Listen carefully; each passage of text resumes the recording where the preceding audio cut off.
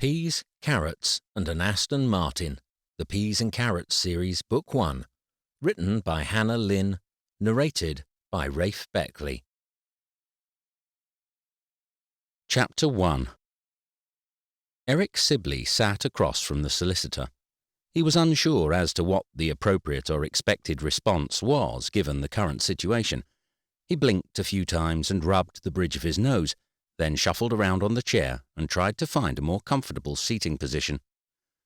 In Eric's opinion, the entire room, from the blue tacked A3 posters on the window and the laminated desk to the worn blue carpet and instant freeze-dried coffee, reeked of skinny budgets and cutting corners.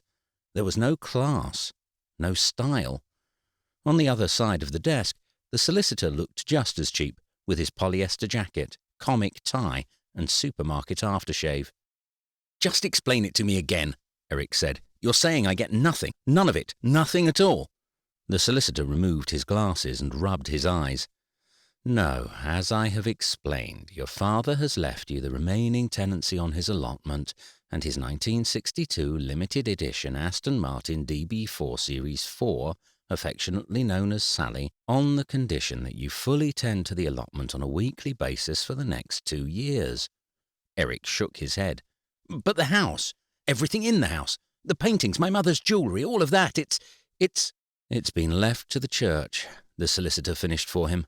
"But he didn't even go to church." Eric thumped the table with his fist. "He was a bloody atheist." The solicitor, who was presumably named Eves or Doyle, judging from the sign above the door, shuffled the papers in front of him, then returned his glasses to the end of his nose. "I realize that this is a difficult time for you, but your father was very specific about his wishes. The car will remain in your possession permanently, provided you adhere to the specified conditions." "And if I don't?" "Then your father has made provisions for that situation too." Eric drew in a lungful of air, which he let out with a hiss. "But Abby, he must have left something to Abby. She's his only grandchild, for Christ's sake." Eves, possibly Doyle, massaged his temples with his knuckles. "I'm very sorry, Mr. Sibley. I don't know what to tell you. Perhaps your father felt you'd value these gifts more than the house or money." "Like hell he did." Eric pushed back the chair, snatched the papers from the table, and strode over to the door. When his hand was on the handle, Eves, possibly Doyle, coughed. Eric spun around. "Mr. Sibley, before you leave, I have to tell you that it would be considered trespassing if you were to step on your father's property from now on." Eric's lungs quivered. "Exactly how am I supposed to collect the car without going on the property?" he said through clenched teeth. "Your father has seen to that as well." The car was being stored in a garage on the outskirts of town. Fortunately, it was a walkable distance as, having travelled from London by train, Eric's only mode of transport was by foot or taxi, and you had as much chance of finding a taxi in Burlham as you did hailing Father Christmas for a lift home from the pub at midnight on Christmas Eve. The sky was blanketed in dense grey clouds, although for mid-November it was relatively mild. As he walked, a cool breeze pushed him from behind, carrying the scent of damp grass and river water. Eric's feet skidded on the wet autumn slush. So much for crisp copper leaves and frolicking squirrels. His insides lurched. What was he going to tell Susie? Only last night they'd been discussing what they would do with the money. Their mortgage would have been paid off for sure, with more than a bit to spare. They talked about buying a holiday house, somewhere in Italy, Tuscany perhaps, maybe a skiing holiday, or the Maldives even. She'd been so excited. Eric bit back the resentment. He wasn't being callous, he wasn't. Yes, his father had died, and that was all very sad, but he was an old man who'd lived a long life, far longer than he probably deserved. Old people die, there's no getting around it, Eric told himself, and the fact remained he deserved the house. Growing up as an only child with his father, he deserved a dozen houses. How many other children began doing spelling tests at 3 or couldn't have dinner before they'd recited all the imperfect and perfect past participles in Latin, French, and Spanish? How many teenagers were made to run 3 miles every weekend morning to earn 10 minutes as a passenger in his father's car? A car that he got by swindling a 90-year-old widow 4 decades earlier. What kind of normal person did that? There was a traffic cone on the side of the pavement.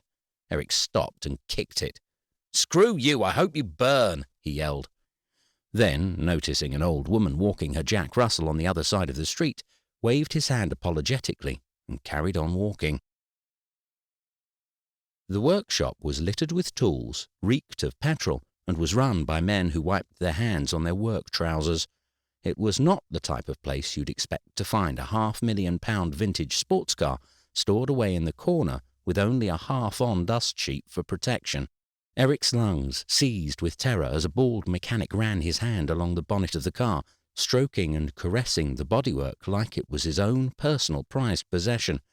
Eric flinched at each and every movement. "She runs like a dream," the mechanic said. "You've driven her." "I never thought I'd get behind the wheel of one of these in my lifetime, but I'd see her going up and down them roads. And then when your dad's hands went, he came and asked me one day, just like that. Wanted to be in her again, I guess. Can't blame him. Sally, ain't it?" Eric nodded. "Anyways, we made it pretty regular since then. He had me coming up to the house, taking him out on the bends near every week. I guess that's been, 10 months? Eric blushed. He hadn't seen his dad since last Christmas, and he certainly couldn't remember anything wrong with his hands then, although he did remember something vague about letting Abby tear the wrapping paper off his Christmas present. "Somewhere around then," Eric said, then straightened his shoulders and asserted himself to the matter in hand.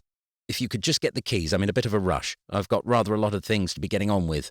Course, I'll get them rightly. I take it you'll be heading up to the allotment," he said. "How do you know?" Eric started, but cut himself short.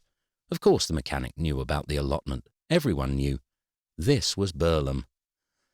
Eric's parents had moved to Burlham when he was 11 and already at boarding school. As such, the place had never been anything more than an unpleasant vacation home that he was thrust into for 3 holidays, 3 half-terms, and 6 exeats a year. He abhorred it. Only an hour from London by train, it was the antithesis of culture and class. In the summer it was full of tourists who wandered along the riverfront, nosing in the quaint shops that sold nothing but tat, while protecting their fish and chips from opportunistic seagulls. In the winter, Burlham was a ghost town, other than on the occasional weekend where good weather yielded hordes of bikers to gather at the local Greasy Spoon and belt around the narrow, twisting lanes, causing havoc to anyone on 4 wheels. It was not a place Eric liked to be associated with. Susie, on the other hand, adored it. She spent her mornings strolling around the marina, taking in the air and revelling in the grudgingly slow pace. Once or twice she'd suggested they move there, or at least buy a holiday cottage and give Abby the chance to grow up knowing her granddad better. Eric never pandered to the discussion. He started the engine and closed his eyes. The vibrations buzzed up through the leather work. Tending an allotment for 2 years? Easy. Eric would tend to a whole farm if he had to. No one was getting their hands on this car, not in his lifetime. The car drove exactly as Eric remembered, loud and stylish and still as argumentative as ever in 3rd gear. The sills looked as though they would need an overhaul in the next 12 months, but apart from that and a little rusting around the inside of the bumper, she was in perfect nick, the way his father had always kept her. Cars had been George Sibley's lifelong love. Gardening, by contrast, was an exceptionally ridiculous dalliance. This was Eric's first trip to the allotment. Part of the reason was time. Visits to George were usually planned in conjunction with a visit to Susie's sister Lydia in nearby Woodham, and thus adhered to a somewhat rigid schedule. Arriving at Lydia's late often resulted in her offering a bed for the night in their tie-dye clad spare room that smelt somewhere between a chiropractor's office and a compost heap. To Eric, spending the night there was only marginally better than spending the night on the toilet floor of a seedy sports bar in Wales the night after a Six Nations rugby match. Better to be in and out quick where his relatives were concerned. The other reason he'd not visited the allotment was that Eric had no interest in it. He had no interest in feigning enthusiasm over rows and rows of green leaves, each one no different to the next. Nor did he want to hear about what potato blight was, or how the aphids had ravaged this bean or that bean, or how important it was to get your strawberries covered before the birds came and got them all. And more importantly, He had no interest in spending time alone with his father. After all, it wasn't like he bothered taking an interest in Eric's life. It had been bearable when Eric's mother was still alive. She'd been the link, the tie, his father's one redeeming feature that allowed Eric to see him as more than merely a dictator who had strived to control every aspect of Eric's life, from his university choice to the houses he lived in, and even the colour that his best man wore at his wedding. After all, if she could love George Sibley, there had to be good in him somewhere, right? His mother, Josephine, had been the polar opposite of his father. While in public she supported her husband's decisions, privately she'd nourished Eric's creativity. It was she who convinced George that Eric did not need to attend remedial maths classes after he received his first B grade in a test. It was she who persuaded George to allow Eric to play lead trumpet in the school jazz band, as opposed to screeching away at his second-hand violin in the back row of the orchestra. Josephine vocally and controversially supported Eric's choice to study anthropology at university rather than economics or accounting, and had wept with joy rather than disdain when he told them that he'd proposed to Susie, a divorced writer. Josephine was the link, the bond, the elucidation. And when she died, all that was gone. The allotment was at the far end of town, behind a cul-de-sac of 1970s pebble-dashed semis. The land backed onto marshes and was apparently a hive of activity for the Burlem over 60s, although at that moment in time the only inhabitant of the street Eric encountered was a sour-faced cat with a gammy leg that forced him to lean on Sally's brakes more than he would have liked so soon after getting back behind the wheel. With a vision of flying chickens and rampaging goats already bustling around his head, Eric parked the Aston at the far end of the cul-de-sac, where the houses were slightly larger and the number plates on the cars a little newer. He triple-checked the lock, took a photo of the car, in case it was robbed and evidence was needed for the police, and walked the rest of the way. The path to the allotment was more dirt track than road. Bramble bushes lined the sides of the track, and a sense of sodden autumn and manure pervaded his lungs. He glanced down and groaned. 2 steps in, and his hand-stitched shoes were already caked in a layer of tar-like mud. Had he known, he would have brought a pair of trainers, or better still, hiking boots. But then how could he have known that he would inherit a 60-square-metre patch of potatoes as opposed to an £800,000 house? Clenching his teeth, Eric tried not to focus on the ear-wrenching squelch of his feet and walked on. By the time he reached the gate, it was not only his shoes but his socks and bespoke-tailored trousers that were black with mud. He bent down as if to sniff before he changed his mind, took a deep breath, and kept walking. A wooden hut, a little longer than a caravan, was situated by the large metal gates. The wood was aged, crumbling and splintered, and emitted a smell of extreme damp and overripe cabbages. A small window was positioned around 5 feet off the ground, and a glass-covered notice board was nailed to the side of it. Various subject issues were covered on the notices, from Labrador Retriever puppies needing homes to information about a beekeeping workshop which was dated 3 months back. Eric took a few steps forwards and paused. The area behind the hut was far bigger than he'd expected. 5 acres? 10? He scoured the view. Really, he had no idea. Rows and rows of tended plots disappeared off into the distance. Hundreds of poles stood teepeed with vines coiled up around the outside, while dozens of sheds marked out one border from another. There were greenhouses, polytunnels and scarecrows, along with tarpaulin coverings and oversized planters. Some plots had their own fence, while others merged from one to the next. And even in November, when almost all the trees had given up and discarded their leafage in favor of a more skeletal look, there was green everywhere. Eric felt a small gasp of unexpected awe escape from above his Adam's apple. "So, you've come then?" Eric spun around. The man's face was weather-beaten and wrinkled. He sported a ragged shock of white hair, and his vivid green eyes scowled almost to the point of closure. However, the man's most exceptional feature was his beard. Eric estimated, somewhat conservatively, that facial hair of that grandeur would have involved at least 2 decades of grooming and nurturing.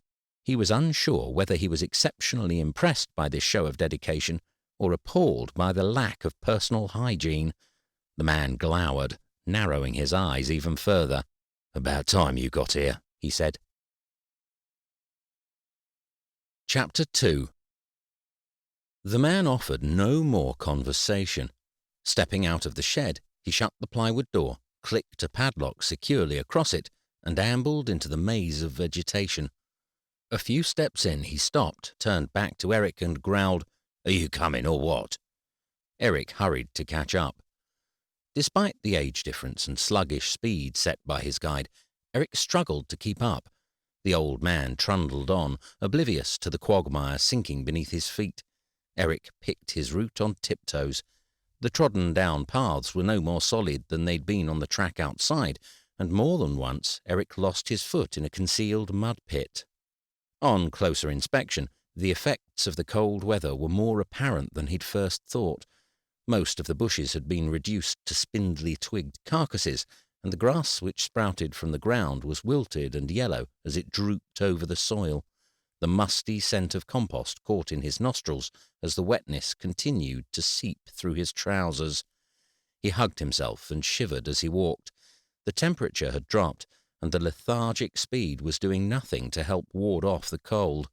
In front of him, the old man hunched as he hobbled on. Every now and then he'd stop to cough, giving Eric a few seconds to catch up.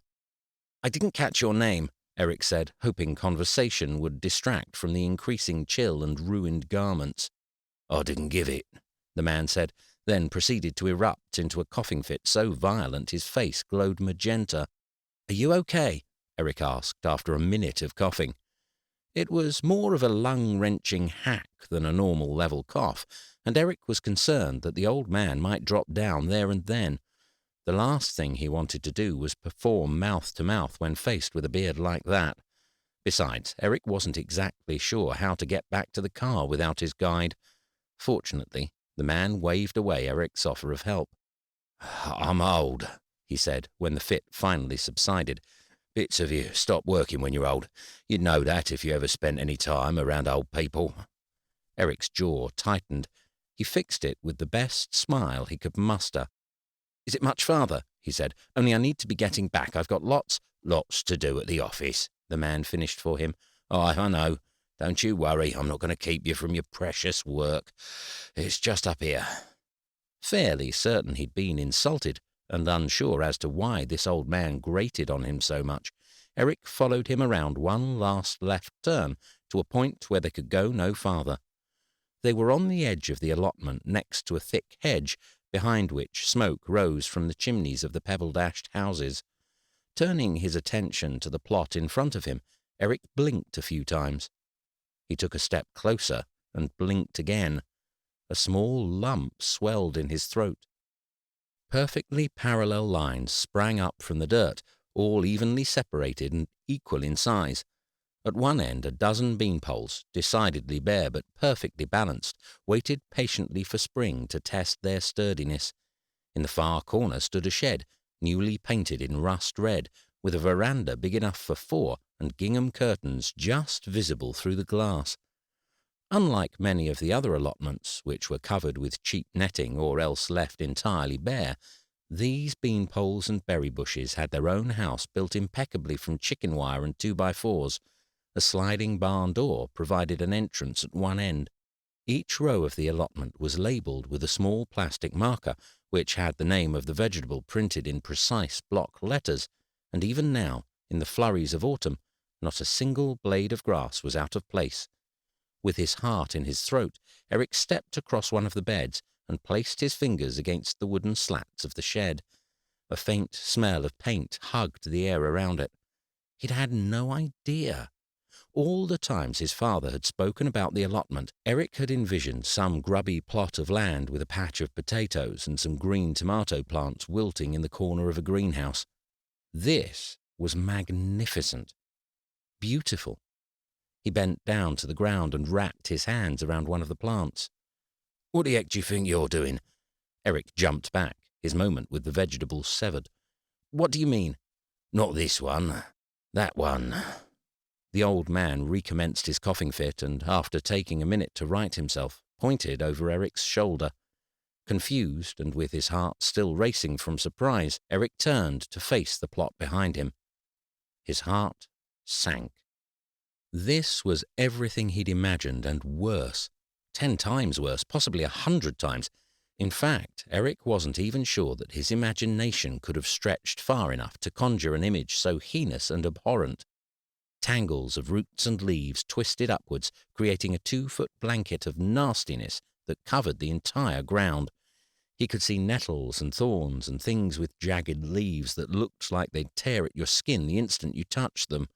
Insects, the like of which Eric had not come across since his childhood nightmares, with hairy legs and countless eyes, scurried around in the debris, while flies of various dimensions and wing formations hovered above what Eric could only assume was once a compost heap.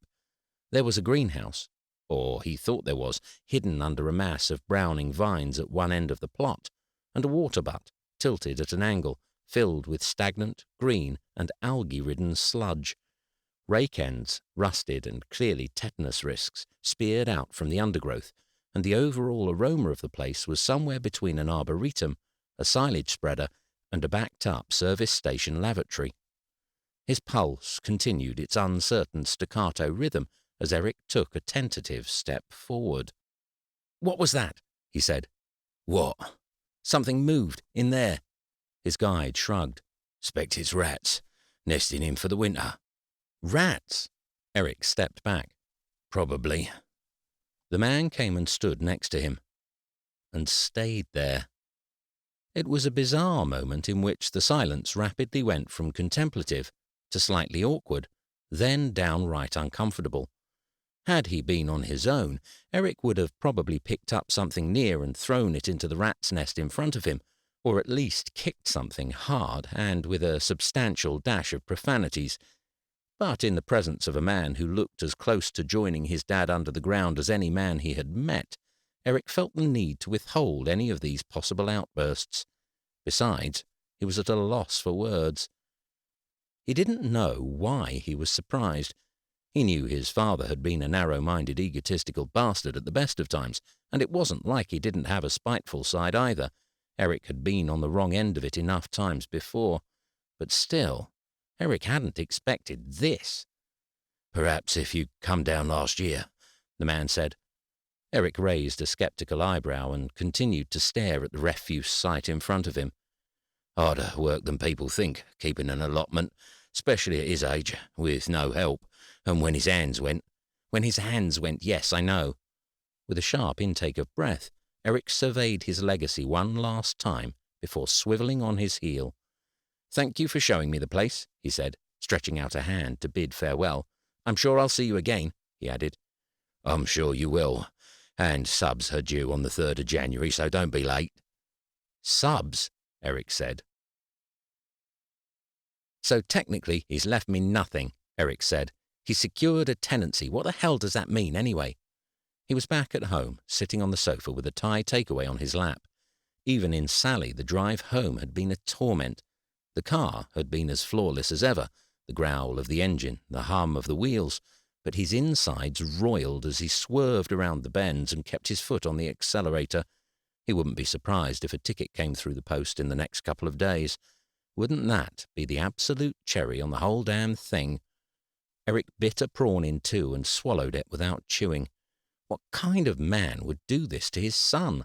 What kind of parent would deliberately ensure that his child continued to suffer his miserable wrath even after he was dead and buried? And even if he'd left him a normal allotment, as opposed to the rat-infested GHO-admonished cesspit of a plot that he'd received, where exactly did he think Eric would find the time to go down to Burlham once a week with his work schedule? Abby was already in bed by the time he got back. He had showered, crept in to kiss her good night, then traipsed back downstairs.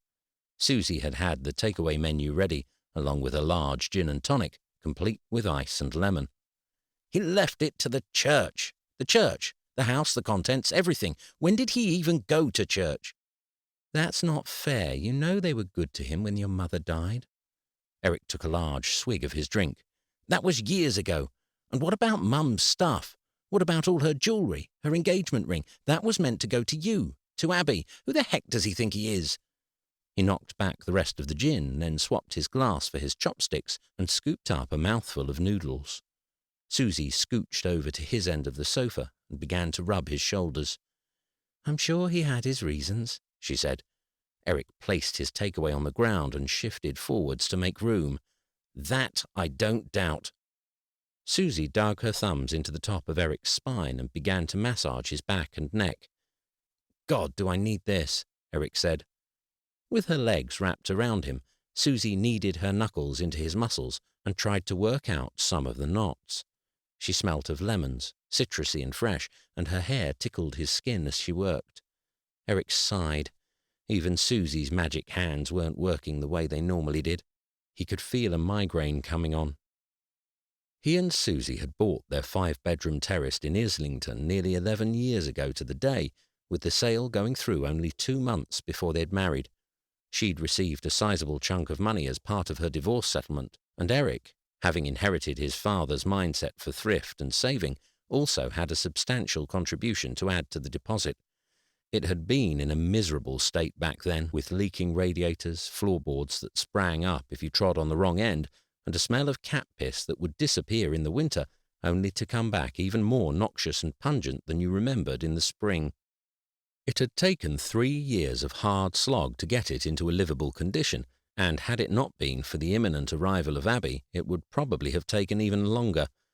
Looking back on it now, Eric missed those days. Life was easy as newlyweds.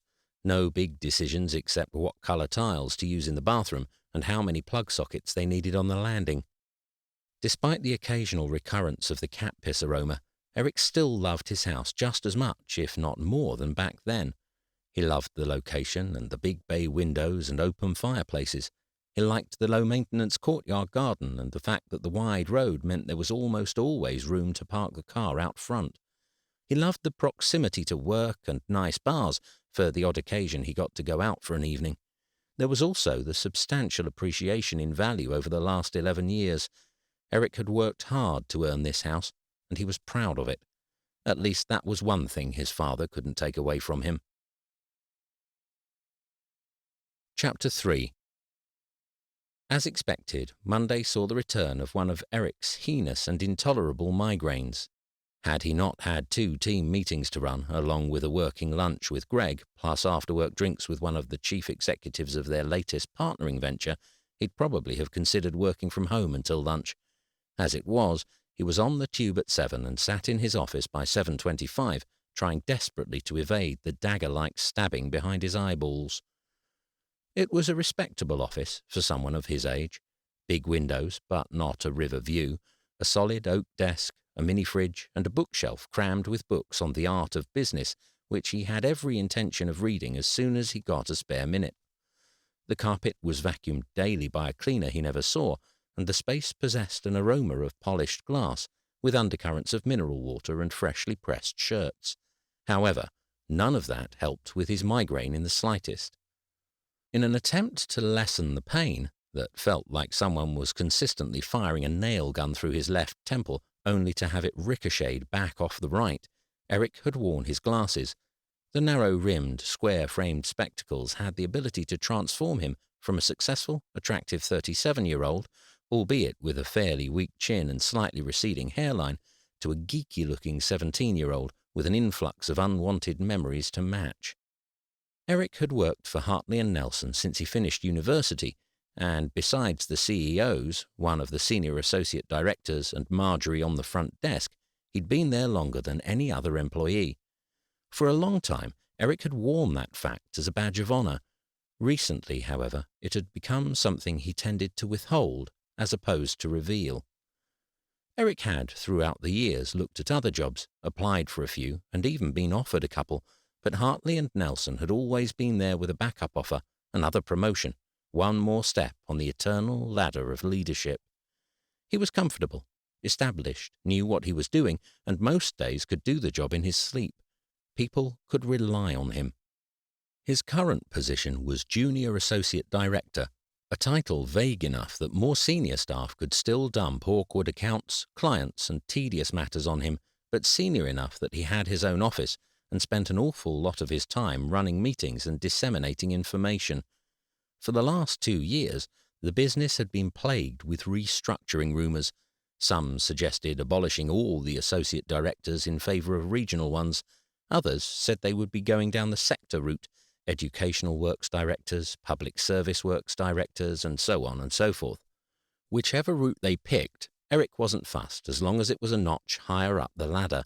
More money, more power, more respect. A knock severed his thoughts. "Come in," Eric said. The door swung open. The man who appeared behind it had hair so blonde it was near white, with piercing grey eyes and a watch around his wrist bigger than Eric's fist. He strode, hands on hips, to the centre of the room before glancing at Eric and emitting a long, high-pitched hiss. "All right, geezer, you look like shit. And rocking the Harry Potter look again, I see." Eric pushed his glasses down to the end of his nose and rubbed his eyes. "Migraine," he said.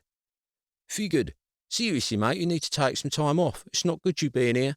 I mean, just looking at you's making me feel queasy. Honestly, I might. Here, in your office.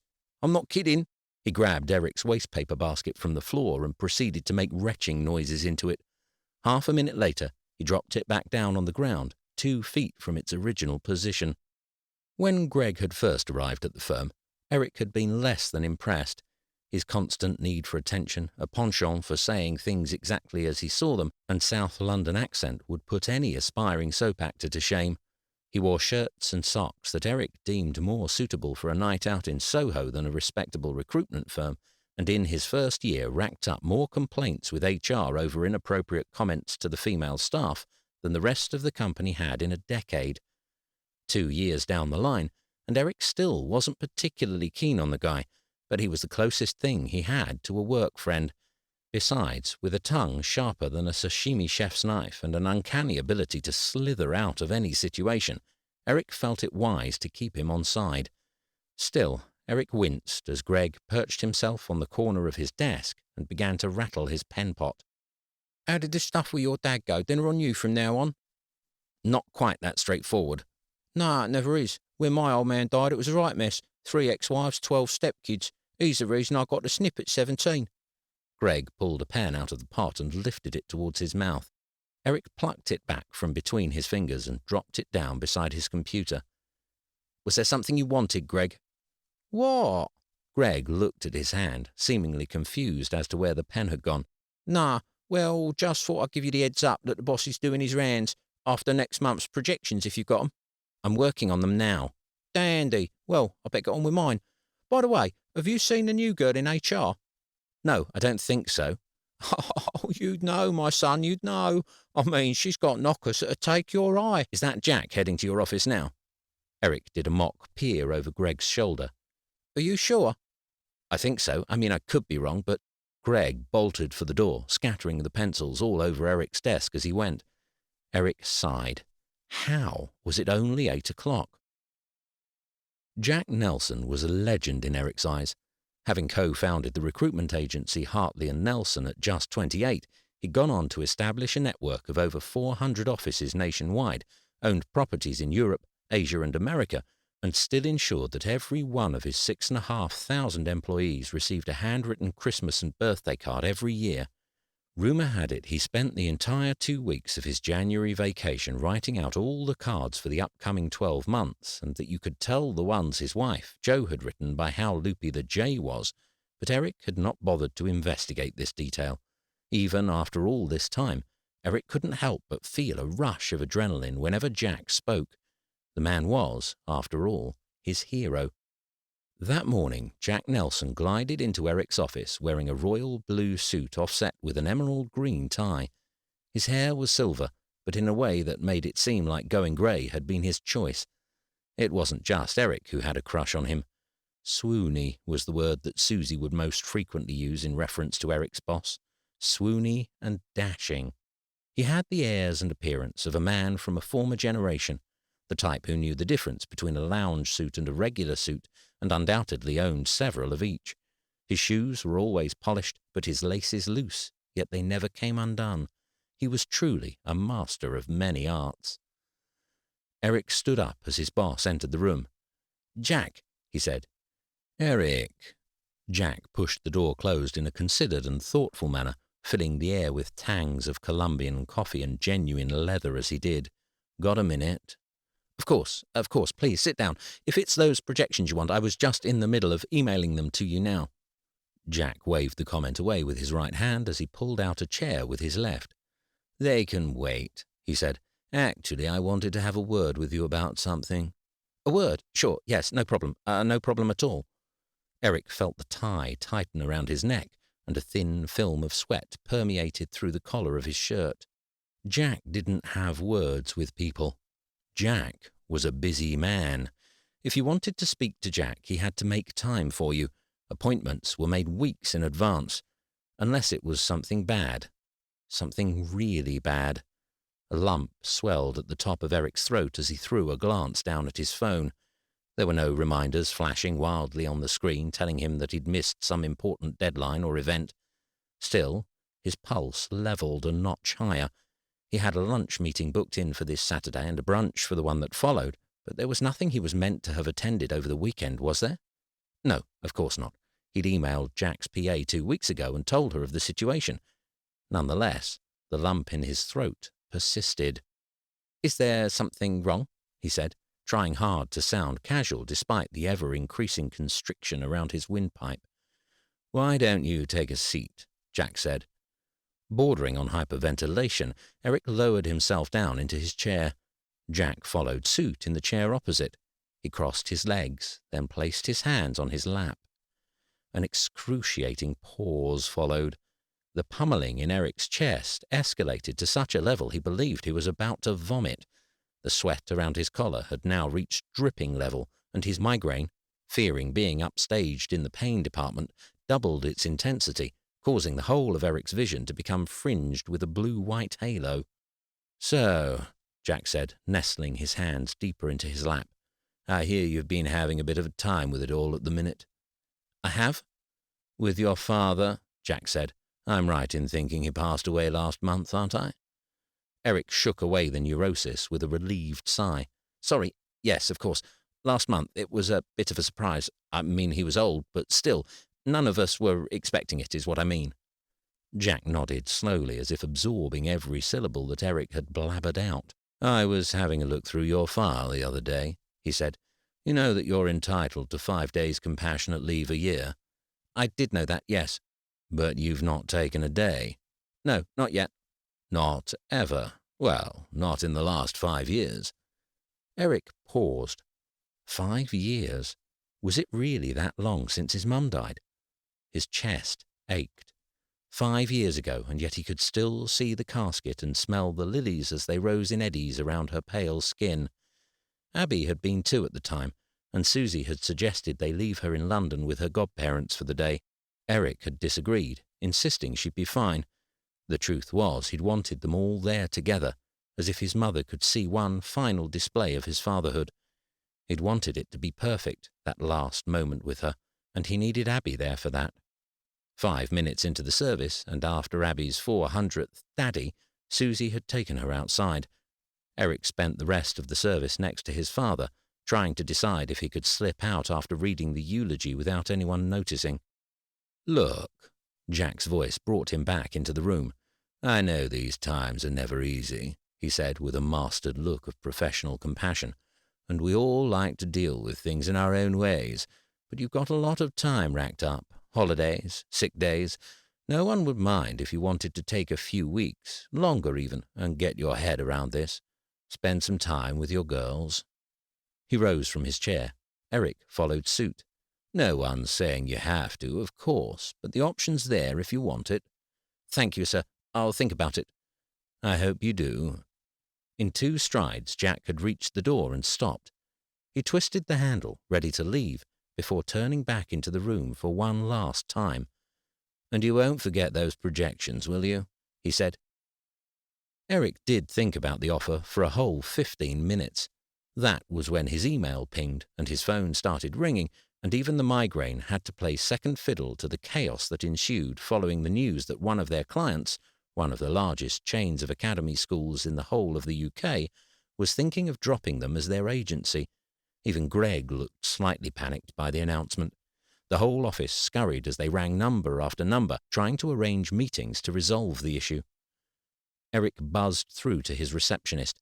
He would be needing plenty of coffee this morning. Could he prepare it for him? And would he ring Susie when he got a chance? It didn't look like he was going to be home in time to take Abby to her ballet recital after all. By the time Eric got home, a full-body numbness had replaced his migraine. Upstairs, Abby was already in bed. Her chest rose and fell as she murmured in her sleep, clutching a pair of pink and slightly grubby ballet pumps. Eric leaned down and kissed her forehead, absorbing the air around her with a deep inhale. Something about Abby's scent always reminded Eric of blackberries and candy floss. Wondering if all children smelt that good, he slipped the ballet pumps out from her grip and placed them on the floor before switching off her light. "Sleep tight, princess," he said. Downstairs, Susie was curled on the sofa with a notepad and pencil in her hand and remnants of her takeaway on the coffee table. Her lips fluttered and wobbled as every inhale and exhale resonated in a snore. For a second, Eric considered taking out his phone and videoing her like this. They'd had more than one bickering match over whether she actually snored, and a video of this would put the matter to bed for good. However, his phone was in the kitchen, and even that was too far to move right now. Hooking his elbows underneath her, Eric lifted his wife up, staggered up the staircase, and carried her into the bedroom. Pencil. That was Susie's scent. Eau de graphite. He breathed it in and brushed an invisible hair behind her ear. "Your dinner's in the oven," she mumbled as he tucked her in. "Don't worry," he said. "I'll find it." Chapter 4.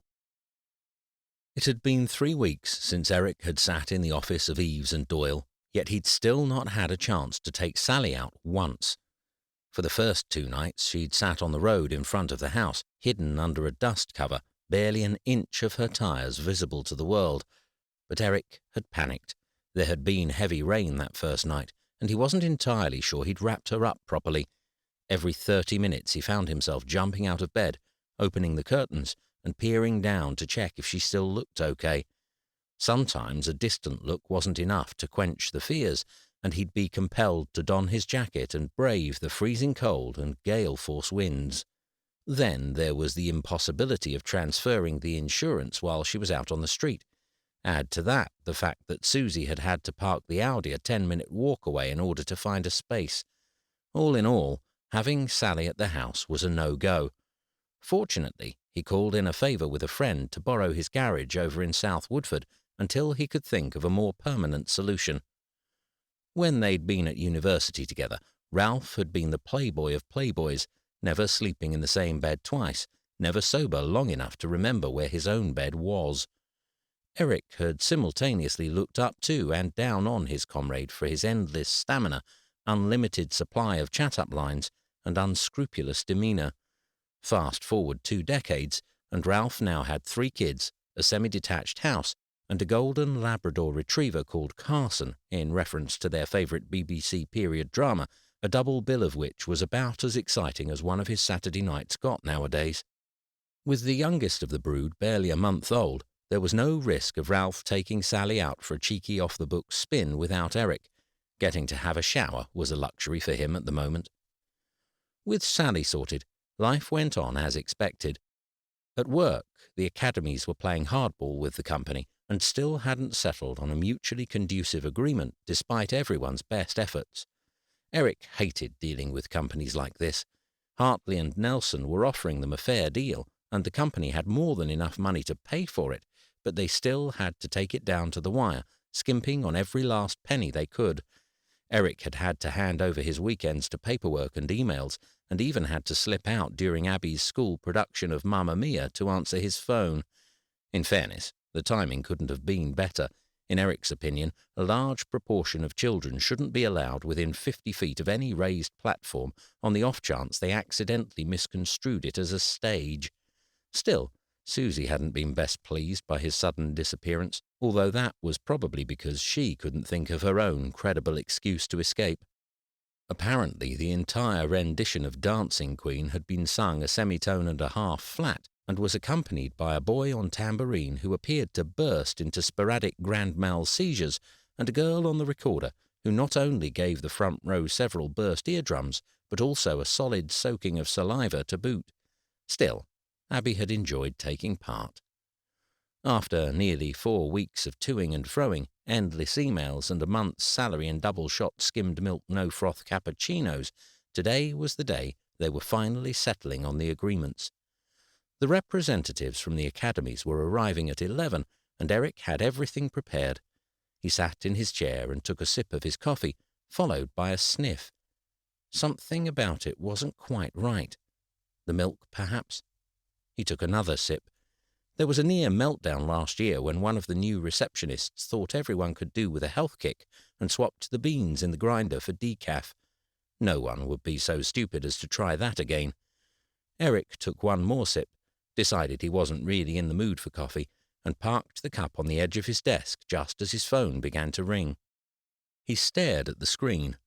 While the caller was unknown, there was something decidedly familiar about the area code. He watched it ring for another second, trying to place it, and hovered his hand over the red button. Half a second later, his thumb swiped down and across and opened the line to the unknown number. "Eric Sibley here," he said. "Hello, Mr. Sibley," a male voice spoke. "This is Christian Eves here. I hope you're well." Eric blinked. Christian Eves? Why was that name familiar? He pondered it for a moment. Down the end of the line, a throat cleared. "Mr. Sibley, are you still there? Like I said, it's Christian Eves here, from Eves and Doyle, the solicitors." Eric was struck by an image of cheap furniture and blue tack, swiftly accompanied by an uncomfortable squirming in the pit of his stomach.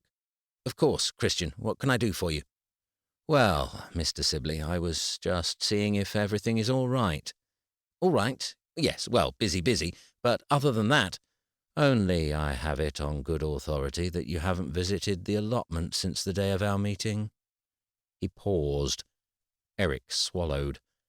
"I'm sure you remember that in order for the car to stay in your possession, you must ensure that the allotment is maintained on a weekly basis." Eric straightened his back and swallowed again. The squirming in his stomach intensified. "Mr. Sibley, are you still there?" "Sorry, pardon? Yes, I'm still here." "Mr. Sibley." "Eric, please." "Eric, then.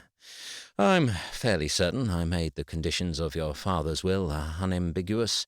However, in case you don't remember the conditions, it is stated that if you do not tend to the allotment, the car shall be removed from your possession."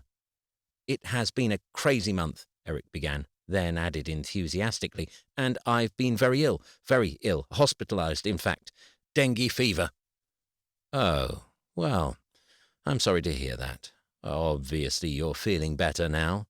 "Yes, fortunately, yes, much better." "Good. So, we can expect to see you at the allotment this weekend?" "Well, I... Brilliant.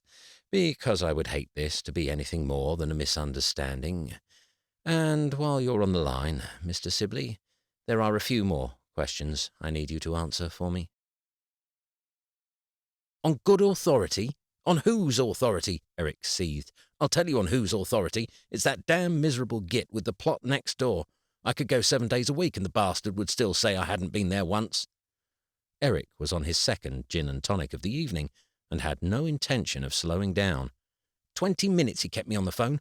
I'm surprised he didn't ask for our bloody wedding date. Bloody good job the Academy people were late, or Jack would have had my balls. Thank God that went through." "He was only doing his job." "He was being bloody nosy. I had to give him Ralph's number too, just to corroborate information. I bet he was straight on the phone to him." Eric took another large swig. "You know what he thinks, don't you? He thinks I've sold it. I bet that's what he thinks. Well, I bloody well should. It's my damn inheritance. I should sell it. I'm going to sell it." "No, you're not. It isn't yours to sell." Eric held his malignancy in and sighed heavily. Susie took his empty glass and swapped it for a full one. "Maybe I should give it up. Let the church have it. I mean, it's just a car. After all, we can always go and buy another vintage DB4. Susie gave him a withering look. I mean, we'd have to remortgage the house, Eric said, and Abby would have to go to that school down the road where all the kids smell like baked beans and do their homework on used kitchen roll, but we'd get by. You're not going to give it up, Susie said. We both know that. Eric thumbed the rim of his glass until it let out a deep, low hum. No, he said.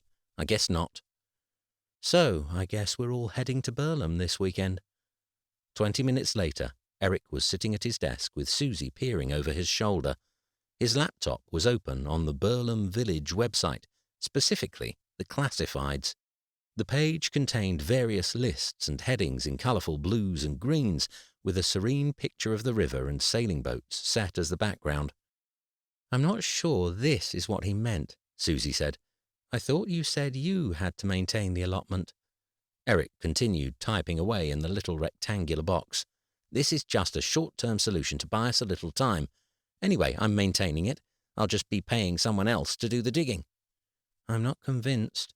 Trust me, this will see us all a lot happier, Mr. Eves included. With a satisfied smile, Eric clicked enter. There, all done. Half a second later, his succinctly worded advert appeared on Burlham Village Classifieds page. Gardener wanted for allotment plot. Can grow anything. Will pay good money. Now all we have to do is wait for the applicants. To both his and Susie's surprise, there were 3 messages waiting for them in their inbox when they awoke. One was from a lady named Nancy who, in her own words, had a special connection to all things floral, but a most profound bond with the blooms of the Far East, orchids being her particular speciality. She'd also attached a photograph of her windowsill, the glass behind entirely obscured by the 24 potted specimens of all shapes and colours. It looks like a funeral home, or a hospice, Eric said. Be kind, Susie replied. Besides, you said they could grow anything. Who are the other ones from? Eric clicked open. The second message was from a landscape gardening company. Eric considered the option. Expensive, yes, but at least the job would be done. Their website gleamed with displays of ornamental gardens, handcrafted pergolas, and water features. Although extremely impressive, Eric thought that might be a little way off kilter, and so continued to the last message. The final emailer was also a woman, by the name of Janice. They wrote, Re-allotment. Am an experienced gardener looking to extend my crops. Please contact me should you wish to know more of my credentials. I like her, Eric said instantly upon finishing. Susie frowned. You don't know anything about her. She doesn't say anything. Exactly. She doesn't ask any questions. She doesn't send creepy photos. She's perfect. She might be old. So? You said the allotment was a state, a health hazard. You can't have an old woman working around in a rat's nest, especially not now, not over the winter. I'm only asking her to do a bit of weeding, and it's not like I've got her on a time frame. She can have months. She can have years. As long as it's getting better, not worse, then we're all winning. Besides, she doesn't sound old. How many old people use the internet? Susie frowned again. I don't feel good about this, she said. You're worrying about nothing, Eric said, then turned back to the computer and began to type his reply. Chapter 5. Fortunately, Janice didn't seem the slightest bit put off by the current storms sweeping the UK.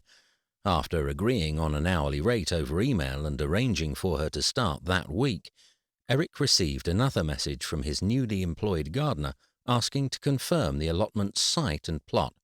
Until that point, he hadn't realised there was more than one allotment site in Burlham, and he didn't think that writing something along the lines of vermin-infested cesspit in the corner next to miserable old Git as a means of plot identification would greatly enamour her to the position. He decided to wait until lunch and have a rummage around in the files the solicitor had sent him. Over the weekend, the office had been decorated in an attempt to inject a more Christmassy feel to their working environment. Silver and red decorations hung from the light fittings, tinsel was attached to all the window frames, and some dubiously placed mistletoe hung in large bunches outside the elevator door, in the stairwell up to the rooftop, and above the entrance to the ladies' toilets. Eric would hate to work in HR at any time, he thought, but Christmas must be the pits. Through the glass windows he spied Greg cozying up to one of the new graduate interns. She appeared to have a bit more spunk about her than a lot of them, with a nose piercing, a tattoo on her ankle, and a Christmas jumper sporting a knitted image of two fornicating reindeer.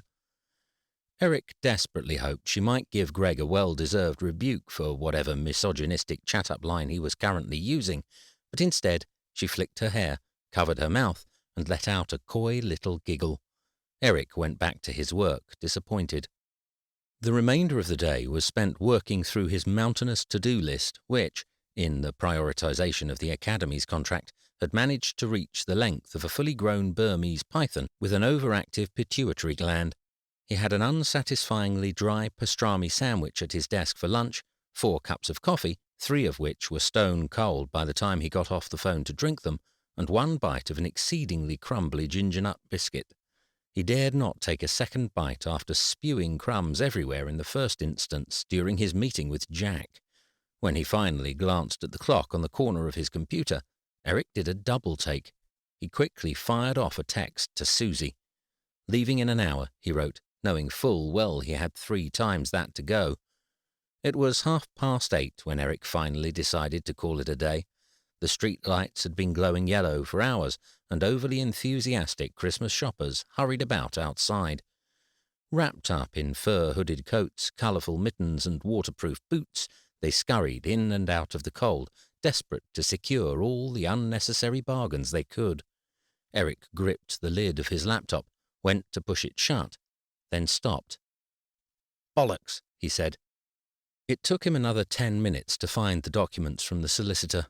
When he scrolled down, he found that not only was the site address and plot number given, there was also an A4 sitemap attached, which gave a Google image of the entire allotment, on which his plot was clearly circled in red.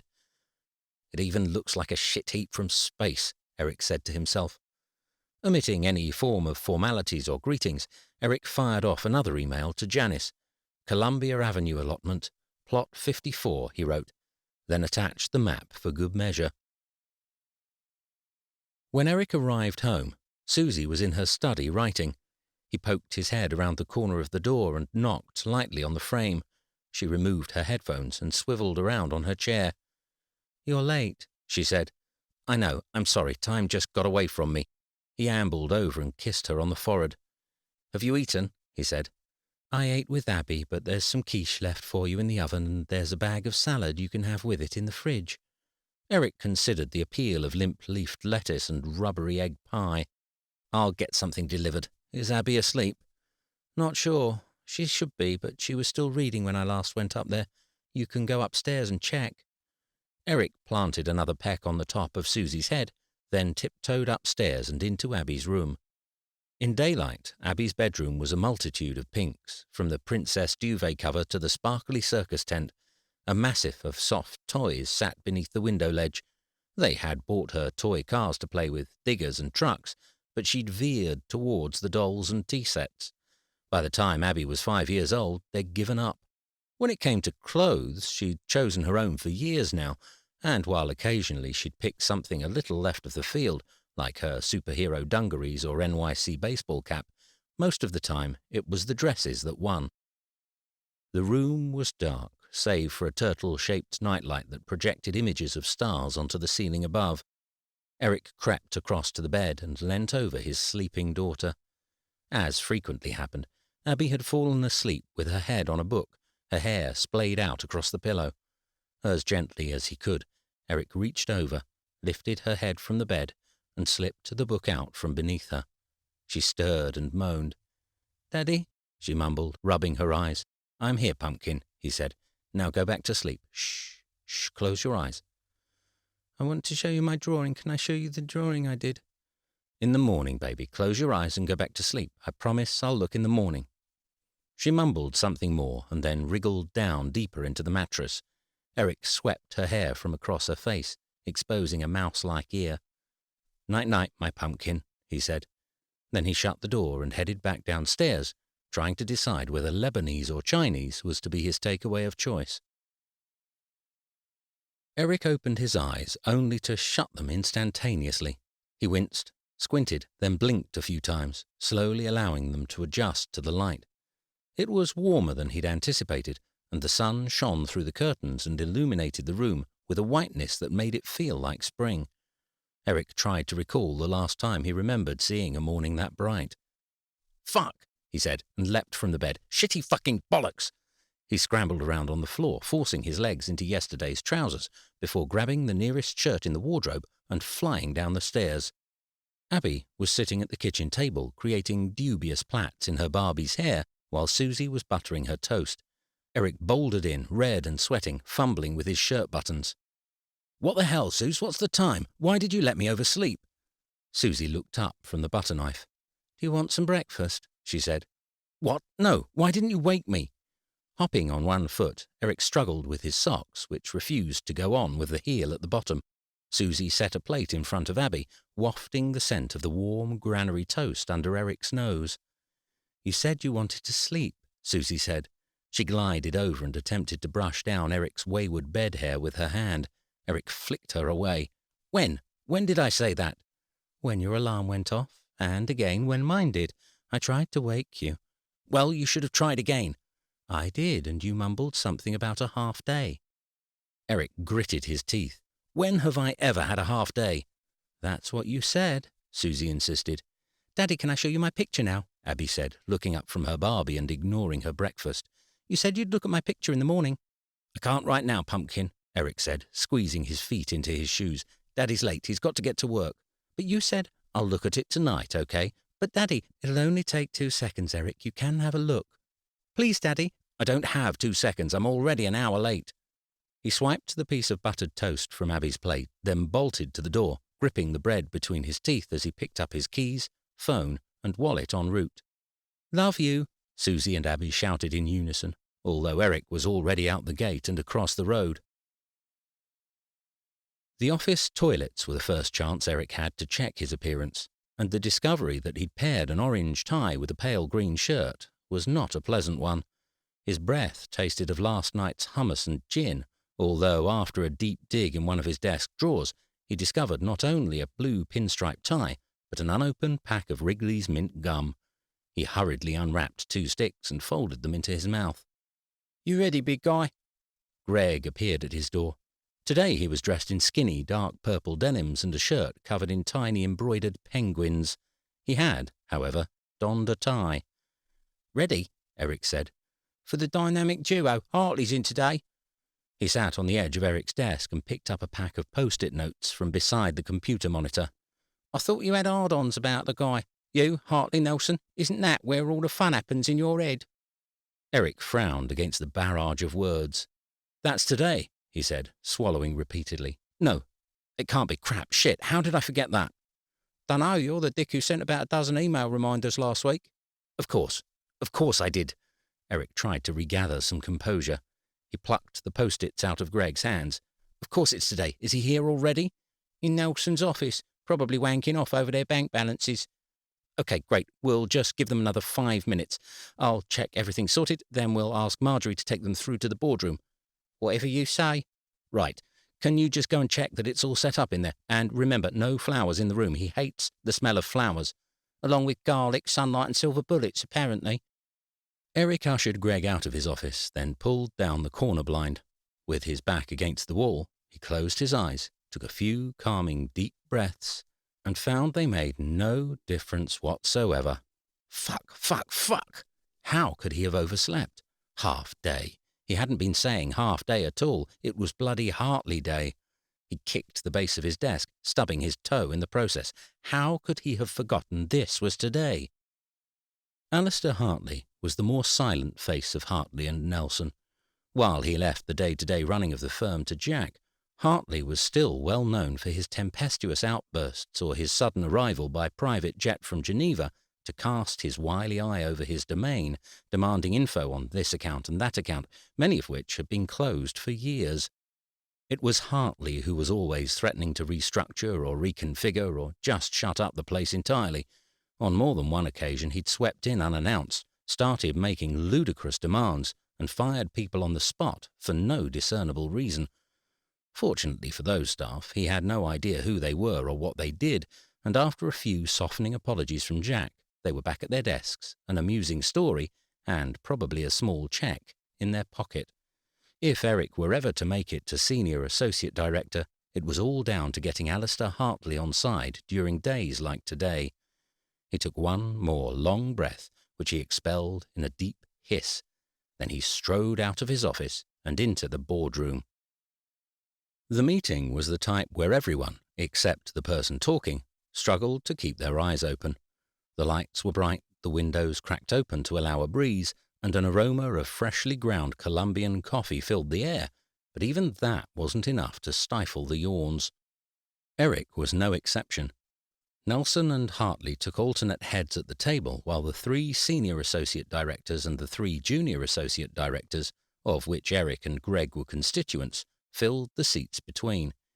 Jack's PA, Graham, was sitting taking minutes while Hartley's entourage of 4 flitted in and out of the room, disturbing the presenters and completely oblivious to anything other than their lord and master. One of the senior associate directors was pointing to a coloured bar graph with ambiguous axes and scaling when Eric's phone buzzed in his pocket. His muscles tightened. Fixing his eyes straight ahead and adding an extra nod and a smile, he slipped the phone out onto his lap, glanced to see the caller ID, then tapped the cancel button. Ralph. Ralph only rang him to whinge, or to muse and mull over his misspent youth. It was probably a fight with his wife, Sarah, or a hopefully hypothetical question about what to do if you got one of the kids trapped in the washing machine. He would call him back this evening. After all, kids were pretty sturdy nowadays. Eric slotted his phone back in his pocket. 30 seconds later, it rang again. Several pairs of eyes rolled in his direction. "Sorry," Eric mouthed, a visible heat flushing his cheeks. He cancelled the call again and went to switch the phone off, but as his thumb pressed down, a message pinged up on the screen. "Ring me now." Eric's chest began beating with an irregular pulse, and another 2 heads shot him unimpressed glares. Smiling widely at his colleagues, he offered a few more constructive nods towards the bar graph. Struggling to ignore what felt like the onset of fatal angina, he attempted to type a reply subtly under the table. Receiving a less than pleasant gesticulation from Greg, Eric reverted to his original plan and switched the phone off. He let out a small sigh of relief as he focused his attention back on the slideshow and the screen that was now showing 2 differently configured pie charts. 1 minute later, there was a knock at the door. "Sorry to interrupt." It was the intern with the tattoo. "But there is a telephone call from Mr. Sibley, a gentleman called Ralph." All eyes went straight to Eric, whose cheeks had transformed from light pink to fire engine red. His angina progressed to possible heart attack status. He cleared his throat, then offered her his best smile. "Thank you. If you could tell him I'll call him back when this meeting is over, that would be great." Eric spoke in as even a tone as he could before turning back to the screen, fake grin firmly in place. The intern, however, did not move. "What is it?" Hartley barked. "You heard him. He'll ring the man back." The intern squirmed a little, then sucked on her top lip, her gaze still focused on Eric. "I think it's rather important," she said. "It's fine," Eric insisted. "I'll bring him back after." She hesitated, still unmoving, as she searched for the right words. "I think you should bring him back now," she said. "For God's sake," Hartley said. "Is this a goddamn business we're running here or a call centre?" "I'm sorry, sir," Eric said. "Perhaps I should just go and see what this is about." Eric looked at Jack, who gave him a small nod of approval. Keeping his head up, but with his insides feeling like a bag of jellyfish that were undergoing electroshock therapy inside his intestines, Eric pushed himself out of his chair and followed the intern out of the boardroom and into the corridor. It was little satisfaction to see that she, too, was fuchsia with embarrassment. "Sorry," she said, and handed him the phone. "Ralph," Eric said down the line, "what the hell is it?" "I don't know what you've done," Ralph said down the phone, "but they said they're about to call the police, and I'm fairly certain they mean it." Eric left a message stressing an urgent family emergency with the intern, whose name turned out to be Emily, to pass to Jack when the meeting ended. "Make sure he understands that this was an emergency, a real emergency," Eric reiterated as he snatched up his keys and wallet off his desk. "You understand that? It was an emergency." "I get it," Emily said. "I hope everything's all right. Is there anything I can do to help?" Eric didn't reply. He dashed for the elevator and slammed the call button repeatedly. It was a toss-up between the tube or a cab. A tube would be quicker if all lines were running, but then he wouldn't be able to ring Ralph and find out what was going on. A cab would take longer, but then he might be able to placate the situation on the phone. As it was, he decided that time was of the essence and sprinted down the steps into the underground, swiping his Oyster card and dashing down onto the platform without missing a step. With barely a bar of signal, he texted Ralph. "I'll be 20 minutes, he typed. Then he got on the train and prayed. Chapter 6. 3 men were standing outside the front of Ralph's 5-bed mock Georgian semi when Eric finally arrived.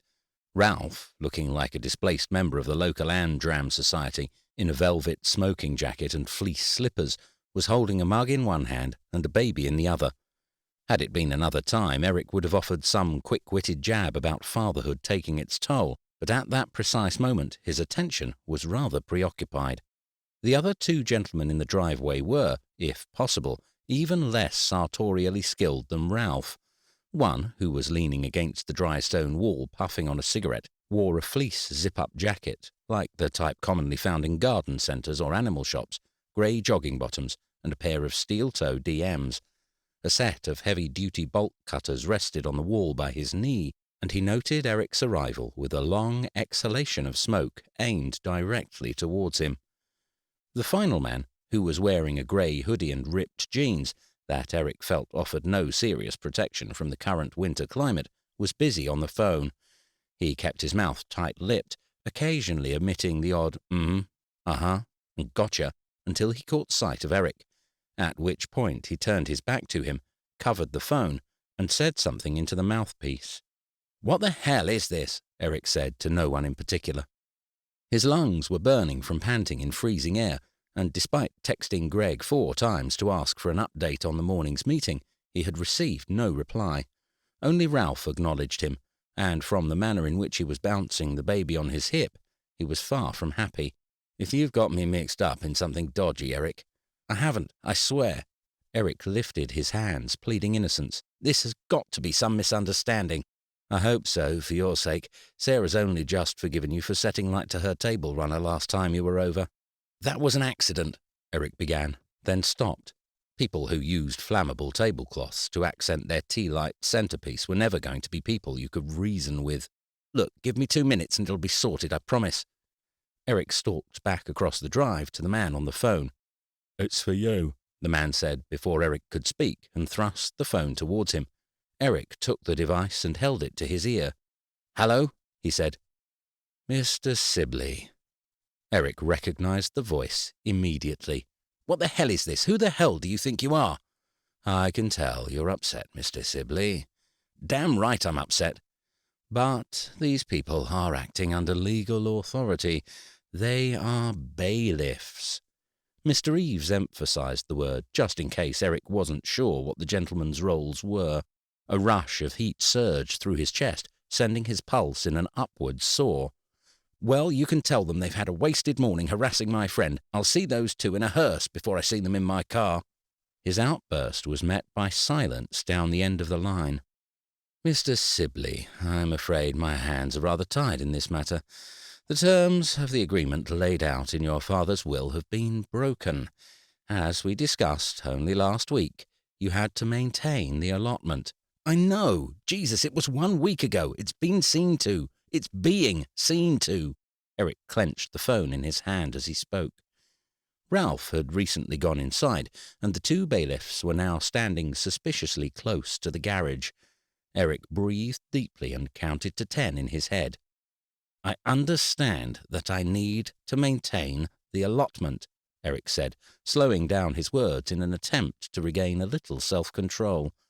"I have every intention of coming down this weekend." He paused for yet another composure-maintaining breath. "I can assure you I'm doing everything in my power to make this situation work." There was another long silence.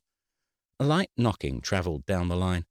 Eric could see Christian Eves' cheap Bic biro in his hand, tapping it against his IKEA desk. Tap, tap, tap. Tap, tap, tap. The more Eric focused on it, the louder it got. Tap, tap, tap, tap, tap, tap. Eric could feel his fist clench and unclench as he imagined reaching down the invisible phone line, grabbing the pen, and snapping it in two. Mr. Sibley. The silence finally broke. If it were merely a case of missing yet another week, I could perhaps relent. But a more concerning issue of solicitation has come to my attention.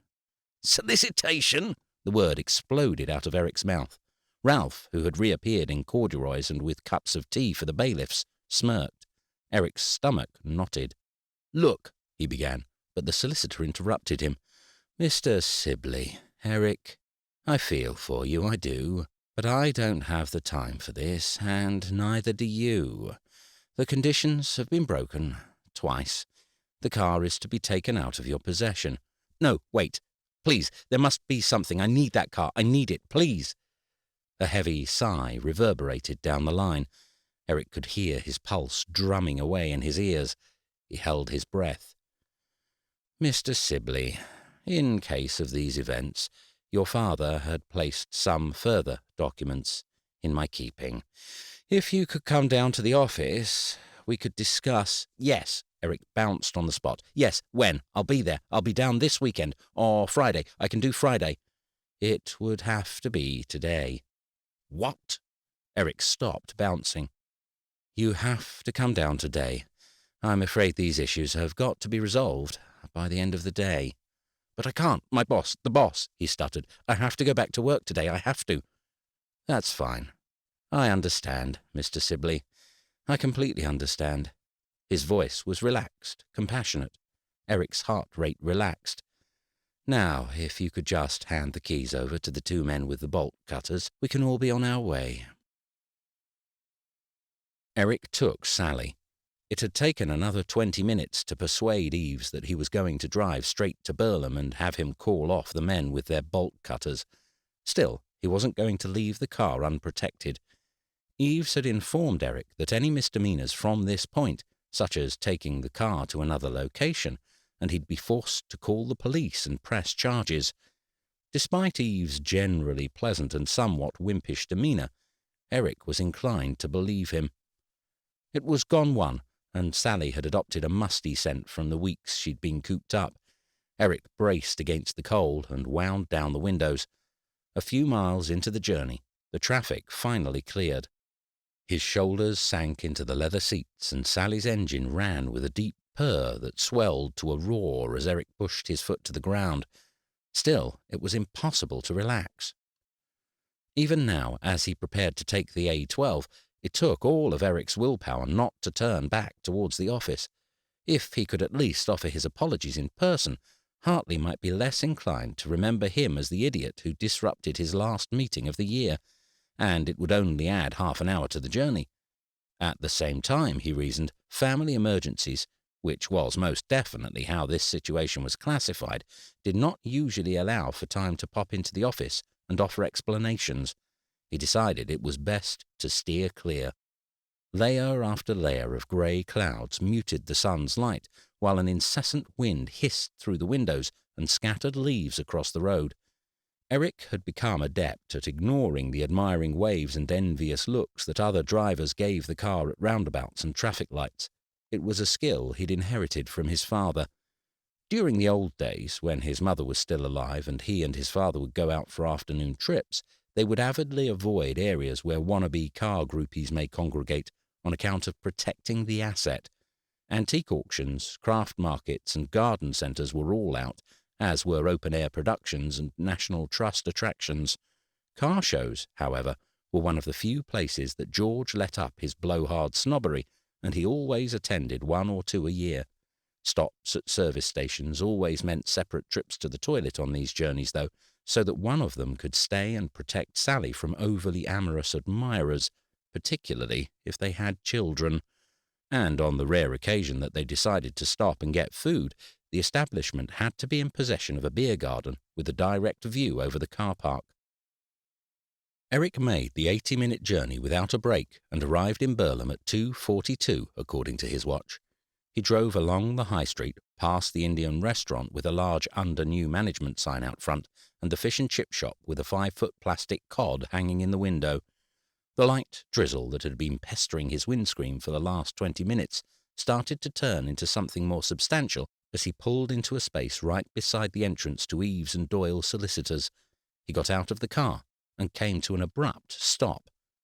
"This must be some kind of joke," he said. Eric tried the door just in case there was a mistake and the tacky "We are closed" sign, which looked more suitable for a down-market salon than a solicitor's office, was merely the wrong way around. He pushed once at normal pressure, then tried again with a little more force, then finally using the full weight of his knee behind him. "You have to be kidding!" Eric moved around to the front window and peered inside. The door to Eves's office was closed, and the only light came from a blinking security camera tucked up in one corner.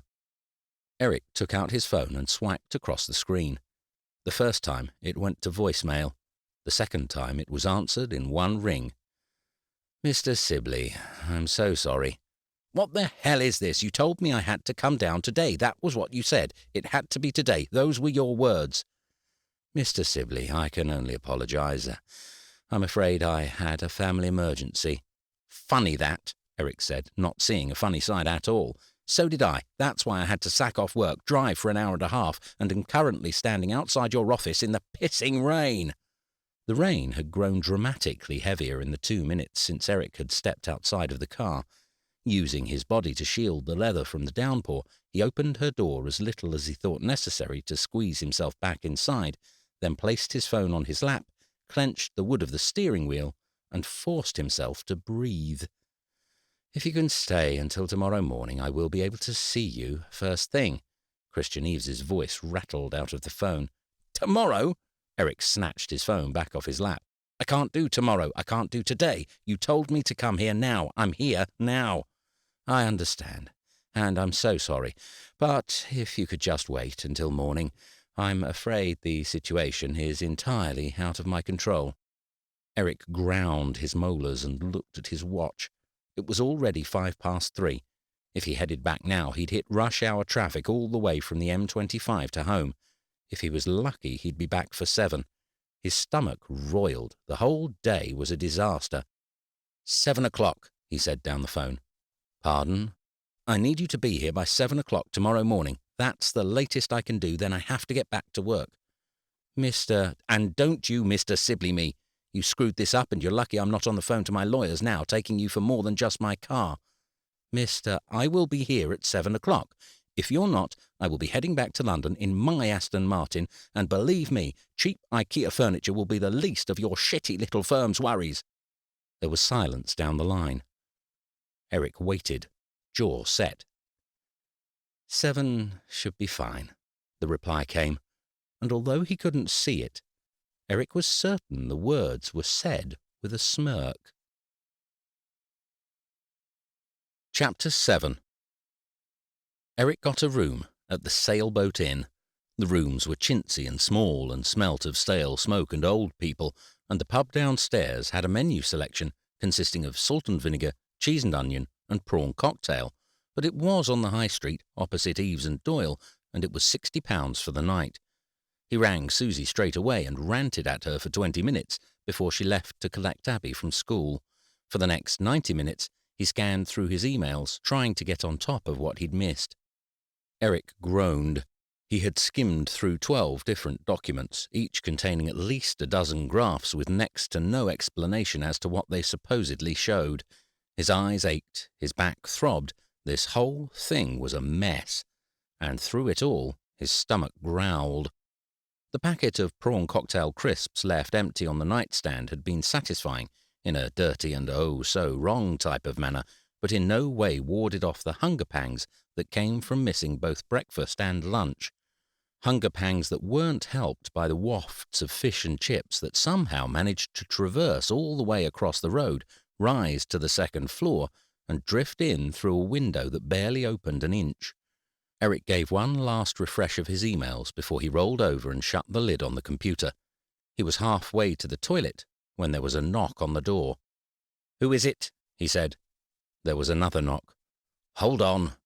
Eric zipped up his flies and dragged his heels along the 2 feet of carpet to the door. He cracked it open by an inch. "Surprise!" She stood in the hallway, a vision of green against the dirty magnolia walls. Pencil-lead aroma eddied around her, while beside her Abby was still in her school kilt, her white blouse creased under her heavy winter jacket. "Daddy!" In an impressive display of springiness, Abby attempted to jump into her father's arms, kneeing him squarely in the testicles as she did so. Eric gasped. "What are you doing here?" he said, dropping Abby on the bed and taking Susie's bag from her before kissing her on the cheek and trying to ignore the pulsating burning in his nuts. "We thought we'd surprise you. You sounded so miserable on the phone, so we got the train straight down after school. You didn't have to do that." "We wanted to." Eric looked around the room and frowned. The majority of space was filled with the bed, but it wasn't that the bed was incredibly big, but rather the room incredibly small. There was a narrow wardrobe and a small chest of drawers with a television perched on top that looked like it had been made in the 80s. Abby was already bouncing on the bed, trying to grasp at the cheap plastic chandelier on the ceiling. Eric grabbed his computer and tucked it away in the bottom drawer of the chest. "Look, it's only for one night," Susie said, "and I thought it would be good. Help end the day on a positive." Abby yelped as she hit the chandelier, then landed with a crack that sounded suspiciously like the bed frame giving way. "Stop that, Abby. Get down off there." "Why don't we go out?" Susie said. "I thought we could grab some fish and chips and then drive around the houses and look at the Christmas decorations." "Fish and chips!" Abby shouted, now masterfully knocking the chandelier with every bounce. Eric pulled her down onto the bed. "Why don't you two go? I've still got a few things to see to." Susie frowned. "You need to eat," she said, "and we've come all this way to see you." "Well, I didn't ask you to." The words echoed around in the air between them. Susie pursed her lips and turned her attention to Abby. When she next spoke, it was in the tone that Eric feared the most. "Why don't we run you a bath, darling?" she said. "You're still all stinky from school. Then, when we're done, we're going to get fish and chips, and Daddy's going to drive us around in Grandad's car to see all the pretty Christmas lights. Won't that be lovely?" Eric clenched his fist and forced a smile, which he quickly transferred from his wife to his daughter. "Mum's right. Why don't you go into the bathroom and see how many spiders you can find?" he said. "I found 4 when I was in there earlier, and at least one of them looked poisonous. I bet you can't find that one." "I bet I can," said Abby, and dashed away into the ensuite. "Look," Susie said, annoying Eric further by being the first one to speak. "I'm sorry if we surprised you. I thought it would be nice. You haven't been home to speak to Abby in a week. She misses you. I figured this way we'd be able to spend a bit of time together somewhere away from home." "But she's got school tomorrow. We can't just pull her out whenever we fancy. Do you know how much that place costs?" "Yes, I do. You seem to have forgotten that I pay half." An uncomfortable silence expanded between them. Eric's stomach rumbled audibly. He opened his mouth to speak, then shut it again. The good old Abby misses you card, naturally she brought that one out. Didn't she think if they could afford for him to work less, he would? Did she think he actually enjoyed staring at a computer screen until his vision blurred? Susie had still not dropped her glare. Her hands were on her hips and her chin set forwards in a way that made Eric shudder. "I need 20 minutes to go through my emails," he said in a sulk, "and we're not having fish and chips inside the car. They'll stink her out." "Perfect," Susie said, trying to conceal the twitch at the corner of her lips. They ate their fish and chips on a tiny formica table in the corner of the takeaway, sitting on fixed-position round stools that Eric could barely slide past.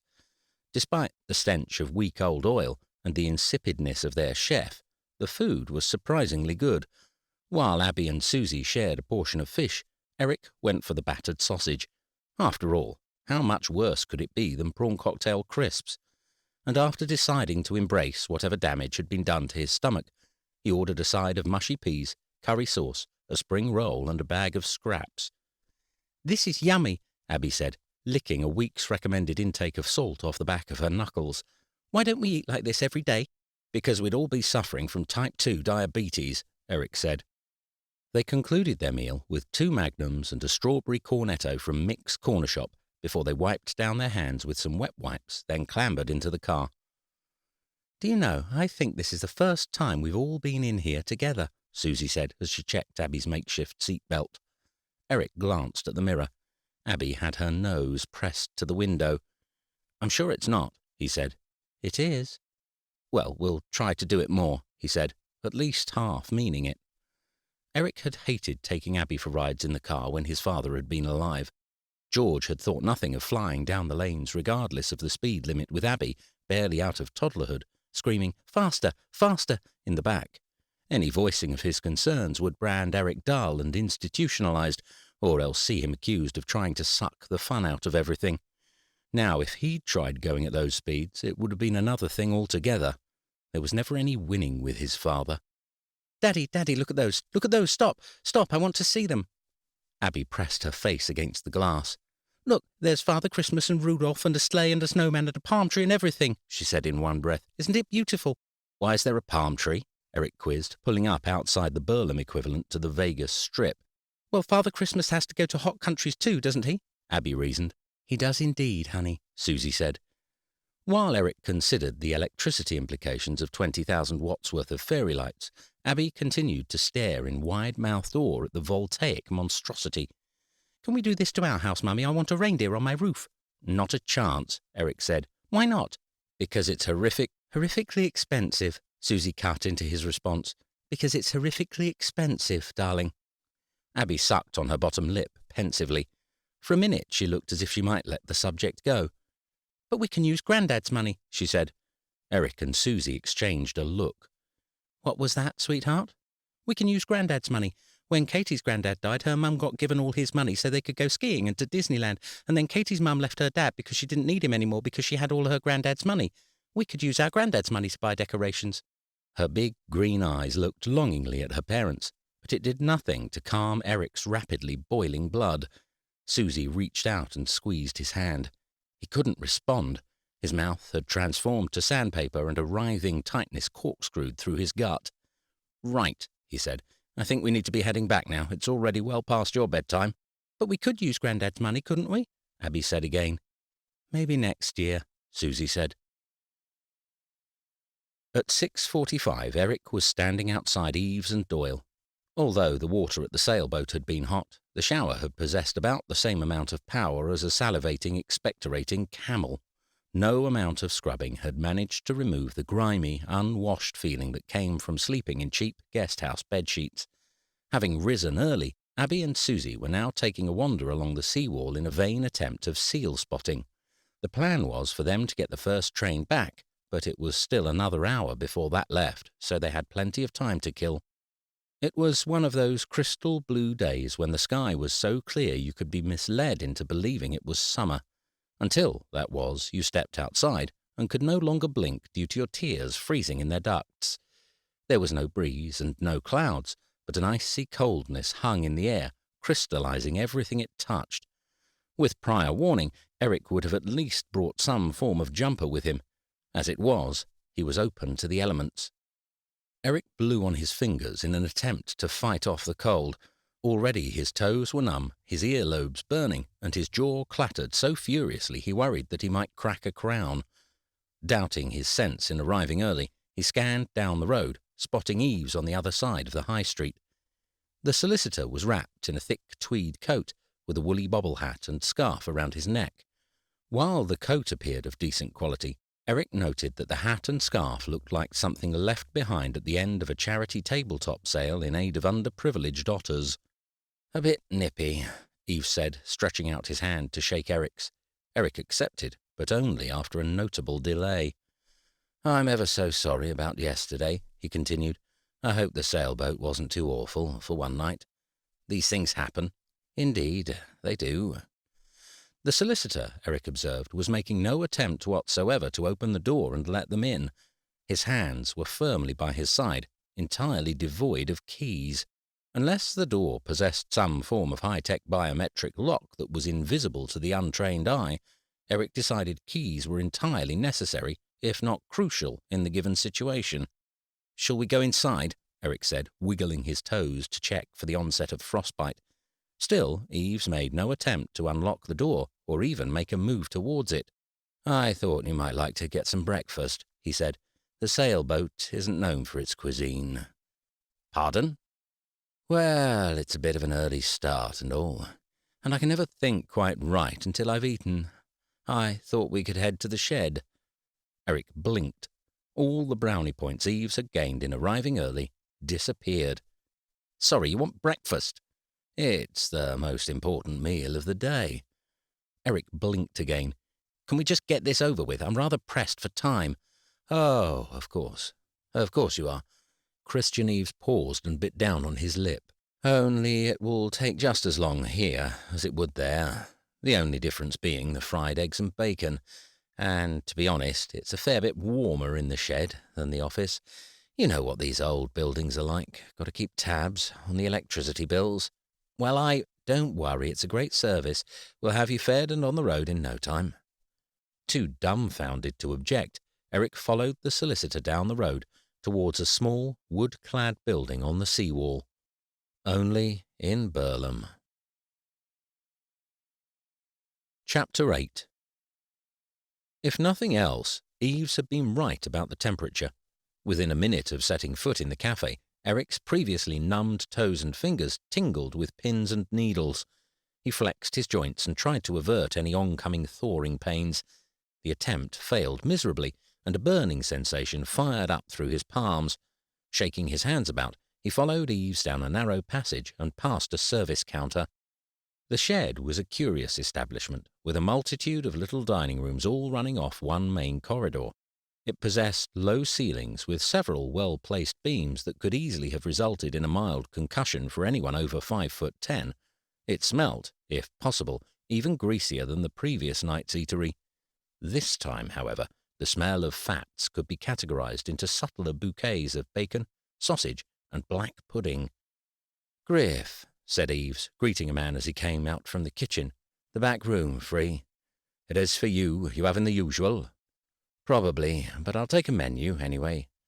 Griff gave one sheet of laminated paper to Eves and one to Eric, who held it by the corner and tried to put as little surface area between his skin and the oily plastic as possible. "It's good coffee, too," Eves said, leading him down one set of steps into a little room in the corner. "Proper stuff, and none of that instant rubbish." The back room came as rather a surprise. With 3 long windows and a large conference table tucked against one of the long walls, there must have been seats stacked up for at least 30 people. The floor was wooden, laminate, but still pleasant, and there were normal-sized tables too, currently set out for 3 or 4 covers, with doily tablecloths and small vases holding plastic carnations. Eric took a seat on one of the wheel-back chairs and quickly gave the menu a once-over. It was all the usual fare, full English, bacon butties, that type of thing, only they were given supposedly amusing names like the Fat Bastard or the Wimpy Git. The names were even worse when they first started, but they had to change them due to all the complaints, Eves told him. "That does surprise me." After the previous evening's overindulgence, Eric settled on a whiny bitch egg white omelette with a side of fried mushrooms and an espresso. Eves went for the Fat Bastard. Had they been friends, Eric would have been inclined to say something, but he managed to hold his tongue. Once their order had been taken and their coffees had arrived, Eves finally deemed it time to start business. He shuffled around in his seat and placed his palms on the table. "I really must apologize again for yesterday, and before I forget, I have to give you this." He reached into his pocket, extracted his wallet, and pulled out 3 20-pound notes. "For your room," he said. Eric hesitated. It wasn't in his nature to take money, but this man had cost him, not least for Sally's petrol, to get down there. "Thank you," he said, and took the money. Underneath the tweed coat, the solicitor was wearing the same cheap suit as before, only this time he was tieless, and the top button of his shirt was undone. "I'm going to be honest with you," he said. "Your father thought something like this might happen." "Of course he did. That's why he did this, so he could make the whole event as painful as possible." Eves shook his head. "No, I don't think that's the case." "You didn't know my father." "Well, actually—" "The hell you did!" Eric stopped him before he could finish. Eves pressed his lips together, then took a sip of his coffee. It was a long sip. Eric's muscles twinged with irritation at it. "I'm sorry if I offended you," Eves said when he finished his sip. "You didn't." "Good. Then, as I was saying, your father had expected something like this to happen, and in preparation put in a series of contingencies to ensure that you got to keep the car." "Except actually leaving me the car?" "Yes. Well, I do see how that appears somewhat contradictory.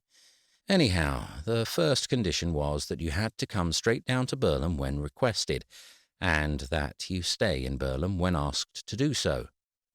Eric took a moment to digest the words. "You mean that all this hanging around, missing work, coming at the drop of a hat, that was all part of his game?" "I wouldn't call it a game." "And everything yesterday, all the crap with the bailiffs, that was all part of it too?" "I can assure you that the bailiffs were very real. Had you not come down to Burlham immediately, they would have taken your car." This is ridiculous." Eric slammed his fists on the table, bouncing the cutlery with a clatter. "Whiny bitch." Griff appeared behind Eric and placed the plate down in front of him. Apparently oblivious to the tension encircling him, Griff continued on. "Can I get you anything else? Ketchup? Brown sauce?" "I'm fine, thank you," Eric said through gritted teeth. Eves also quickly shook his head, dismissing the restaurateur cum chef. "While your father's methods may seem illogical to you, I'm only doing as I was instructed to do." "The fry-up? This place, is this all part of it too?" Eric said. "No," Eves said. "I just really fancy to cook breakfast. My wife had me on an oat bran diet, and it's about as enjoyable as munching on cardboard. This is all my doing." "Then you can pay for it." Eves smiled. "I was going to anyway," he said. The solicitor picked up his fork and speared a piece of sausage. Eric looked on longingly. His egg-white omelette looked distinctly insipid by comparison. He took a mouthful and chewed, only to find that it tasted as good as an egg-white omelette could. A few more mouthfuls down, and Eves reached around and into his coat. "Your father wanted me to give you this. I haven't read it, and this is where my instructions end, in regard to second chances. From now on, if you fail to abide by the agreement, I will be taking your car. There are no more do-overs." He slid a small white envelope across the table, then stood up and retrieved his coat. "I do hope everything turns out all right for you," he said. "What about the rest of your breakfast?" Eric said. "You've barely touched it." Eves shrugged. "Damn oat bran. Can't eat more than a mouthful of anything now without... well, you know. Anyway, take care of that car, Mr. Sibley, and of yourself." With Eves gone, Eric ordered another espresso. What he really wanted was a large portion of the black pudding and streaky bacon, but Eves's last remark about the bran had made eating substantially less appealing. The envelope continued to lie flat in the centre of the table, and even when Eric had finished his second coffee, he decided to order himself a sparkling water and then a portion of toast and jam. Anything to delay the inevitable. When his toast was done, his phone buzzed with a message from Susie saying she and Abby were safely on the train. He stood up, took the envelope, slipped it into his pocket and left, leaving a tenner on the table to cover the extra food and drink. Outside, the sun was doing an admirable job at battling the cold. Still, Eric kept out of the shade as he walked and managed to maintain a degree of warmth to his face. It was a shame he didn't like sailing.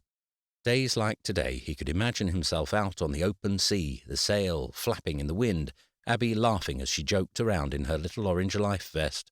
He ambled down as far as the yacht club, his mind focusing on nothing but the breeze and seagulls. When he reached the end of the path where the pavers disappeared into the grass, he turned around and retraced his steps back to the car. It was only when he was tucked up in the bucket seats, the warm leather moulding to his body, that Eric took out the neatly typed letter and began to read. "To my only son, Eric." Eric paused. At least this meant there wasn't about to be some long confession about a life of bigamy and 17 other children spread between John O'Groats and Land's End. After wasting a moment dwelling on the possibility of endless siblings, he came back to the letter. "To my only son, Eric. I can only imagine your disappointment.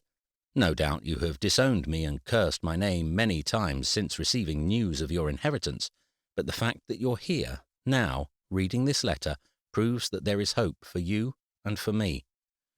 It may surprise you, but I've tried to express myself to you in person, both before your mother's passing and since, but believe me when I say stubbornness and pride are hard to relinquish after all these years, and now, with less time left than I would have hoped for, I've given up trying to teach this old dog new tricks. At my age, more than ever, time is better spent rejoicing in what you can do, not dwelling on what you can't. Somewhere along the line, I lost sight of what mattered in this life. I put the emphasis on what I could achieve instead of focusing on what I had achieved, and as such ignored the most important gifts I already had. Though worse than my failings as a husband and father is the fact that I've passed these failings on to you, my son. My deluded ideas of success and wealth, my misguided ideas of what life should be like. I've made you place value on things that are worthless and seen you cast aside and neglect those that are most precious. This is not a lecture. I'm far too old to lecture and you're far too old to listen. And I'm not asking you to do this for me. I'm asking you to do this for your mother, for your wife, for your daughter, but most of all, for you. You may not see it now, but what I have left you is worth more than money, more than the house. Eric turned the paper over and searched for a conclusion, some final farewell or at least a signature to prove that that sans serif typescript was his father's own composition, but there was none. He flipped the paper back again, read once more through the words, then folded the letter back into the envelope. A heavy weight had descended on his chest. "Screw you," he said, and threw the letter onto the passenger seat. Chapter 9. Eric had had every intention of driving straight back to London. Susie had messaged to say she'd be getting off at Woodham and going to visit her sister Lydia, which on the plus side meant that the house would be empty for him to have a shower and get himself sorted before going into work. On a less positive note, it meant they were seeing Lydia. Eric deleted the first reply he wrote and instead sent a diplomatic "have fun." Now, not only was Abby missing school, she was being indoctrinated into Lydia's "all of life is brilliant, which is why we've made you a dream catcher out of twigs and cat fur for Christmas" mindset. Perfect. The day had maintained a powder blue skyscape, and the salt breeze brought with it a tang of earthiness from the marshlands. Eric focused on the feel of Sally as he tried to block out all the other conversations going on inside his head. It was only when he'd been driving for over a minute that he realized he was heading in completely the wrong direction. "Sod it," he said as he passed some familiar pebble-dashed houses. A minute later he was parked up outside Columbia Avenue. Unlike his previous visit, the ground was rock solid and a sharp frost gripped the bushes and grasses. Eric pulled his sleeves down over his hands, then folded his arms as he tried to protect them from the cold. The pinboard was still in place on the shed, this time with a few extra notices and 3 sealed envelopes, each addressed with a lot number. Eric gave them the once-over and moved on. Full of confidence, he marched onward, down the exact path he'd previously taken with his elderly guide. The place felt more familiar than expected. He remembered a couple of the more ornate fences and well-maintained plots, and several of the raised beds jerked his memory too.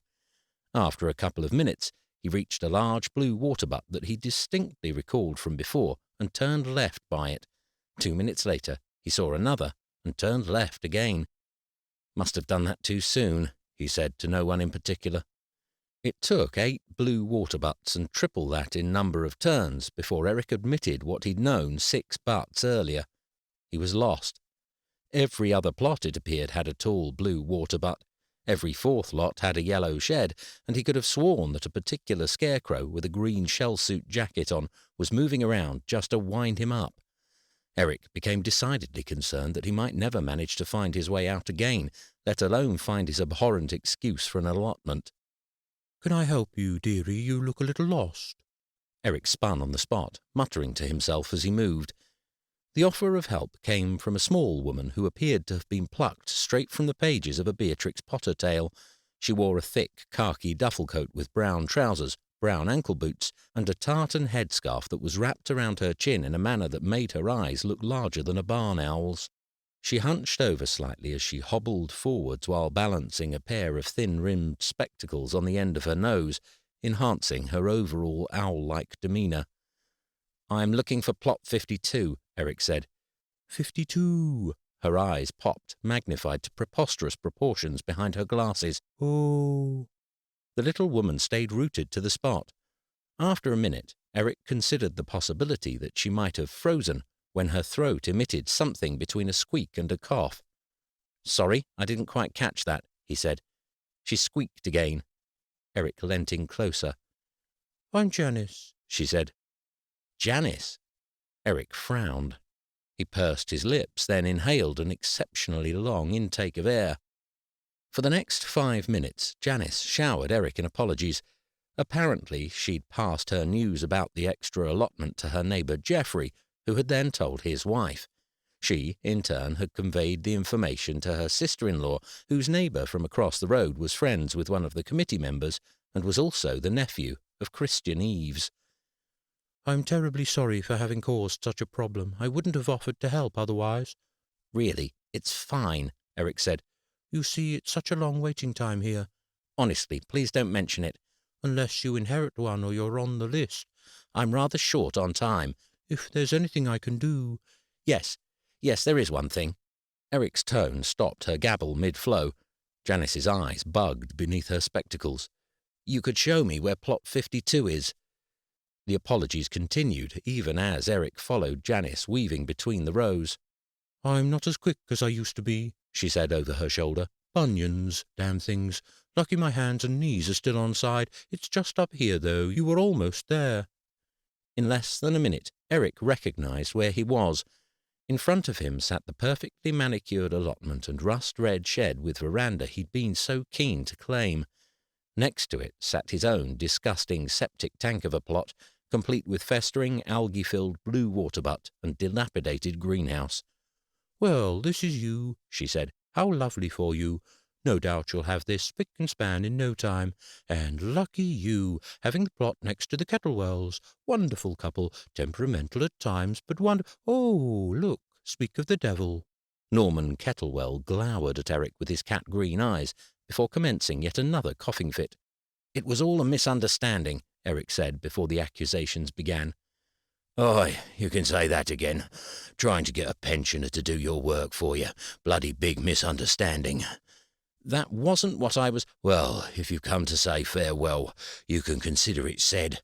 "That's enough, Norman. The man has said his apologies. Now it's time to move on." A woman, Eric could only assume was Norman's wife, was doing the talking, after which Norman erupted into a coughing fit.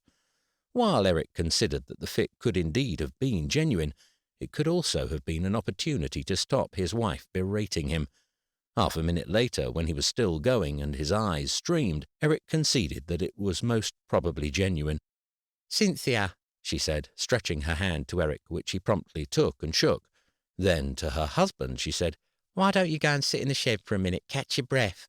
Doubled over to the knees, Norman shook his head, but when he went to voice his objection, he could barely breathe. "Shed, now," Cynthia said. This time Norman moved. With Norman and his bronchial malaise shut away in his shed, Eric found himself at the mercy of the two elderly women. The pair were polar opposites to look at. Cynthia, with her mane of dyed burgundy hair and plum-colour lipstick, looked like she'd be more at home in a 1950s cocktail bar than an allotment, as opposed to Janice, who Eric wholeheartedly believed lived in a hollowed-out tree with nothing but a log fire and mice dressed in waistcoats for company. Both, however, had the ability to talk non-stop over one another without a second to digest or breathe. Perhaps it comes with age, Eric thought as they continued to prattle away. Maybe you reach a point where you become worried that your conversations are numbered and therefore try to squeeze as many words as possible into each one, regardless of the situation or how many people are present. "It was an impressive plot this time last year," Cynthia said. "Your father was a very good gardener, very good. Had an impressive crop of runner beans from what I remember." "And his gooseberries," Janice overlapped. Don't forget his gooseberries. I haven't forgotten his gooseberries. I was just mentioning his runner beans. Well, anyone can grow runner beans. They don't take any skill at all. If you want to acknowledge someone's gardening skills, you don't praise their runner beans. I'm sure they were equally impressive, Eric said diplomatically. Cynthia smiled knowingly. He said that about you. Never liked an argument, always a peacekeeper. How's little Abby doing? I have to say, we missed the updates. She was just starting swimming lessons last we heard. Something tugged beneath Eric's sternum. Abby had started swimming lessons over a year ago. She'd already got her 100-metre badge and moved up from the tadpole to the turtle group. He was almost certain he'd spoken to his father several times since then, but racking his mind, he couldn't think when or what they would have spoken about. She's doing well, spending the day with her mother, he said. Oh, has she not got school? Teacher training day, Eric lied. There was a brief pause, during which he felt the eyes of the old women scrutinize him at an uncomfortable depth. Are you planning on doing any work today? Cynthia said. I only ask because Norman's got a spare pair of gloves and wellies in the shed if you need them. You won't want to be getting those nice shoes of yours covered in mud. Eric raised his hands apologetically. Unfortunately, I have to be getting back to London to see the girls. I should have already left. I only dropped in to have a quick recce. Both women looked notably disappointed. Already? Said Janice. Such a shame you've hardly got here. I'm sure he'll be back soon enough, said Cynthia, and then you can bore him with tales of your bunions like you do the rest of us. She reached out her hand. Have a safe journey back, and I'm so sorry about your father. Thank you. His phone buzzed with an email, and though he ignored the message, he glanced at the time, surprised to find that it was already gone 10. Thank you for all your help, he said, bidding the ladies farewell before he dug his heel into the ground and began to walk away. Where do you think you're going? Eric stopped. He didn't need to turn around to know Norman's face was going to be sporting a glare and grimace. What he didn't know was how he'd managed to install such a lingering bee in this old man's bonnet. Slowly he turned around, fastening his teeth into a perfectly aligned smile. I'm sorry, Eric said. I didn't want to disturb you. Anyway, I'm off now. Norman's torso leant out of his red shed door. A second later his legs caught up, and he limped the few steps across the empty vegetable beds. Eric was just going back to London, Janice said. Abby's got a teacher training day. Mid-December. Private school, he lied. Norman locked his eyes on him, and a cold shudder ran the length of Eric's spine. His eyes were impressively green, Eric thought, although he may have found them more impressive if it didn't feel like they were trying to bore a hole straight through his eye sockets into the centre of his cerebellum in order to render him entirely extinct. Aren't you forgetting something? Norman said, his gaze unmoving. Eric cleared his throat awkwardly. I don't believe so. You don't say. What about that old inheritance of yours? What about that contract? Norman! Cynthia struck her husband on the arm. Don't be so rude. Rude? I ain't the one that's being rude. He's the one who's done nothing. Nearly 2 months now he's left that patch go to waste. Norman, this is not the time. It's exactly the time. Do you know how long the waiting list on one of these plots is? Do you? He wagged his finger in Eric's direction. Eric stuttered. Well, not exactly, but I've heard it's quite substantial. 8 years. Did you hear that? 8 years people have to wait for a plot like this to come around, and you're there, letting the whole thing go to spoil. Your father did more work with his Zimmer frame than you've done since you got a place. Christ, this is worse than the bloody mole fiasco. Eric bit his tongue, hard. Diplomacy, he told himself. Be diplomatic. After all, 2 years could be a long time if this continued. He took a deep breath in through his nose. Mr. Kettlewell, isn't it? Norman, I really am sorry about the state of things. I am, and I will get around to sorting it. But right now I have to get home. Norman harumphed again. Eric ignored him. I'm so grateful for your understanding over all this mess. I can assure you I will be back in the new year to get the whole place sorted. Hopefully we will be able to start afresh. Finishing with his best salesman smile, Eric reached out a hand. Cynthia and Janice were beaming, Janice so much that her bespectacled face now looked bizarrely reminiscent of an elderly praying mantis. Norman, however, did not move a whisker. Well, Eric said, retrieving his hand and placing it back beside his leg. Ladies, it was lovely to meet you. Norman, nice to see you again. For the second time he braced himself and moved to leave. "Weekly maintenance." "Pardon?" Eric turned back. "Weekly maintenance," Norman growled, still statuesque on the same spot. "That's what you've got to do, right? That's what your father said. Every week, down here, making this place better. That's if you want to keep that car." Eric sniffed and raised his chest. "Mr. Kettlewell, the legalities of my father's will are entirely confidential." "Bollocks to that. Who do you think typed out all his letters when his hands went?" "Norman."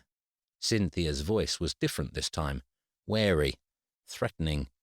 "Well, who does he think he is? Confidential, my arse. His father was a good man. A good man. But I know men like you.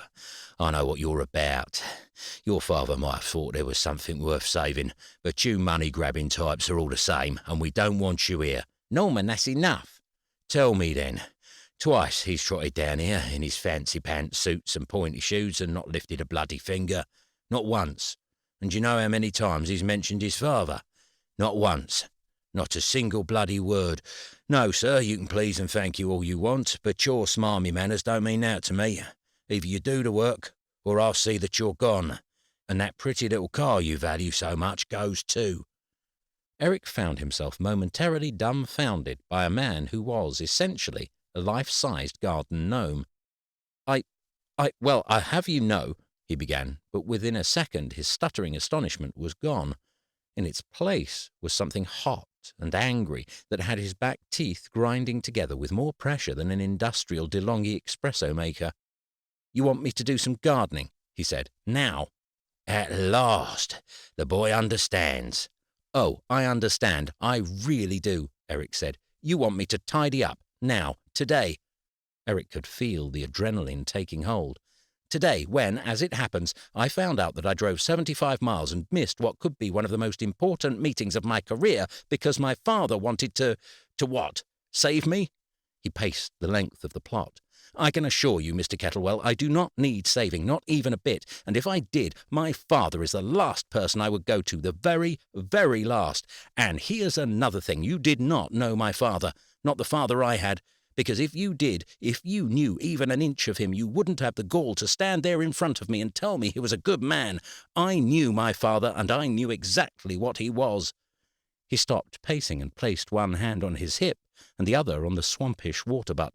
"But if you want me to do some maintenance, then that I can do. In fact, that would be my pleasure." With his glare still locked on Norman, Eric sidestepped along the grass, where he placed both hands firmly against the slime-covered plastic of the water butt. "This maintenance enough for you?" he said. With one giant shove, he sent the whole thing toppling. Water sloshed over the side, cascading into giant streams of green-smelling gunk that spread across the ground in front of him.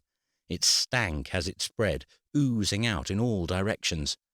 "I think it looks better already," Eric said, and with a satisfied smirk marched back to his car without getting lost once.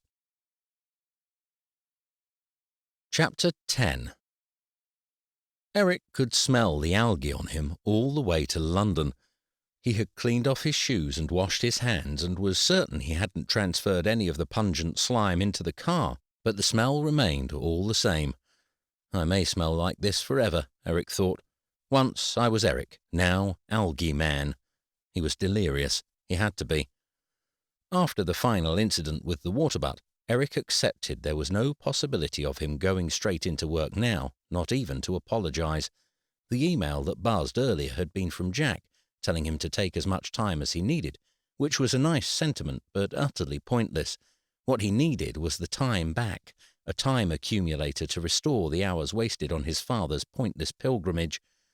The letter had fallen into the footwell of the passenger's seat, where it fluttered about, demanding Eric's attention. His father wanted him to fail, Eric thought. He could see it now. The whole thing was merely a fantastic way of alleviating a selfish old man's guilt at wanting to leave his son nothing but miserable memories. This way George died the good one, the one who gave his son a chance. It was Eric who was branded the villain. It was a smart plan, only it wasn't going to work. Not this time. Eric was determined. The lunchtime traffic was its usual abomination, and by the time he reached home, Eric regretted his choice of a whiny bitch breakfast even more than he had in the morning. Still, he refused to allow himself to eat until he'd fully eradicated the stench of algae and rotten vegetables from his skin. He dropped his shoes on the porch, threw his clothes directly into the washing machine, switching it on to the intensive clean setting, then sprinted up into the shower, where he double scrubbed everything from his ankles to his fingernails. On the second scrub, he chose to use Susie's expensive pink gel over his more subtly scented man wash. Even jasmine and wild lavender was better than he currently smelt. Properly clean for the first time in 2 days, Eric sauntered back downstairs and gathered a selection of cold cuts from the fridge to munch on while he tackled his emails. Nothing stood out as urgent, besides the minutes of yesterday's meeting that, so the email read, would be discussed at another meeting next week. Meetings to discuss meetings. What a fantastic use of time. Eric was still studying the screen in front of him, trying to prioritize his seemingly endless to-do list, when another email in the middle of the page caught his eye. His throat tightened. After hovering the cursor over the message for a solid 15 seconds, he clicked open. Sorry about today. His bark's much worse than his bite. I hope he didn't upset you too much. Have a long rest over Christmas, and we'll all start over in the new year. It was lovely to meet you, Cynthia. A softening sensation momentarily floated through his stomach before it instantaneously hardened. You think I'm going to fall for that, Eric said, and shut the lid with a sizable force. Susie and Abby were back at 3. While Susie drifted in serenely and delicately pecked her husband on the cheek, Abby was bouncing off the walls. They've got 9 rabbits, 9. Can we have one, Daddy, can we? Uncle Tom thought they were both girls, and if they don't find the babies' homes, he says they're going to eat them. Can we have one, Daddy, please? We can't let him eat them. I thought Uncle Tom had an excess of experience in mammalian genitalia, Eric said. Susie shot him a glare. No, we can't, Abby, he said. Rabbits are vermin, they're not pets, they're tailless rats. That's what you say about hamsters. The same is true. What about gerbils? They've got tails. Sensing the need for a distraction from the rabbit topic, Eric nodded to the canvas bag in Susie's hands. What's that? He said. Leftovers. Lyd made a lasagna for lunch. Is it edible? It's yummy, Abby said, jumping up and once again kneeing Eric in the testicles. Abs, honey, can you go and put the lasagna in the fridge, then go check the computer and see if the teachers have emailed you any work? The teachers email you, Eric said. Abby raised an eyebrow. What do you expect them to do? Text me? Then, shaking her head at the idiocy of the older generation, she disappeared into the kitchen. So, Susie said, kicking off her shoes and moving into the sitting room, what did he say? Eric slumped down into the armchair opposite, then reached into his pocket and withdrew the letter. See for yourself. Once Susie had finished the letter, she folded it neatly and placed it back in its envelope before leaning back into the sofa, her lower lip disappearing under her teeth. And that's not the worst of it, Eric said. No? No, the worst part is that this whole rigmarole was part of his plan. Me missing work, me spending the night down there. It's all some twisted game that he's mapped out for me from beyond the grave. He's probably got years' worth of stuff ready to torment me with, decades even. What else did the solicitor say? Eric shrugged. Not much. Apparently this is the last chance I'll get. Either it's maintain the allotment or give the car back. Oh yes, my day just keeps getting better and better. Susie stayed silent, which was her typical response when she had something she desperately wanted to say, but suspected that Eric's views would differ from hers quite substantially. After a couple of minutes, she levered herself out of the chair and left Eric to his laptop. The rest of the evening went in a blur, except for the lasagna, which stood out as an unexpected highlight of the day. Perhaps you should come across to see them next time, Susie said. It wasn't that nice, Eric replied. With Monday and Tuesday lost, Eric's feet barely touched the ground for the remaining 3 days of the week. He attempted to gain information from Greg about whether Hartley had given any hints about creating a new senior associate director position, but evidently Greg had lost focus after Eric left the meeting, apparently on account of glimpsing indications of more intimate tattoos on the red-headed intern. Jack popped his head through the glass door several times. Alistair was impressed with the contract you put together for the Fortune account. Very impressed, he said. Eric gave an internal sigh of relief. At least he hadn't made an entirely horrific impression. Ralph, on the other hand, hadn't been best pleased to see Eric return with the car. His arrival at the house had coincided exactly with dinner time for the three wildlings, and as such all conversations transpired over clatterings of cutlery, flying yoghurt, and dubious lyrics to well-known pop songs. "It's called Uptown Funk," Ralph said as his eldest belted out his own, less censored version. "Funk, son, funk." "Are you quite sure?" "Yes, quite sure." "So it's Uptown Funk You Up." "Yes, definitely funk you up." "Huh, who knew?" The child, Joshua, Jonas, went back to painting eyebrows on his sister with various condiments and desserts, leaving Eric and Ralph to continue their conversation. "I don't know," Ralph said. "Sa went mad over the thing with the bailiffs. I missed the baby's nap time. It put her out for days. You have no idea what it's like with three. They have to nap. They have to."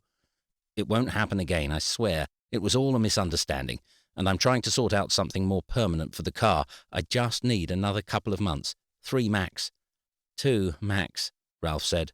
Eric agreed and sprinted out the door before Ralph changed his mind, and Eric was roped into helping with bath time and bedtime. There was only so far his friendship could stretch where Ralph's children were concerned. It wasn't until Friday evening that Eric finally managed to find time to have a meal with Susie. The takeaway was already dished up when he dragged himself through the front door at 9:15. "Abby already in bed?" he said. "She tried to stay up." Susie handed him a plate. "But she's knackered. You know what the last day of term is like, all Christmas parties and sugar crashes." "Today's the last day of term. Shit, how did that happen?" "I have no idea." They carried the plates through to the living room and balanced them on their knees to eat. "What time do you want to leave tomorrow?" Susie asked after a mouthful of chow mein. Eric looked blankly at his wife. "Tomorrow. Lids. You do remember it's Christmas next week, don't you?" "Of course I do." "And what do we always do the weekend before Christmas?" Eric let out a long, drawn-out groan. "But you saw her on Tuesday. Surely that counts." "We saw her, Abs and I. You didn't. Besides, we didn't take gifts, and it's tradition. So yes, we're going." "But what about the allotment?" "What about it?" "I have to go." "You went on Tuesday, and the email from Cynthia said she'd see you in the new year. I don't think anyone's expecting you to go in over Christmas. I know it's said every week, but there have to be some reasonable concessions." A guttural moan rose from the base of Eric's throat as he bit into a prawn spring roll. He waited until he'd chewed and swallowed before he spoke. "I know what their plan is, and I'm not falling for it. No, I need to go this weekend. I have to." He mulled the issue over during another mouthful of spring roll. "Could we not just go to your sister's in the morning? I could leave after breakfast and pick you and Abby up on the way home. That way I've only lost half an hour or so." "You have to stay longer than that," Susie said. "Besides, I've told her we're coming for lunch." "Well, ring and ask her if we can come earlier. Blame me. She always likes it when you blame things on me." Susie didn't look convinced. "She'll be the hero. She'll love it. We'll just have to say how grateful we are 150 times. And there's a foot rub in it for you," Eric added for good measure. Susie exhaled loudly. She was still frowning, but her pout had diminished slightly. Eric sidled up beside her and nuzzled into her shoulder. "You're my angel," he said. "I'll ask, that's all. But if she can't change, then you're still coming. Tell her I'm happy to have turkey for breakfast, if that helps." Lydia was fine about changing from lunch to brunch, so by 8:30 the next morning the three of them were piled in the Audi, the back seat a menagerie of silver and gold-wrapped gifts. The car reeked of plastic and frivolously spent money. Eric hadn't bothered asking Susie about taking Sally. She wasn't keen on Abby going above 30 miles an hour in her, and Eric was on too much of a mission to have to think about things like speed limits. Besides, as well as the fact it had been pouring with rain all night and showed no signs of stopping, he needed the boot space. The winter sky was fully in place, and along the street faint remnants of smoke twisted up from the chimney stacks. Had it not been for the cars, electricity pylons and lampposts, they could have been in Victorian London. Eric breathed in the smell of wood fires and long nights. According to his phone, it was dry in Burlham and had been all week. He'd believed that when he saw it. Abby was already glued to her iPad as they drove along the A12, and Susie rambled on about the latest freelance pieces she'd been asked to write. Eric's mind was elsewhere. Time management. That was all this business with the allotment came down to, decent time management. And decent time management was something Eric was exceptionally good at. They reached Chelmsford in good time, but rather than taking the route down to Woodham, Eric steered the car left towards the town centre. "Where are you heading?" Susie asked. "I said we'd be there at 9:30. It's already 10 to." "Don't worry," Eric said. "It'll take 5 minutes. Promise." Chapter 11. Eric considered popping into a town centre the last weekend before Christmas and expecting a quick turnaround about as likely as turning up at a vegan festival in a pair of crocodile skin loafers and sheepskin jacket and expecting to be invited to share a tofu burger. Still, he grinned to himself smugly as he veered away from the dozens of taillights, all vying for a handful of empty parking spaces by the town centre, and headed over to the other side of town. They continued through 2 industrial estates and past a handful of new car showrooms before taking a left at 2 consecutive mini roundabouts and drawing up at a prime spot directly in front of Tools for You. He reversed in, cut the engine, and turned to Susie. "Do I even want to know?" she said. "I'll be 15 minutes tops," Eric replied. "There's a garden centre up the other end of the road. Why don't you take Abby to have a look around? I bet they have animals. They always have animals at garden centres." Susie raised her eyebrows and sucked on her top teeth before turning to Abby and motioning that she could undo her seatbelt. 15 minutes tops, she said to Eric, and then back to Abby added, "Come on, let's go look at the guinea pigs." "Remember to tell them you want to buy something," Eric called as they crossed the road ahead of him. "They only let you stroke the things if they think you're actually going to buy one." Susie offered him a dismissive wave and headed off towards a large green building. Eric went straight to the bright blue doors. The chrome-accented foyer of Tools for You smelt of metal and manliness. Having done his research online, Eric had identified 4 tool hire companies in Chelmsford. 2 of them were big chains, and the third was shut until the new year.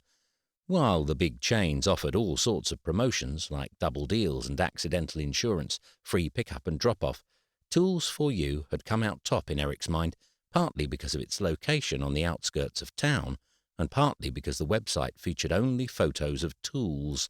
This was opposed to the chain store's websites, which contained hundreds of images of overly smiley people manhandling machinery in carefully curated poses that ensured a perfectly even mix of gender, ethnicity, and age was gained in every shot. Eric stepped inside.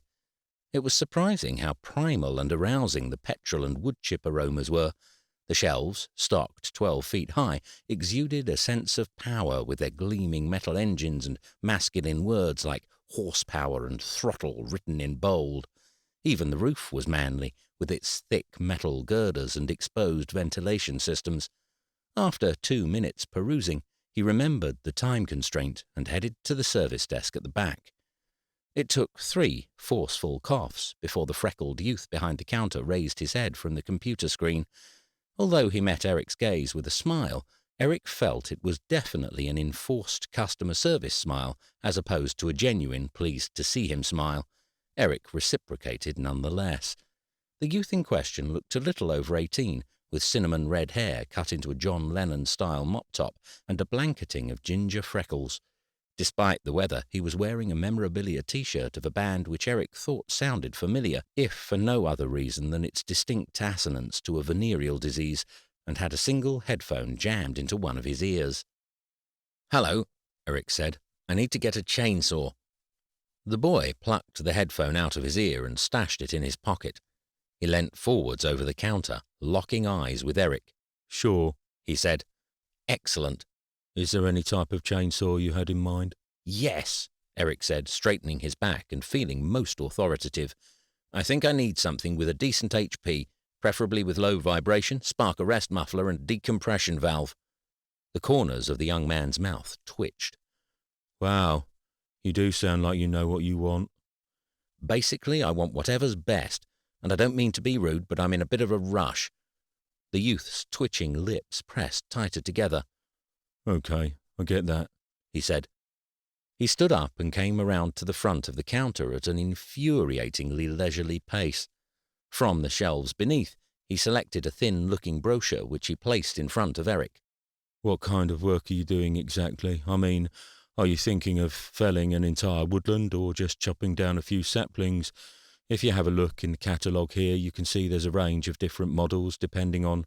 Eric waved him quiet. Yes, I read all that online. What I'm after is the 550 XP. It did say you had it in stock. If you could grab me one and get the paperwork sorted, that would be fantastic. The youth took a step back. Sir, he said, with a slight hint of trepidation, if you don't mind me asking, how often do you use chainsaws? Why, does that affect the price?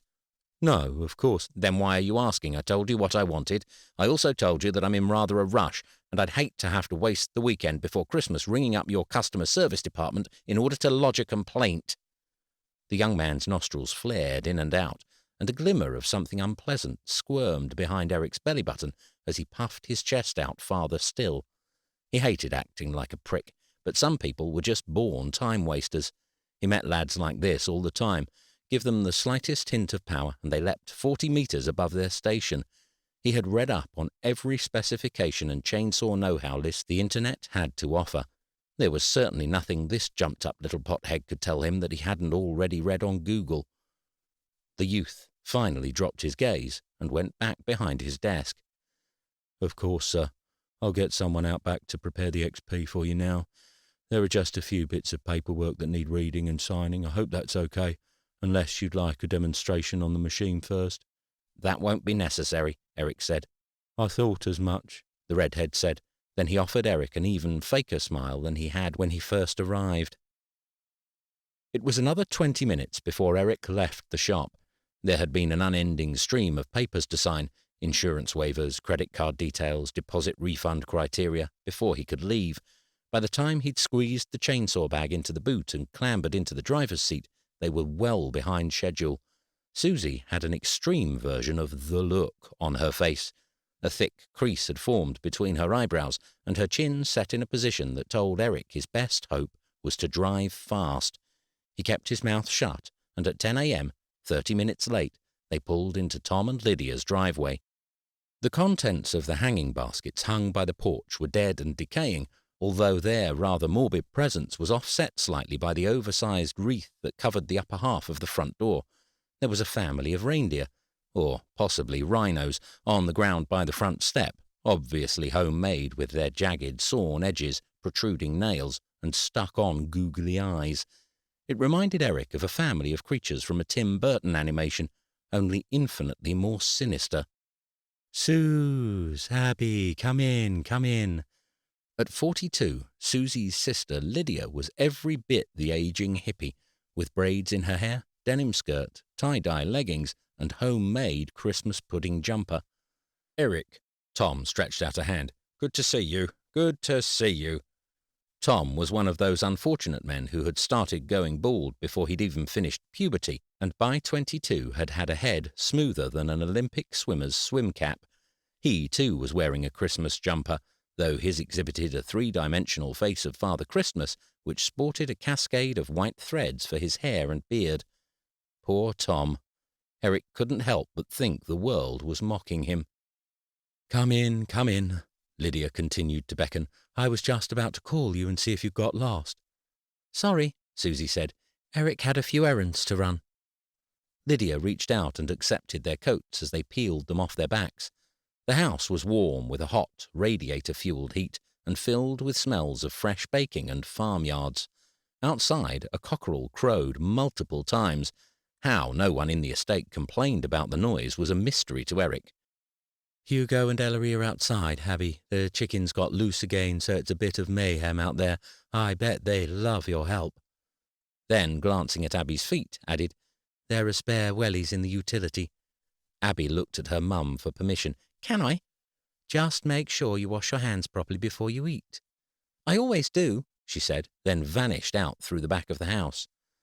Now inside, Eric realized the outside of the house had got away lightly with only a wreath and demented deer family by way of decoration. From where he stood in the hallway, it appeared as though every inch of the three-bed semi had been plastered in tinsel, fake snow, or else some other homemade Christmas monstrosity. Paper snowflakes, the type he'd briefly tried to make with Abby some years before when she stabbed herself accidentally in the thigh with the scissors, were strung on the banisters, while salt dough stars and pipe cleaner angels hung off the lamps. Tissue paper Father Christmases and 6-inch high elves were staggered along the carpets leading the way to a 6-foot Christmas tree, while half a dozen wilting poinsettias were set along the staircase. "Well," Lydia said, "food will be another 15 minutes. It's frittata. I hope that's okay.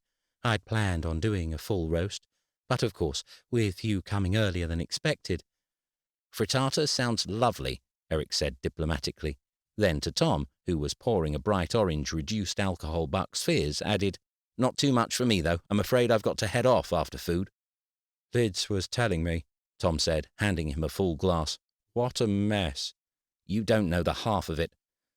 "But we don't need to talk about any of that right now," Susie said.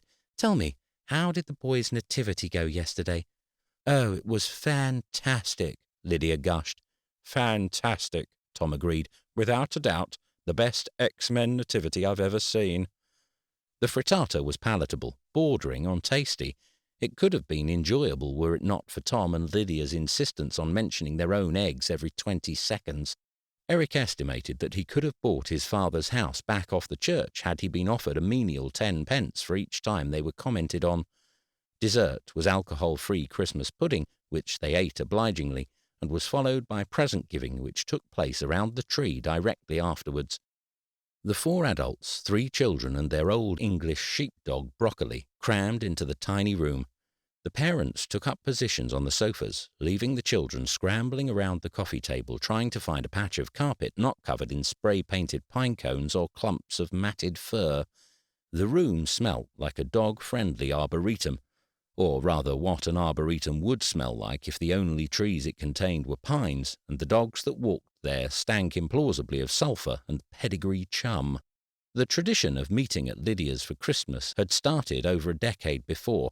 Susie and Lydia's parents had long been part of the cruise ship scene, and only once since Susie and Eric had met had they visited over the Christmas period. That year Eric had insisted they all go out for lunch. "We have plenty of room at ours," Susie had said. "I'm well aware," Eric replied. Nowadays, Eric didn't get involved in Christmas preparations, especially not gift purchases, even when the direct family were concerned. A few years ago, Susie had asked him for a bread maker for her birthday. He had had every intention of getting her one, but when he got to the store, he was swayed by a self-driving vacuum that scurried around the house, sweeping up dust as it went. He thought it was fantastic and comparable in present terms. Apparently not. Since the incident, his credit card had been the only requirement of Eric during festive and holiday seasons. That afternoon, Susie, who had done all the shopping weeks in advance, watched as her purchases were opened to an appreciative chorus of oohs and ahs, an organic llama wool crocheted scarf for Lydia, along with a pair of silver earrings apparently from Abby, a Leatherman multi-tool for Tom, and a set of build-it-yourself motorized dinosaur kits for the boys. By contrast, Eric and Susie received the standard bottle of homemade elderflower wine, this year accompanied by a set of psychedelic homemade clay coasters. "We thought the colour scheme would go perfectly in your house," Lydia said. "Definitely," Susie said. Eric wondered where exactly in their house fluorescent pink, vomit green and turd brown all mingled into one. Having opened the remainder of the presents, all eyes were on Abby as she tore at a small parcel of crinkled and blatantly recycled Christmas paper. She ripped off the sellotape, cast the rubbish aside, and pulled out what appeared to be a yellow knitted condom with wings. Eric's jaw hung loose as he attempted to fathom the gift. "Will you use it?" Lydia said to a wide-eyed, mystified Abby. The silence was palpable. Even Tom appeared to be having a hard time keeping a straight face at the disturbingly fashioned gift. "That's lovely," Susie said finally, rescuing the situation by the skin of her teeth. "What is it?" Abby said. Using her fingertips, she pinched the atrocity, stretching the fabric lengthways, then along its girth. Eric wanted to vomit. "It's an egg cozy," Lydia said, "for your boiled eggs, so that they stay warm. Look, it's a little chick. There are its eyes and beak. Ellery made it himself." Lydia rotated the condom around, showing that it did indeed have eyes. Big, scary, psychotic eyes that would no doubt appear in Eric's nightmares for years to come. A second silence followed. Lydia and Ellery's smiles stayed frozen on their faces, their foreheads crinkled in expectation. Eric's own pulse took a speedier pace as he stared at Susie, who in turn had her eyes locked on Abby, willing her to say the right thing. Abby held the object in her fingertips, out at arm's length, and turned it over in her hands. "I don't think I like eggs," she said. Eric decided then would be as good a time as any to leave. Chapter 12. The internet had indeed lied about the lack of rain in Burlham. As Eric approached the town, the puddles grew wider and deeper and sprayed up and under the wheel arches with a deep, sloshing whir. The sky had a true winter feel about it, desolately vast and almost violet in colour. The bare-branched trees that lined the winding roads gave the impression that he was driving towards the end of the world, not merely the end of Western civilization and culture as he knew it. The Audi's heater blasted steel-smelling hot air out into the car, keeping his fingers warm and his windscreen clear, another definite advantage with not having brought Sally. Eric was surprised to find the allotment a veritable hive of activity. Several figures huddled over their little beds or else pottered amongst the bushes. Amidst those brandishing rakes and trowels and other forms of multi-spiked instruments was the wood-dwelling owlet Janice, who was crouched close to the ground in a manner that would have left Eric's 37-year-old knees wincing at the strain. Eric searched for another route to his plot, but didn't know the way well enough. He had no choice but to head straight on. Deliberately avoiding any sideways glances, Eric strode past her as fast as he could, his eyes forwards, and the chainsaw bag, which weighed heavily as it perched on his left shoulder, shielding his face from her view. There was no way she could spot him, not with the bag covering him and the fact she was facing the other direction. Still, he daren't look in her direction. He was well past the end of her neighbouring patch when a shrill voice cut through the relative peace. "Woohoo, Eric!" Eric stopped, then immediately regretted the decision.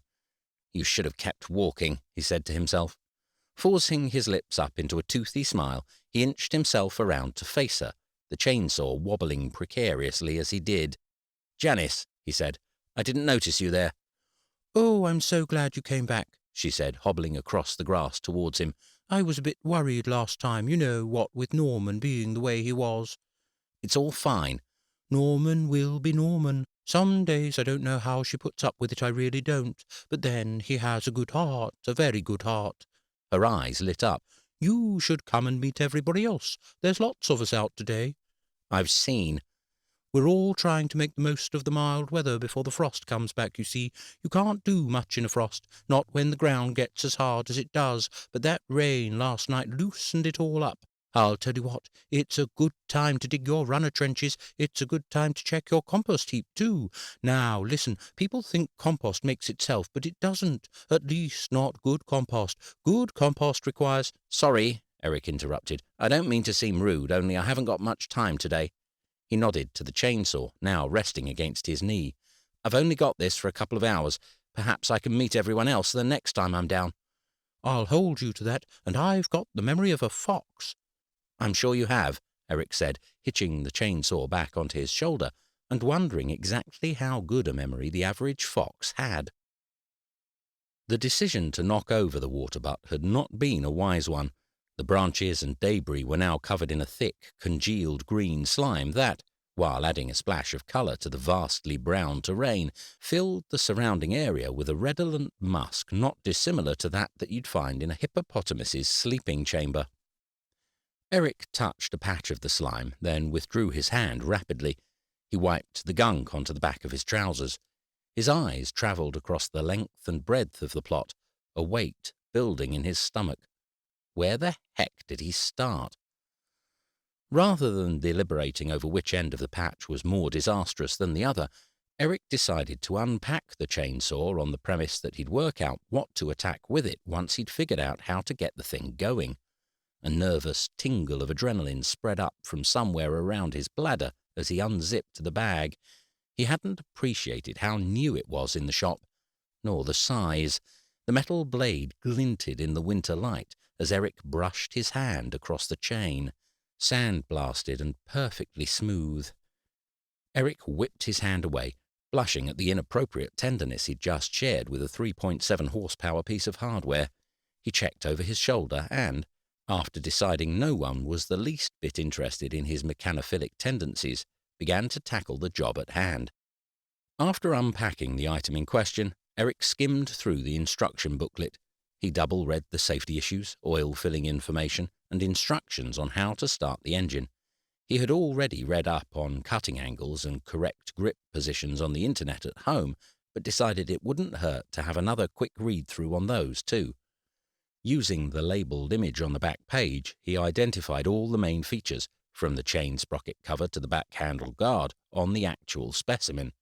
After 20 minutes, a hesitant petrol fill, and his back already aching from being leant over for so long, Eric was ready to start. Holding it again resulted in yet another influx of adrenaline. He was going to enjoy this, Eric thought to himself. Really enjoy it. He knelt, checked the chain brake, and slipped off the cover before pressing the decompression valve. Standing upright, he secured the saw with his foot. His pulse rose an extra notch. Was this the right type of ground, or was it too soft? Would he be better off moving it over to one of the patios to start? Choking back the fears, Eric grabbed the cord for a pull start. Was it far enough away from his body? What about kickback? Chainsaws like this all gave kickback, didn't they? It was no good. Eric let go and stepped away. His hands were quivering and his legs trembled, his earlier confidence all but gone. "Man up," he said out loud. "You can do it," a voice called back from somewhere behind him. Eric spun around and saw a man on crutches with a very wide grin waving at him. He hurriedly looked back away. With a lump still lodged in his throat, Eric secured the chainsaw yet again. This time he didn't wait for any of the doubts to start creeping in. He took one deep breath, held it in, and yanked. There was half a second of silence, in which the air trembled as he held it in his lungs and the taste of iron ran thick under his tongue, before the engine spluttered, then coughed, then roared into life. Eric's heart leapt. It was like being a child again. Not that he ever got to play with chainsaws as a child, but still, his whole body felt electrified with energy. Throttle, throttle, he reminded himself, and pushed down and out before placing it, still running, on the ground. Aware of the deadly machinery at his toes, Eric stepped away from the running power tool to resurvey the land in question. With so much to be done, and no one place seeming any better than another, he picked up the chainsaw and began the assault exactly where he stood. It was exhilarating. Every slice felt like a weight from his past had been cut from his shoulders. Thwack! That branch was the time his father told him he wasn't allowed to audition for the school musical. Thud! That one was the time Eric had to cut his honeymoon short because his father thought he was having a heart attack. Thump! That was the time he left him a shitty little patch of weeds as his inheritance. Eric cut the engine, placed the saw back on the ground, and stepped away to deliberate his next move. Sweat slid down his forehead and into his eyes. He wiped it away with the back of his hand. He liked the chainsaw. He really liked it. He liked the feel of it in his hands, the weight of it in his biceps, and the release as it cut through the debris. He liked the sound, the smell. He liked it all apart from starting the bloody thing. That still terrified him. Still, after a 5-minute rest, he stripped off his jumper, tied it around his waist, restarted it, and carried on. After 15 minutes, the bushes had been truly decimated. Blueberry, gooseberry, whatever they had been in the previous spring months, they were now nothing more than a broken pile of twigs shrouded in a veil of dust. Eric took another pause and surveyed his handiwork. Predominant aromas of petrol and sawdust knotted the air, and a bubble of pride rose through his gut. It was looking good. Really good. Well, almost all of it was. With its broken glass and metal framing, Eric had naturally avoided the greenhouse area in his chainsaw-wielding juncture. Unfortunately, now that so much of the rest had been flattened, its obtrusiveness stood out like a Marilyn Manson wannabe at a rendition of Stravinsky's The Firebird.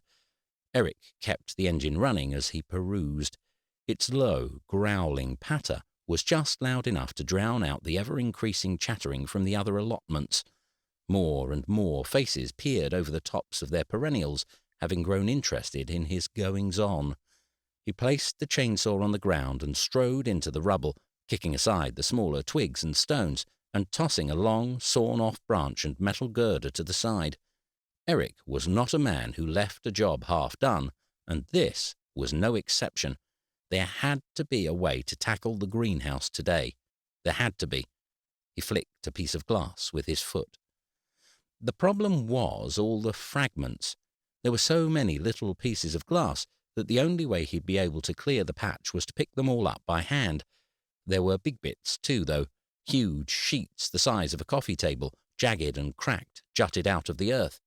Even if he did manage to pull those out, Eric wasn't entirely sure he knew what to do with them afterwards. Still, he glanced at his watch. He was meant to pick Susie up in 40 minutes in order to get back to the tool hire place before it closed for its Christmas break. If he drove fast, that still left him with 20 more minutes to work.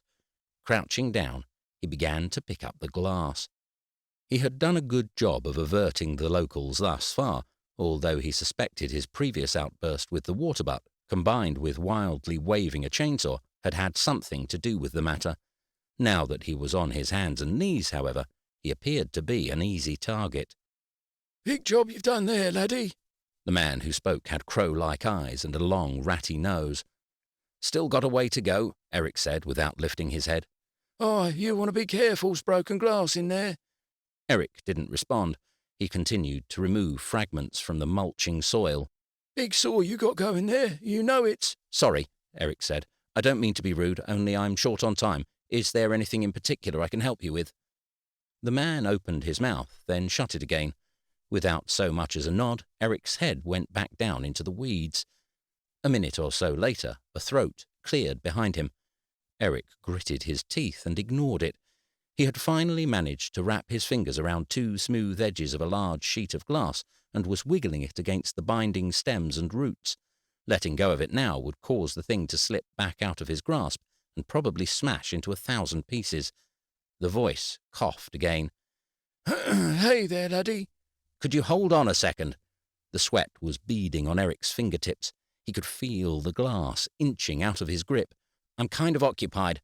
"I can see that. It's only—" "Just 1 minute, okay? If you can give me 1 minute."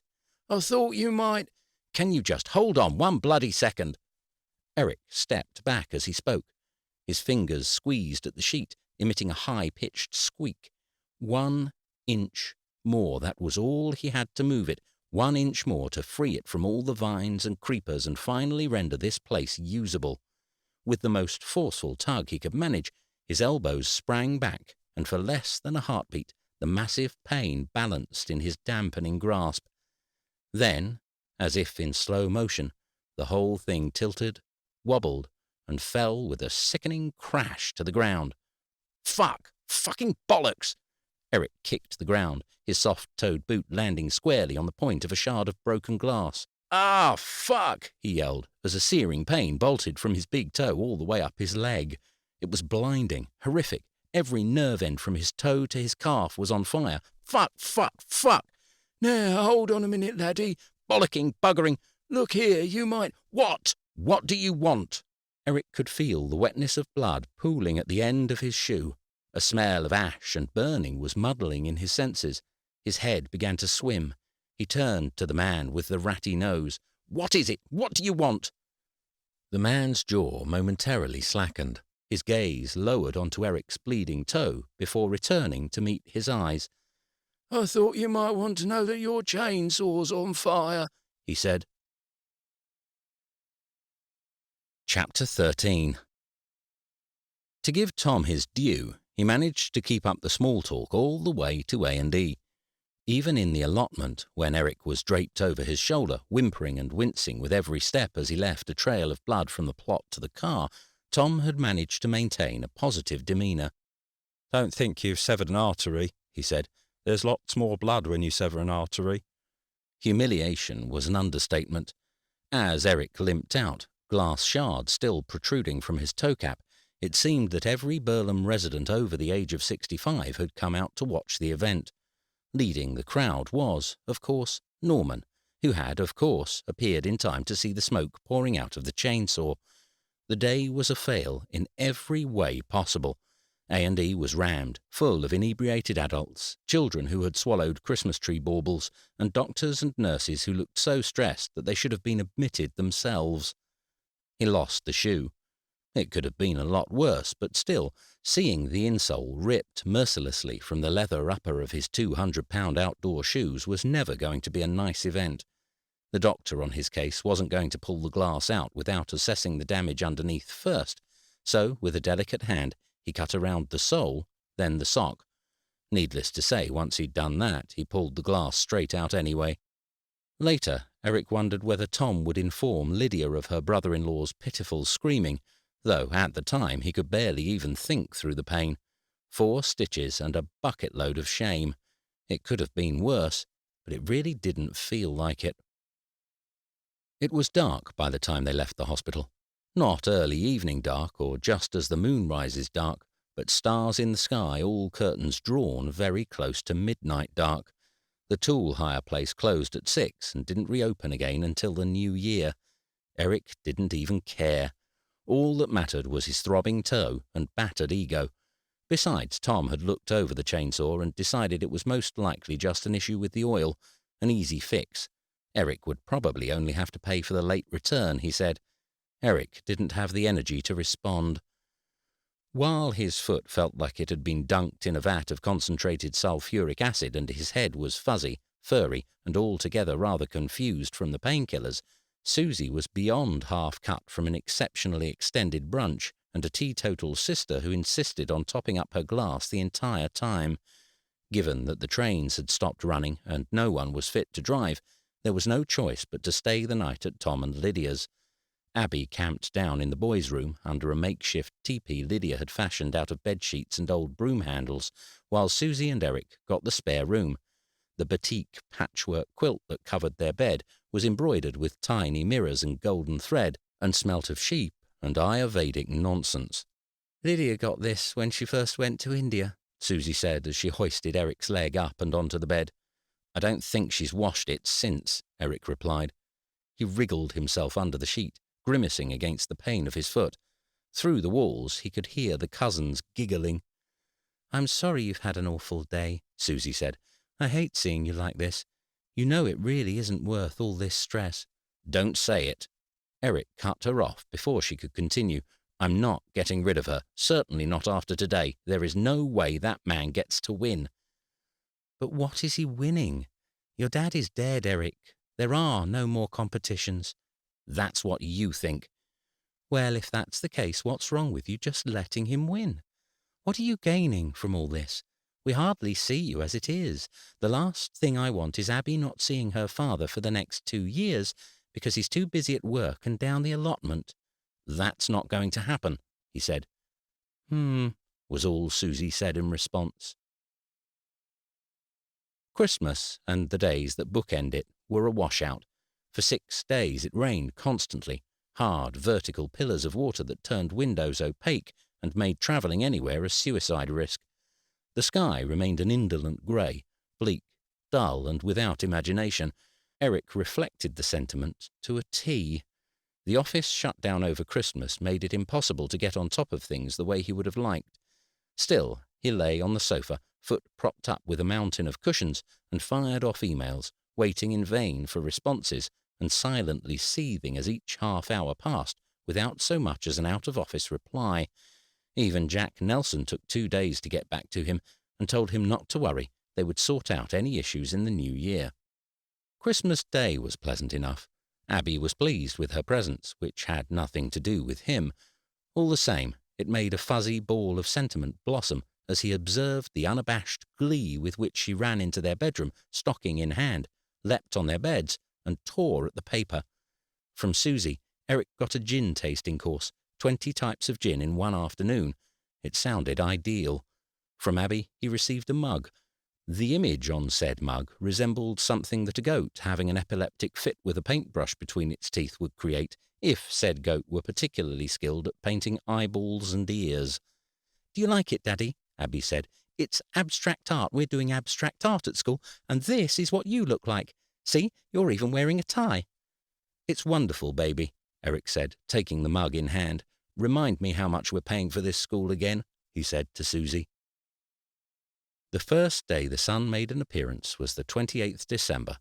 In Eric's mind, the gap between Boxing Day and New Year's Eve was some form of time vortex.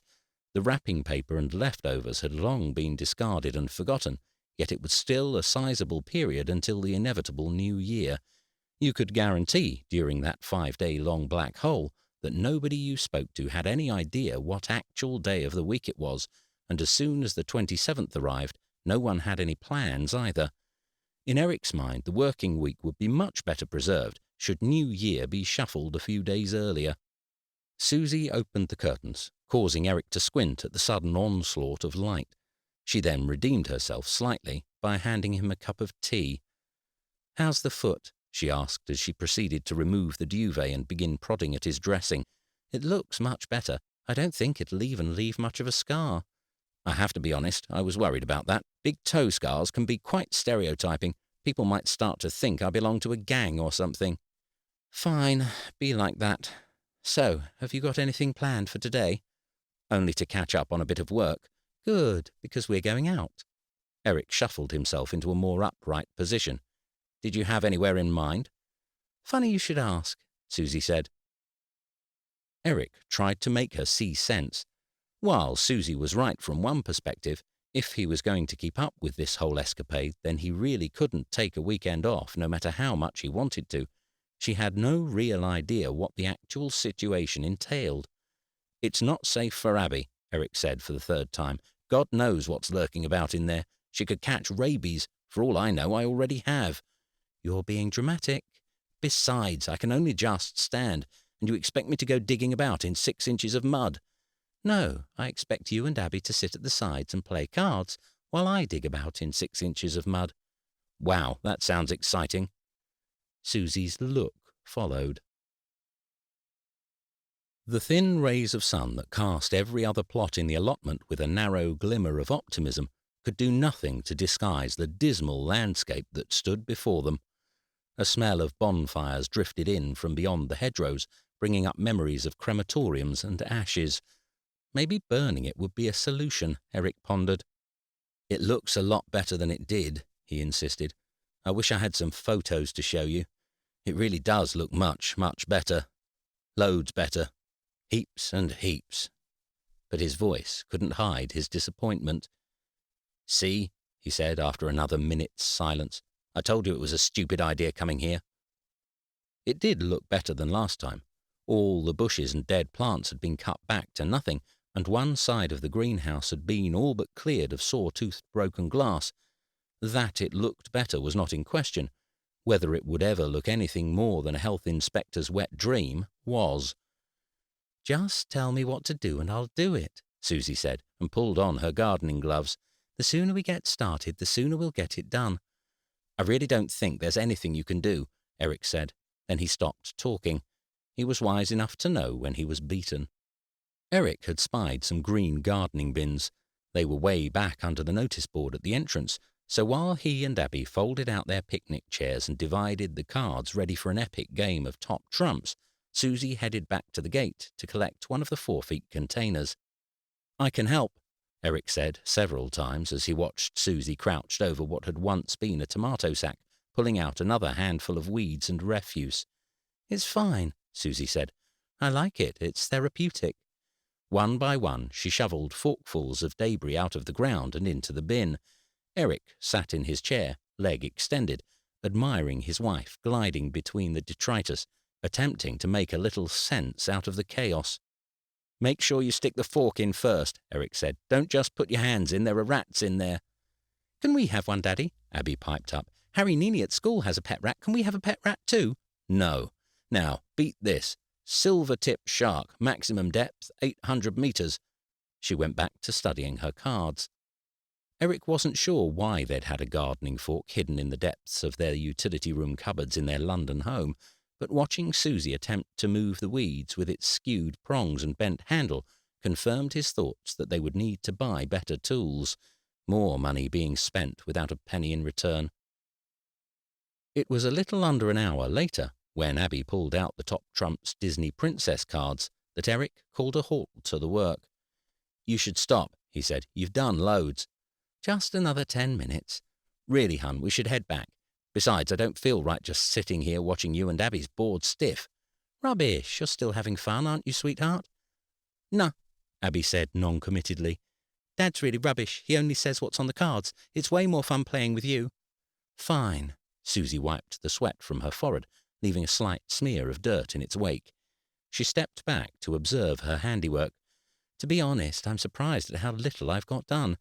I thought I'd cleared far more." "What are you on about? I can see at least 30 centimetres there with no weeds on it at all." She swiped for her husband, but Eric caught her hand and kissed it.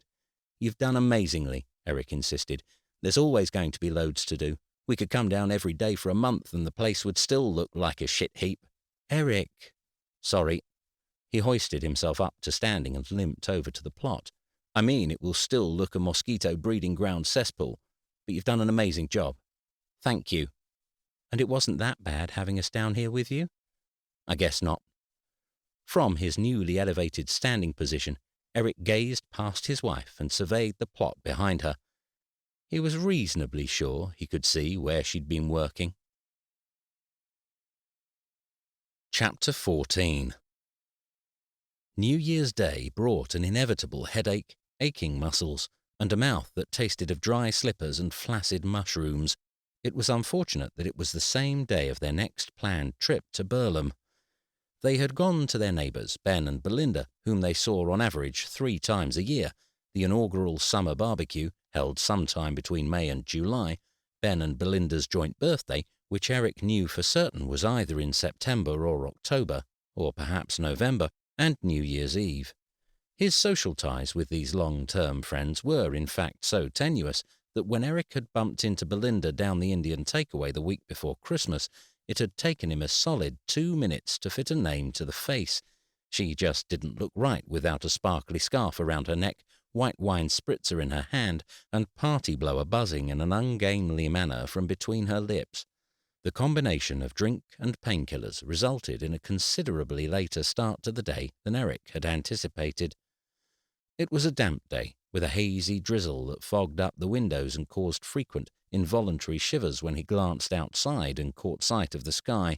The pain in Eric's foot had lessened to a dull throb which, provided he avoided sudden movements or particularly trenchant surfaces, Abby's Lego Princess Starship being one of the most recurring offenders, remained moderately pain-free. The leftover alcohol in his system was no doubt helping the situation too. Susie had picked up 3 pairs of gardening gloves in the post-Christmas sales, which she was keen to put to the test. Hers and Eric's were both sturdily made, with thick faux leather grips on the fingers and palms, and a suede cuff which covered a good 4 inches above the wrist line. Abby's were much more impressive, with floral linings, fancy stitchwork around all the seams, and appliqué ducks on the top. Abby had loved them in the shop. Now, however, she'd decided they were too babyish. "Why can't I have the same as you and Mummy?" she said. "Mummy and I wanted the same ones as you have," Eric said, "only they didn't do them in our size." "I'll look like a kid wearing these," she said, and skulked off to her room, slamming each door in the interim behind her. Abby's vile mood continued throughout the car journey. The music on every radio station was crap. The heater was either too hot or too cold, or not blowing out enough air or blowing out too much air. Her seatbelt was too tight, her iPad didn't have enough battery, and Susie's driving was making her feel sick. "I can't spend 2 hours with her in the allotment being like this," Eric said to Susie, not even bothering to hush his voice. "I want to throttle her already." "She's just out of her routine. Why don't we go get some breakfast somewhere first?" Eric suspected that a large majority of the clientele at the shed were there with the aim of relieving their hangovers from the previous night, and for a minute he worried they may struggle to get a seat.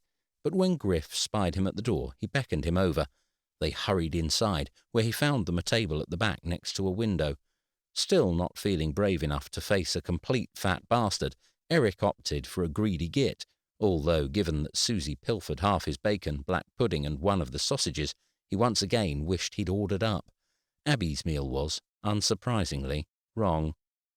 I didn't think the beans would be on the bread, she whined. You know I don't like it when the beans touch the bread.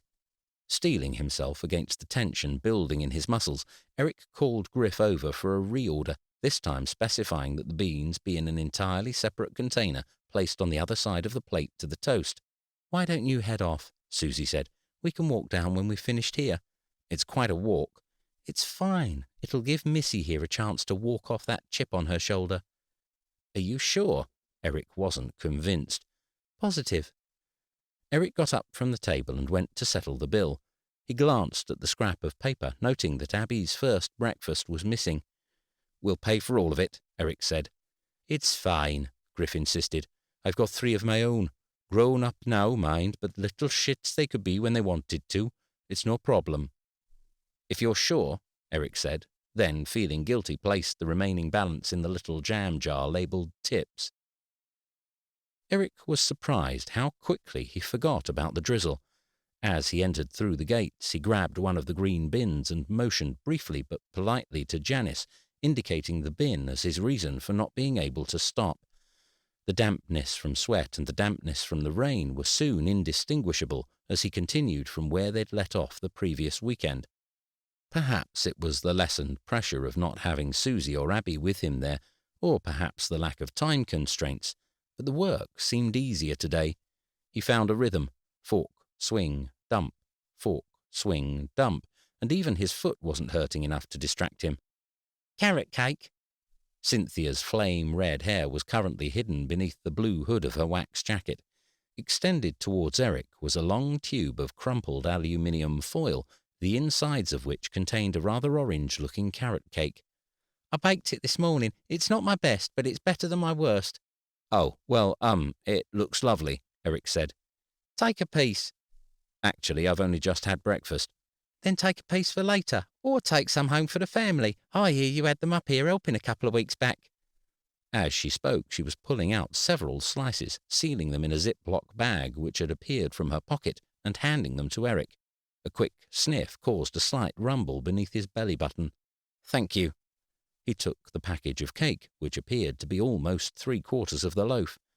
"Yes, they just came up to help for an hour or so." "And your foot, how's that holding up? You've got to be so careful." She stopped mid-flow and frowned. "I'm sorry.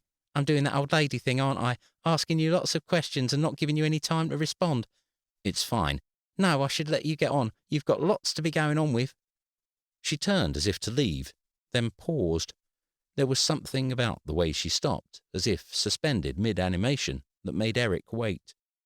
"I know you don't really know me," she said, turning back, "and I know you and Norman didn't get off on quite the right foot, but I was wondering if perhaps in the next few weeks, if the weather gets a bit better, you might... "Yes?" "I know it's a lot to ask. I do, really. But I was hoping you might be able to take him out in that car of yours." There was a childlike quiver to her lips when she spoke, and something about her eyes tugged at a place in Eric's chest cavity. "He used to go out with your dad quite frequently, you see, and I know he misses it.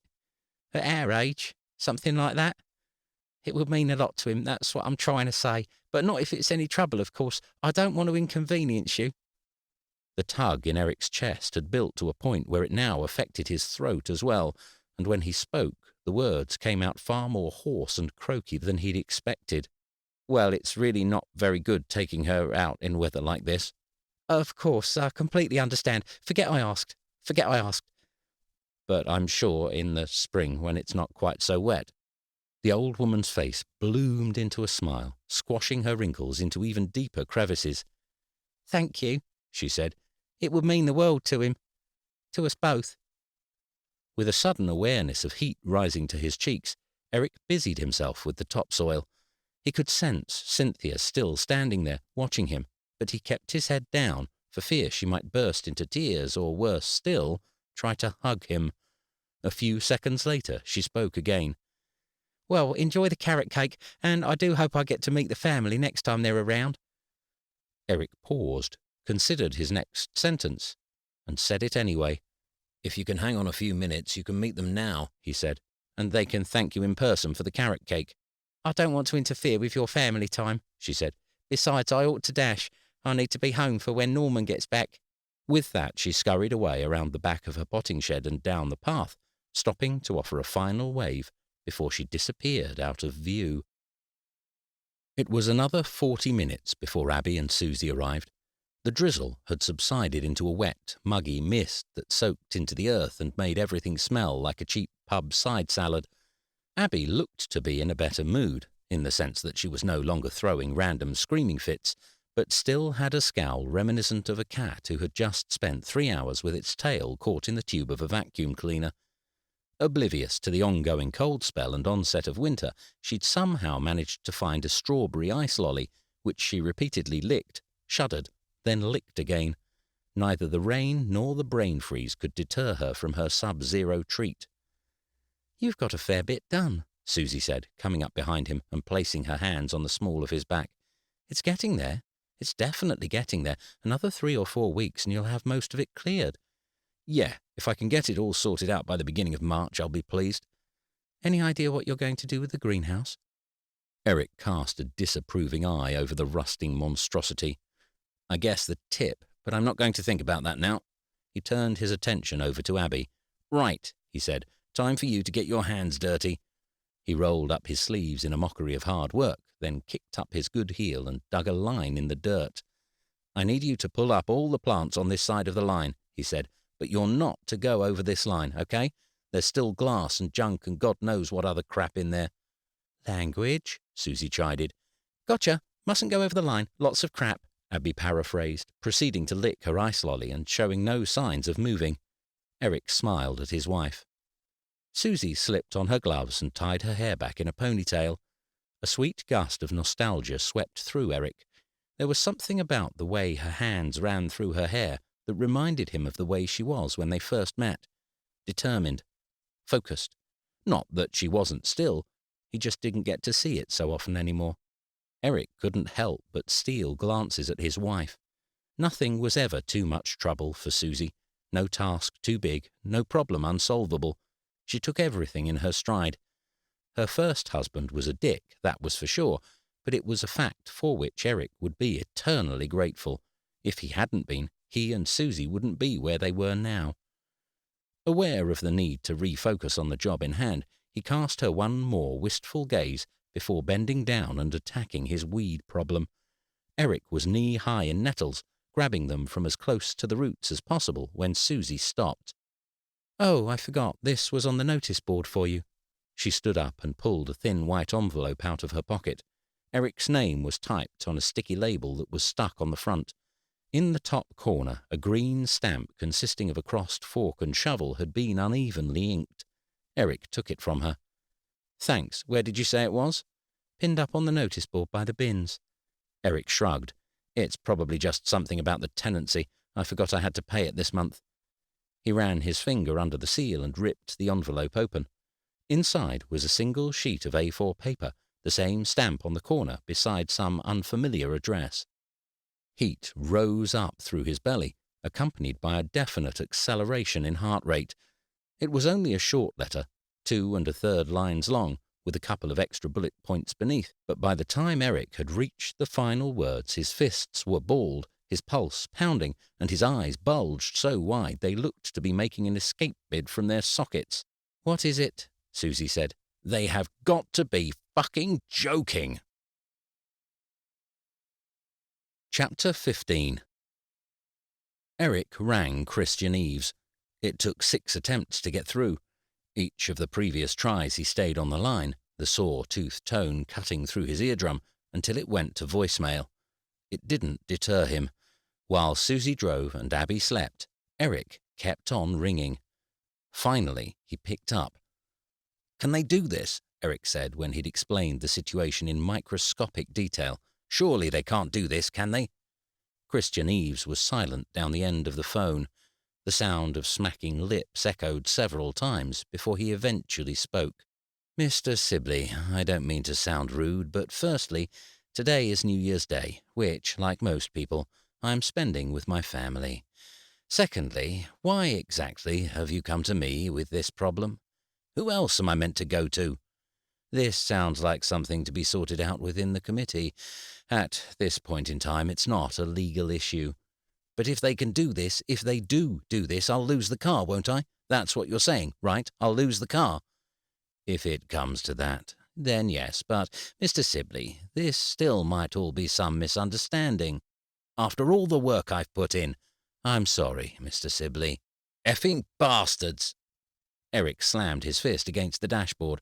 Susie shot him a glare. She's asleep, Eric mouthed, then noticed that Abby was very much awake and staring at her father, her mouth opened in a gawp. Eric took a few deep breaths, mouthed an apology to his daughter, and put the phone back up to his ear. Okay, so there has to be some way around this. Something I can do? I've been down at that flipping allotment every weekend for the last month, and I've got some moderately impressive scars to prove it. Surely that has to count for something. Christian Eves sighed. The vibrations fizzled down the line. I really wish that was enough, he said, but unfortunately you can't maintain the allotment if you no longer possess the tenancy to it. Well, thanks for nothing, Eric said and hung up the phone. Susie was staring at the road, pretending to concentrate, with her cheeks sucked in and hands gripping the steering wheel. Eric considered the fact he should probably apologize for his language, but decided against it. He was an adult. If he wanted to swear in front of his daughter, he should be able to do so without being made to feel like he'd personally drowned a dozen-day-old Labrador puppies. He sank back into the seat, closed his eyes, and breathed in loudly through his nostrils. 15 seconds later, his eyes sprang open. He retrieved his phone from his pocket and, with his thumb tapping at a record speed, began to type on the screen. "What are you doing?" Susie said in a monotone voice he knew was intended to feign disinterest. "Looking for something," he said. "For what?" Eric stopped staring at his screen and turned to her. "Christian Eves said this was a committee decision, not a legal one. So I'm trying to find out who's on the committee. That way I can appeal to their better judgment, or find out if it's a misunderstanding, or at least offer them some kind of bribe." He said the last line with a slightly jovial lilt, although truthfully neither he nor Susie was entirely sure if he was joking. "Maybe it was meant for your father," Susie said. "Maybe they've been holding on to it since last year." Eric shook his head. "It's addressed to Eric Sibley, not Mr. Sibley, and besides, it's dated last week. I mean, unsatisfactory cultivation. What does that even mean? What do they expect me to be cultivating? It's bloody winter, for crying out loud. And 7 days! What kind of notice is that? Surely I can't be the only person with an allotment there who has an actual job, actual working commitments. They're a bunch of nasty, small-minded, bigoted coffin dodgers, the bloody lot of them." "What's a coffin dodger?" Abby asked from the back. "Your dad," Susie replied, "if he doesn't start watching his language." Eric muttered something quietly under his breath, though judging by Susie's instantaneous glare, he didn't mutter it quietly enough. The village website wasn't cut out for mobile use, and after 10 minutes of trying to find contact details, Eric decided to abandon the task until he was home and on his laptop. In the meanwhile, he checked his work emails. His inbox had filled over the day. Apparently, the academy chain had been so impressed with Eric's handling of their account, they'd asked the company to manage another 3 of their outlets, once again in the educational field. Eric's stomach fluttered. Hartley had hinted about restructuring the junior and senior associate directors from regions to focus groups for over a year now. If that were to happen, he'd have to be a definite shoo-in for the education position now. At least that was one bit of good news. Perhaps if he got the position, he could also buy another Aston Martin and be rid of the whole fiasco. At home, Susie ushered Abby straight into the downstairs shower rather than allowing her to traipse up the stairs with her mud-covered jeans and ice-cream sticky fingers.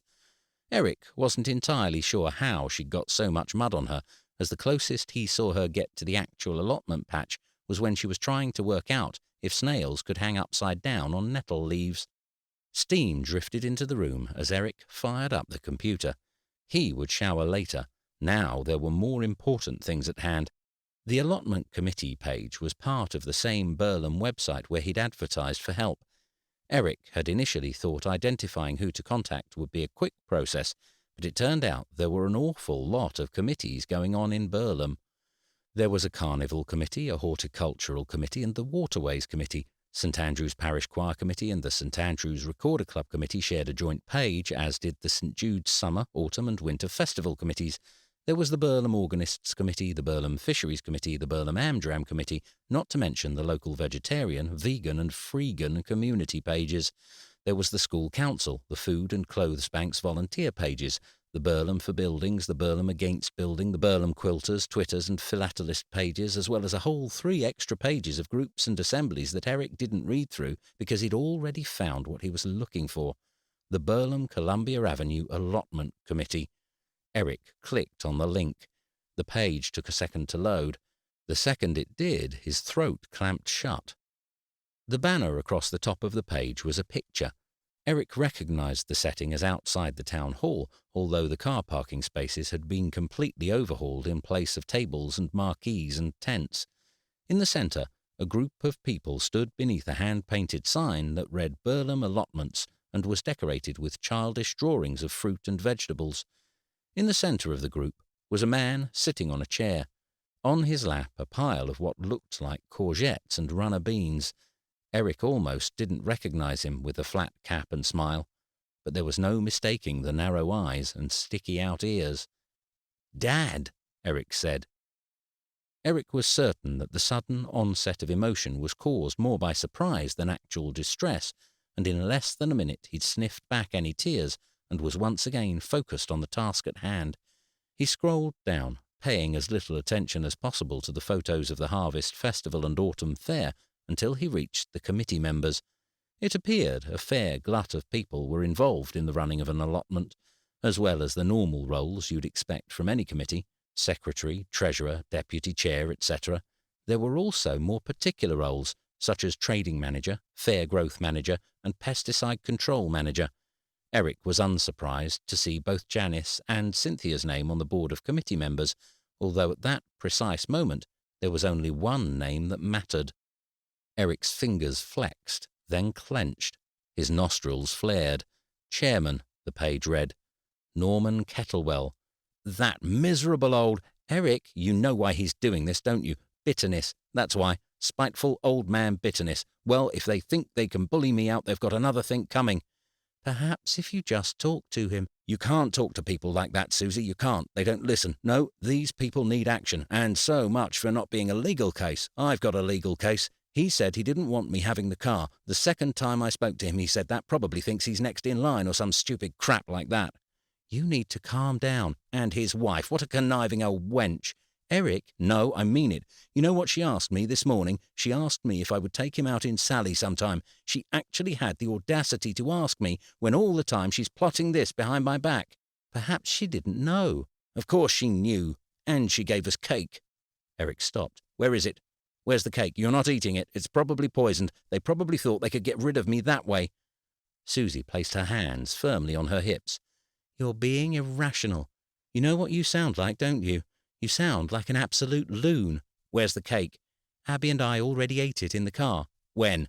When you were busy screaming down the phone at the poor solicitor. And look, we're not dead, not even a little. Eric harumphed. Look, Susie said. Look at yourself. She took hold of his hands. Think of it this way.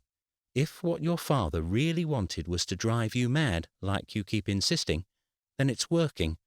And I thought you said you weren't going to let him win. Eric pouted, sucked on his bottom lip, and tried to wriggle out of her grip like a chided toddler. As far as I can see, you have 2 options, Susie said. You can take a week's holiday, go down to Burlham and get the place sorted. You said yourself you've got weeks and weeks stacked up. That's option 1. Otherwise, you can ring Mr. Eaves and tell him that you no longer want to keep the car. I don't care either way, but this... She moved her hand, indicating Eric as a whole. These outbursts, they've got to stop. Poor Abby thinks you're having a nervous breakdown, and I'm not entirely sure she's wrong. Eric dug his toes into the carpet. Fine, he muttered to his feet. Pardon? I said fine, I'll do it. I'll take the holiday. I'll go down to Burlham." "Good," said Susie. She reached up on tiptoes and kissed the top of his head. From the bathroom, Abby yelled, and Susie went to her aid. "If Norman Kettlewell wants my plot acceptably cultivated, he can have it acceptably cultivated," Eric said. Then he sat at the computer and got to work. Chapter 16. Arrangements could only be made for the following Thursday. It wasn't ideal, but it was manageable, and in turn meant that Eric could get a lot more real work done than he'd envisioned. He felt slightly bad, lying to Susie when he left, dressed in his jeans and Barber jacket, his polished black brogues squashed inside his briefcase each morning, but he was doing it for her, too. This method meant Eric wouldn't get stressed about missing work, nor would he have to miss out on seeing Abby over the weekend. It was ideal for everyone, really. He kept a spare suit and a couple of shirts at work, which he changed into in the men's toilets. Although they were from last year and a little snug around the midriff, they looked perfectly suitable for the morning team meetings and staff briefings he had to run. Greg made one or two digs about the tensile strength of buttons, but then Eric refused to take clothing remarks from a man who still wore Velcro fastening shoes. Being at work also meant Eric was able to cover for Jack and take one of the head honcho clients out for lunch, earning him some serious brownie points in the process. As an excuse for not taking the car each day, Eric concocted a reason about weekday parking charges in Burlham. He also downloaded a birdsong clip to his computer, which he played quietly in the background whenever Susie rang, and arrived home rubbing his calves and whinging about how much his back ached and knees throbbed. On Tuesday, when he had to stay late for an emergency meeting on the restructuring of the Southeast clinics, he rang Susie and told her the trains were delayed, debris on the tracks, which she bought without hesitation. That was the advantage of being a husband that never usually lied. Susie always assumed he was telling the truth. On Thursday morning, the alarm buzzed its way into his dream. Eric yawned, stretched a little, then, remembering what day it was, bounded from the bed in a similar manner to that which Abby had done on Christmas Day. By the time Susie had showered and dressed, Eric was on his second cup of coffee, and neither his hands nor his feet could make contact with the same surface for more than a nanosecond before finding somewhere else to be. "What's wrong with you today?" "Nothing," Eric said as he bounced from one side of the kitchen to the other. "Just excited, that's all. The allotment's coming on really well. Really, really well." "That's brilliant." She took the cup of coffee from between his shaking hands and kissed him on the lips. "I'd love to see some photos. Can you remember to take some today, please?" "Definitely." He glanced at his watch. "I'd better get going, actually. I was going to take the car down today." "Sally?" "No, the Audi. Sally needs a proper check-over before I take her out in this weather. Maybe next weekend, though, we could all go for a drive, if it's not too cold." "That sounds like a wonderful idea. You know, if someone had told me 6 months ago that you'd be taking a week out of the office to go down and work on your dad's old allotment, I would have thought they'd lost the plot. I'm so proud of you, you know." Eric's stomach squirmed as he avoided his wife's gaze. "Well, have a nice day," he said, "and tell Abby I love her lots." "Will do." It was a perfect day for driving, and a few miles onto the A12, Eric regretted his decision not to take Sally after all. It was windy enough that the leaves danced around on the tarmac, daring you to chase them, but not windy enough to affect the drive. The sky was cerulean, with white clouds dappling the skyscrape. It was only the 7th of January, but it could have been May, the air was so mild. If all the year goes this well, Eric thought, I'll be laughing. He had rung the company before leaving home. One of their representatives would be at the allotment at 10 with a few bits of paper for Eric to sign. Then he'd be good to go. Unfortunately, their representative needed to do several more drop-offs that morning, so wouldn't be able to stay and help. "Would that be a problem?" the man down the phone line asked. "Not at all," Eric replied. Everything was going to plan.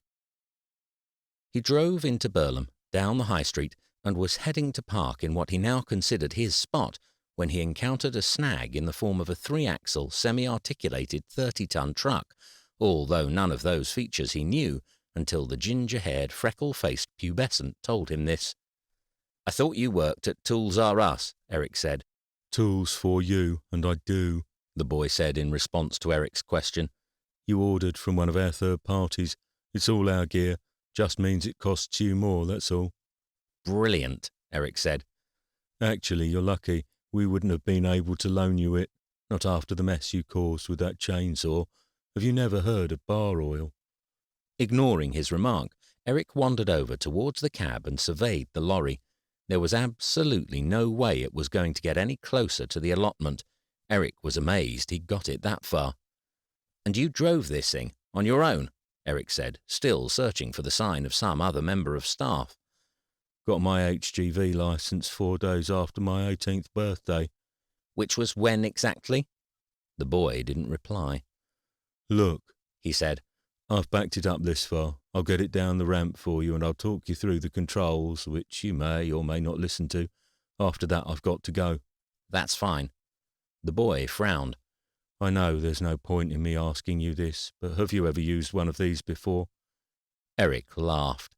It was a deep, manly laugh that was meant to give the impression of maturity and knowledge, but on reflection realized it made him sound like one of the villains from a Scooby-Doo cartoon. "Of course," he said. The boy rolled his eyes. "Well, let's get this stuff signed and we'll get her unloaded."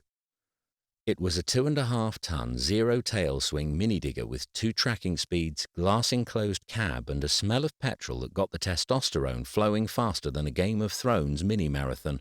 Its miniature caterpillar tracks and pygmy-sized bucket reminded Eric of the type of toy you'd have at the seaside as a child, assuming you had the coolest and most irresponsible parents in history. The boy, whose name Eric had now learnt to be Lewis, gave a brief demonstration, showing Eric where each of the controls were and how small an increment of movement was required. "It's the opposite of cooking," Lewis said. "You can always take more out, but you can't put it back in. Same thing with speed. Just take it slow. Really, really slow." "Trust me, I will be going very, very slowly. Snail's pace. Arthritic snail's pace," Eric said. "As long as I'm done by nightfall, I'll be happy."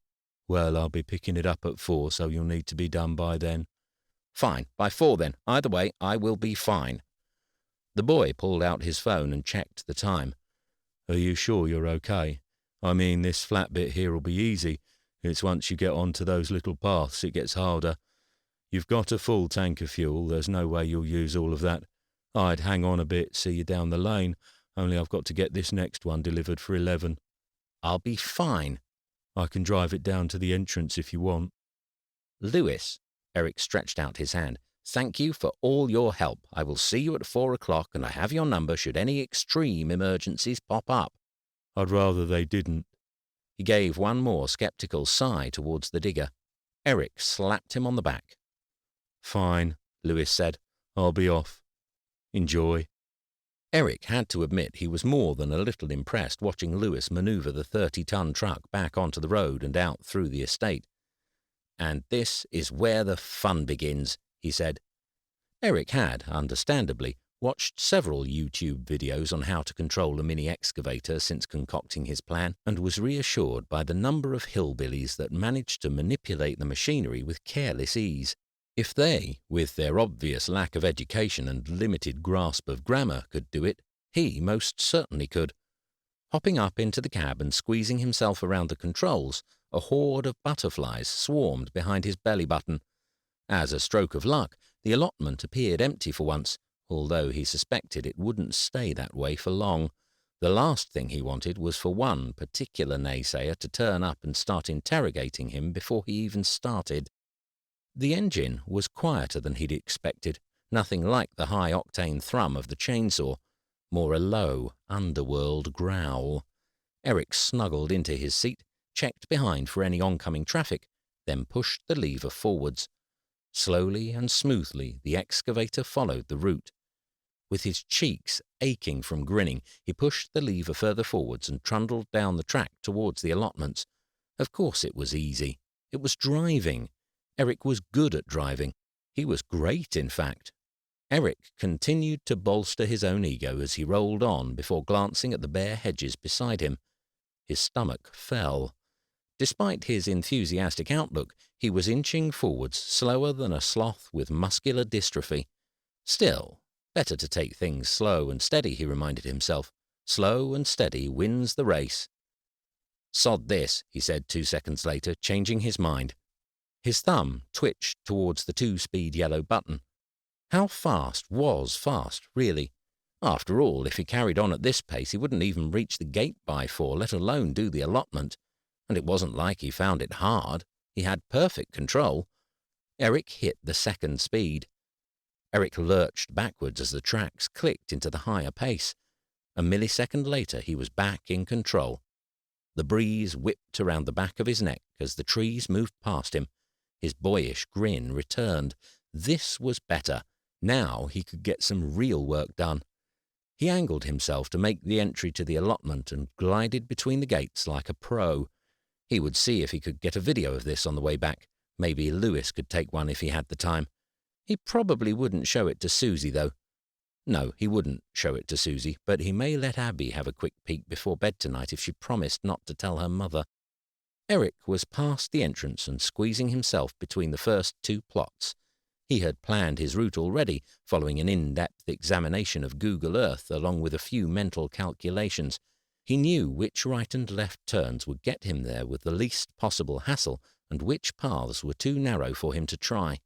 The final route he'd decided on may not have been the shortest, but it avoided any nasty turns or bulbous polytunnels. Mentally, he recalled his next action. The excavator was sinking slightly. It was no more than expected, but still enough to churn up what little grass there was beneath the tracks. Eric had studied the allotment's terms and agreements where it was clearly written that this size and type of machinery was allowed. Still, he wanted to do as little damage as possible. Momentarily forgetting about the sinking, he started preparing for his next turn. Turning was always going to be the hardest part. No matter how many YouTube videos he watched, he knew there was no replacement for the real thing. Eric fixated on the T-junction, and in less than a minute was upon it. The pulsing in his pressure points deepened, and an unfamiliar tension built around his neck as he switched down the speed, held his breath, and turned. Beneath him, the tracks switched course. It was a perfect turn, flawless in every manner. Eric's fist punched the air. He was the master of all things mini and excavatorious. With a small whoop of delight, he hit back up on the 2-speed and continued down the path. That was when he saw it. It hadn't been on Google Earth, of that he was positive. By the whiteness of the metal and the transparency of the glass, it could have even gone up since Christmas. A generous present, or sales splurge perhaps. Where it had come from didn't matter. What mattered was that it was there. A beautiful, shiny greenhouse jutted out into the path straight in front of him. Eric glanced over his shoulder. There was no way back. The greenhouse sat parallel to an old blue shed, and turning around might cause the arm to hit one of the structures. Reversing wasn't an option either. He had already churned up the ground so much he could end up getting stuck. Eric stopped the engine and got out. Using his arms and eyes, he assessed the size of the gap. Several times he paced back and forth, arms open at the width of the digger. After his 3rd check, he sighed with relief. He could make it. The excavator could make it. Slow, calm, precise movements, and he'd be completely fine. Eric climbed back into the cab, took a few steadying breaths. Then, when he sensed he was as calm as he was going to get given the situation, restarted the engine. Low speed, that was for sure. The front of the tracks slid between the gap and sandwiched perfectly between the shed and the greenhouse. A second later and the whole digger was enclosed. Sweat trickled down behind his ears. One slight movement of the pedal or the arm or the bucket was all it would take for the greenhouse to come tumbling down. He pushed forwards a millimetre at a time. Every second, a second closer to the end. Soon there was barely a foot to go before his whole body flooded with relief as the bucket emerged out the other side, then the arm, then the tracks. Eric wiped the sweat from the back of his neck and took a moment. It was only 2 more turns now to his allotment, this right one, then another left. Only 2 turns to go. As he angled the tracks to finish the turn, something beneath him jolted. It was a small jolt, like a piece of earth shifting or a track clicking into place. Eric ignored it and moved forwards.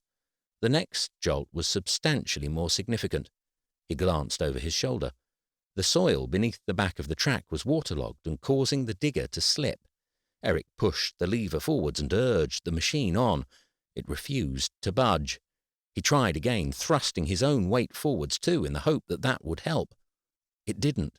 He could feel his pulse rising, the moisture evaporating from the back of his throat. He needed more power behind him. That was his only option. Closing his eyes and muttering a quick, non-denominational prayer, he flicked the 2-speed switch up and pushed on the pedal. Chapter 17. It took a total of 9 men, 3 women, and 7 flasks of tea to get the excavator upright and out from the rubble. It was a mess. Splinters of the blue wooden shed lay spread among the serrated edges of greenhouse glass.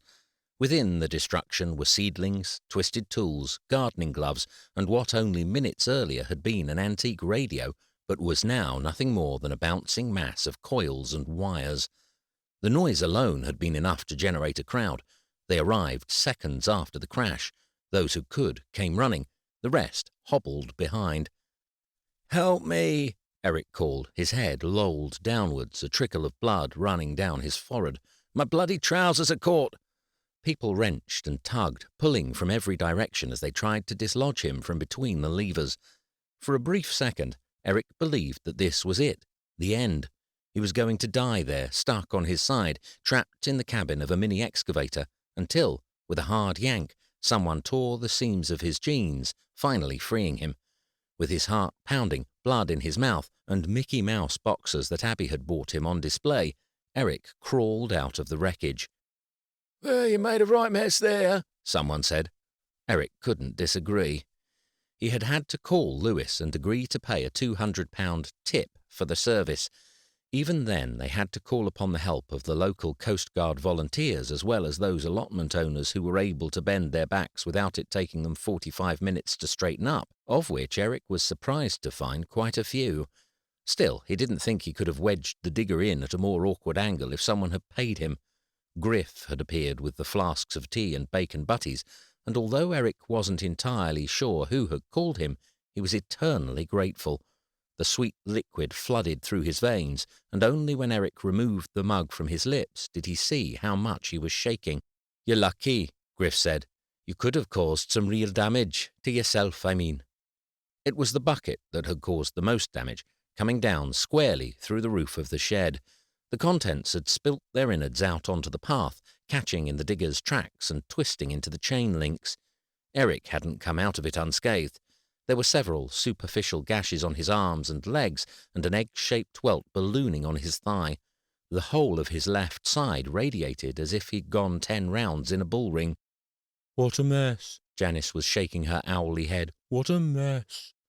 "I'll pay for the damage," Eric kept saying. "I just don't understand what happened." "Stupidity is what happened." Eric turned his head to see Norman standing at the back of the crowd, tight-lipped and scowling. "Stupidity and arrogance." Eric pretended he didn't hear and carried on trying to piece back together the fragments and wires of the broken radio. As luck, good or bad, he wasn't sure, would have it, the owners of both the shed and the greenhouse happened to be away in Europe. One was visiting his children and grandchildren in Belgium, while the other was on an over-60s singles event in Amsterdam. Eric left his details with Janice, who promised she'd pass them on. He didn't doubt it for a moment. It was 4 p.m. by the time he left Burlem, and the sun was already slinking off behind the clouds. Eric's stomach growled. Beside the cup of tea Griff had brought him, he'd had nothing to eat or drink all day, and the effects of low blood sugar combined with general fatigue and shock were showing. He texted Susie and suggested they get a takeaway from down by the station, and took her lack of reply as agreement. His phone had countless messages and emails, many of which were from the office, but with his head thumping and stomach getting angrier by the second, he decided it would be best to deal with them all later. He kept to the slow lane as he drove, letting other cars and lorries whip past. The bruises on his leg had started to colour with an impressive blend of purple hues. After the day's events, getting home in one piece was his current priority. Abby's bedroom light shone down onto the street below. Eric could make out her silhouette, prancing behind the curtains. His chest expanded. At least he was home to see her before she went to bed. That was something. He clicked the key in the door and embraced the rush of warm air. It was like hitting a wall of sheer exhaustion. His jaw clicked loudly into a yawn, his eyelids sagged millimeters from closing, and everything ached. "Suze, honey, I'm home," he said, limping his way down the hall. "In here," she said from the kitchen. Susie was sitting at the dining room table in half light. A thin white film had built on her cup of tea. The curtains were drawn, the radio was silent, and the only sounds came from the whirring of the dishwasher and the occasional burst of singing from Abby upstairs. "What a day," Eric said, whipping off his jumper and slinging it over the back of the chair. "I could do with a drink." Susie met his gaze. Her expression was neutral, passive. "There's tonic in the fridge," she said, and ended her sentence there. Eric hesitated, partly to see if she was going to make one. Somehow a gin and tonic always tasted better when she made it for him, partly because something was nipping at his gut. It was the type of gnawing that occurred when he'd forgotten something important, like an anniversary or to leave money as a proxy for the tooth fairy. Something felt out of place. He glanced around the room. There was nothing different, nothing out of order.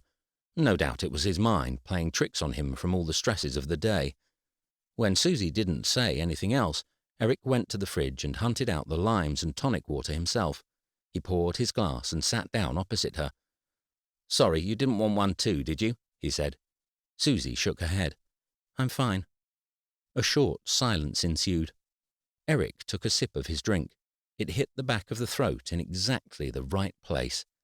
"Wow, I needed that," he said. With a deliberately exaggerated movement, he brushed his fingers across the cut above his eyebrow and winced. If Susie saw, she didn't say anything. He did it again to the same effect. A mild heat of indignation bloomed around his midriff. It was unlike Susie not to question him about his day, particularly when he looked like he'd been in a mudslinging contest with a sumo wrestler and a cactus. No doubt she'd feel terrible about it later when they went to bed and she saw what a state his legs and side were in. "So, how's your day been?" he asked. "What about yours? How did you get on?" Eric's eyes rolled. "To be honest, pretty damn horrific." "Oh," Susie said impassively. "That's a shame. You said the last 3 days had been productive. What happened? Did you not manage to get as much done as you thought?" Eric observed his wife. She hadn't moved an inch since he had arrived. Her hands were still folded neatly on her lap, her tea untouched. "I ran into a few small snags," Eric said. "Well, a few huge snags. Took a bit of a tumble, too." He pointed to the cut on his head. "Looks nasty," she said, her voice devoid of any form of concern or sympathy. Eric pursed his lips, unsure of how to respond. "But the allotment's still looking good," Susie said. "I mean, 1 bad day's work after 3 good days. It still must be a huge improvement." "Well," Eric's sentence drifted off. "Have you got any photos for me to see today? Abby would like to see them too. She's been telling all her teachers at school how her daddy's given up work to be a gardener for the week." Eric's eyes darted around the room. His mouth and throat had become inexplicably dry, and a large lump was forcing its way up his esophagus. "So the unsatisfactory cultivation order, you think that'll be overthrown now that you've done all this work?" "Well, I don't know. I mean, there was an awful lot to—" He cut himself short as his eyes finally laid claim to his sense of uneasiness. The lump in his throat evaporated to leave a feeling of nausea that spread from the soles of his feet and upwards. "What's that for?" he said, nodding towards the object by Susie's feet. It was only small, but big enough to hold a week's clothes, perhaps 2. "I've just packed a few things," she said. "Abby and I are going away for a while." "What do you mean?" Eric said. "Where? Why?" A trickle of sweat meandered down his back. He held his wife's gaze, but it was hard. His hands were shaking, his legs were trembling, his whole body quivered where he stood. "Jack Nelson rang," she said. "He couldn't find the folder with the artwork in for the college accounts, I think he said it was." Eric nodded. Tears brimmed in his eyes. One escaped and slipped down his cheek. He wanted to know if you'd taken it with you when you left work yesterday, but he couldn't get through to you on your phone. I said I'd ask you when you got back. He also wanted to thank you for taking that client out to lunch on Tuesday. He said you were quite the star." Susie rose from her chair. Her lips were quivering, but she maintained a poise and posture that cut straight between Eric's ribs. She picked up the suitcase, walked past him, and placed it by the front door. Then she started up the stairs to collect Abby. "I really thought you were different," she said. Chapter 18. It was 2 excruciating days before Susie spoke to him. Eric had spoken to Abby, of course. Susie facilitated a video call to him once in the morning and once before bed, but the phone was handed to and taken from her without so much as a "hello, you lying arsehole" from Susie herself. Eric was in pieces. Had she at least called him out on his bullshit, it could have given him something to yell back at, a chance to put his side across. But there was nothing. Complete radio silence. Thursday night, after they left, he ran himself a bath, after which he collapsed on the bed. He was too tired to argue, too tired to explain why his lies weren't that big of a detail, too tired to kick up the fight she deserved and make her stay. Friday night he convinced himself it was nothing unusual, that it was no different to when Susie went away on her book tours, as more often than not she took Abby with her then too. He stayed late at work, then brought extra papers home, which he spread out over the dining room table in an attempt to disguise the gaping vacuum. When he was done looking at them, he put on manly films with unnecessary quantities of blood and guts that Susie would have never let him watch if she were home too. But when week melted into the weekend, and the prospect of an unadulterated full day out in Sally was scuppered by ice and salted roads, the lies to himself got harder to maintain. It was Saturday evening when they finally spoke. The house now smelt of amalgamated takeaways. Oil-soaked paper bags, boxes, cartons, and little Tupperware tubs lay strewn across the kitchen worktop, and the stuffiness that occurs from having the heating on for too long without opening any windows. "We're going crabbing on Tuesday," Abby said through the little screen on his phone, "and Uncle Tom says if we catch any really big ones we can take them home and eat them." "Tuesday? Are you planning on staying there next week too? What about school?" A burning sensation pricked his eyes. A pixelated Abby shrugged. "I've got to go now, Dad. Aunt Lydia's making meatballs for tea and they've got cheese in the middle and everything." "Cheesy meatballs, you wouldn't want to miss those, would you? Love you." "You too." "And I miss you. And your mum too. Tell your mum I miss her, won't you?" But Abby was already off screen. He was about to hit the hang-up button when Susie came into view. Her eyes were off screen, most likely waiting to check when Abby was out of view and earshot. After a minute passed, she faced Eric through the computer and offered a sad half-smile. A flaming great fissure tore open in his chest. "How are you?" she asked. Eric sighed. "Miserable. When are you coming home?" There was a long pause. A few times Susie opened her mouth as if to speak, then closed it again. Eric could feel his eyes welling up. "I know," he said. "I know what I did was wrong, and I shouldn't have lied about where I was." "You wore different clothes, Eric." Susie silenced him as she spoke. "You left the house pretending you were going somewhere else. What kind of person goes to that length to cover a lie, unless they've got something serious that needs hiding?" "I told you I was at work. I was just at work." "And when you were late back? On Tuesday, when you were late back, you said it was because there was a tree on one of the lines or something. Where were you then?" "I was at a meeting, I swear." "But how do I know you're telling the truth? This could easily just be another lie to cover all the other ones." "I'm telling you the truth, Suze, I promise. I wouldn't lie to you about something like this. I wouldn't." Susie sighed and rubbed her temples. Her eyes were red-rimmed. She looked a decade older. As Eric waited for her to speak, she steepled her hands on the desk in front of her and rested her forehead against her thumbs so all Eric could see was the top of her head. He continued to wait. 3 minutes passed before she looked up again. "I don't know what to do," she said. "I don't know what I'm supposed to do right now." "Come home," Eric said. "Please.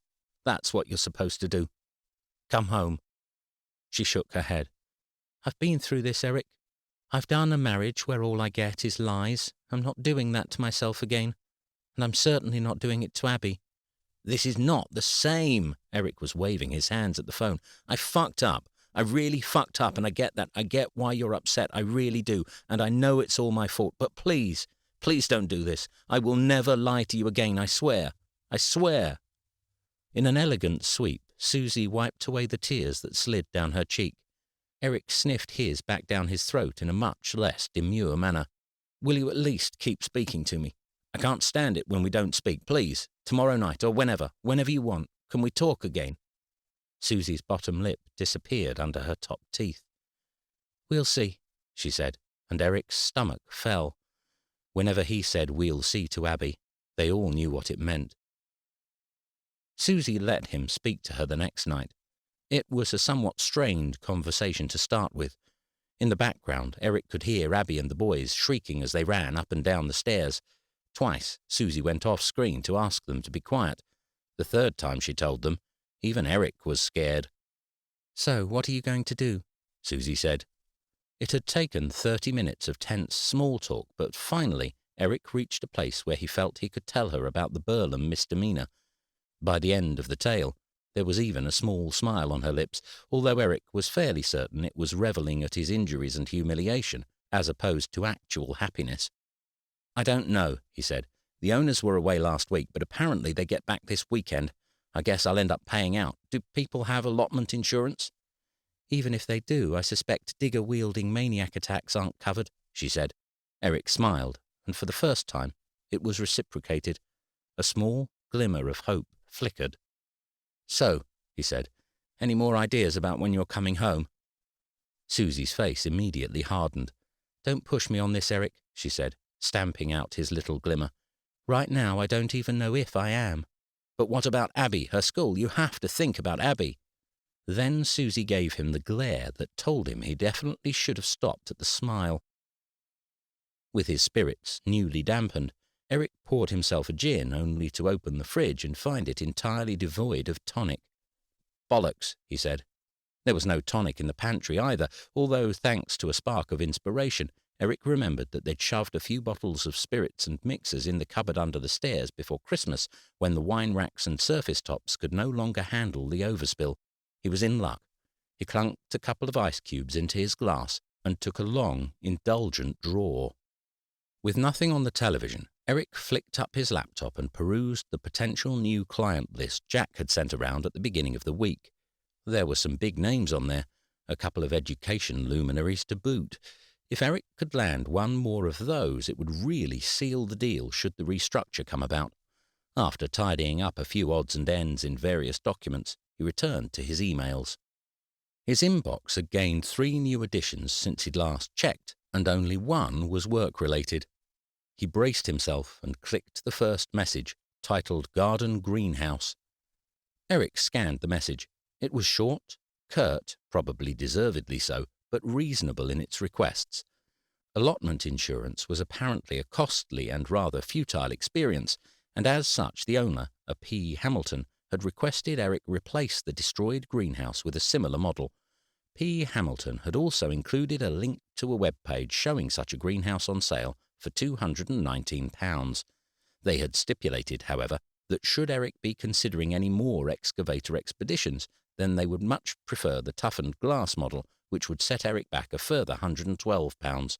£300, give or take. It was fair enough, Eric reasoned. P. Hamilton had also requested that Eric sort the issue as soon as possible, as they would like to get on with sewing their Bunton's showstoppers in order to gain a good head start on their competitors before competition season began. Another weekend in Burlham it is, then, Eric muttered to himself. With the expectation of another £200 quickly fleeing his pockets, he clicked on the second email, which was more dramatically titled Ravaged Garden Shed. Once again, the email began most civilly and stated yet again the problems with getting insurance for allotments and the wish that Eric merely paid the cost of the destroyed items. That was where the good news ended. After quoting Eric an astronomical £650 for the replacement shed, the email then included an itemised list of all the objects, once again with web links, that were apparently destroyed at the time of Eric's rampage. The list included a pair of Japanese secateurs for £40, a digging fork for £90, £80 for a bulldog rubber rake, and £49 for a digging spade. There was also a £134 wheelbarrow, a £40 hedge trimmer, £8.50 for a pressure sprayer, and £99.98 for a hose-lock 20-metre auto rewind hose, plus accessories.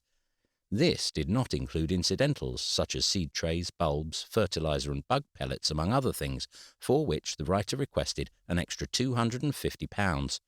Finally was his vintage Roberts radio, which was now no longer produced, although a similar model could be picked up, Eric was informed, at any good John Lewis or department store for around £100. Eric sat back in his seat and tried to comprehend what he'd just read. A rough estimate brought him to £1,500. 1,500! Eric downed the rest of his drink and thumped the glass back onto the desk. Who did this person think they were? £1,500 plus the other greenhouse. This was a month's school fees for Abby and a bit to spare. His tummy muscles tightened, strained, then a minute later flopped out in resignation. There was only one person to blame for the whole fiasco, and that was, most irritatingly, himself.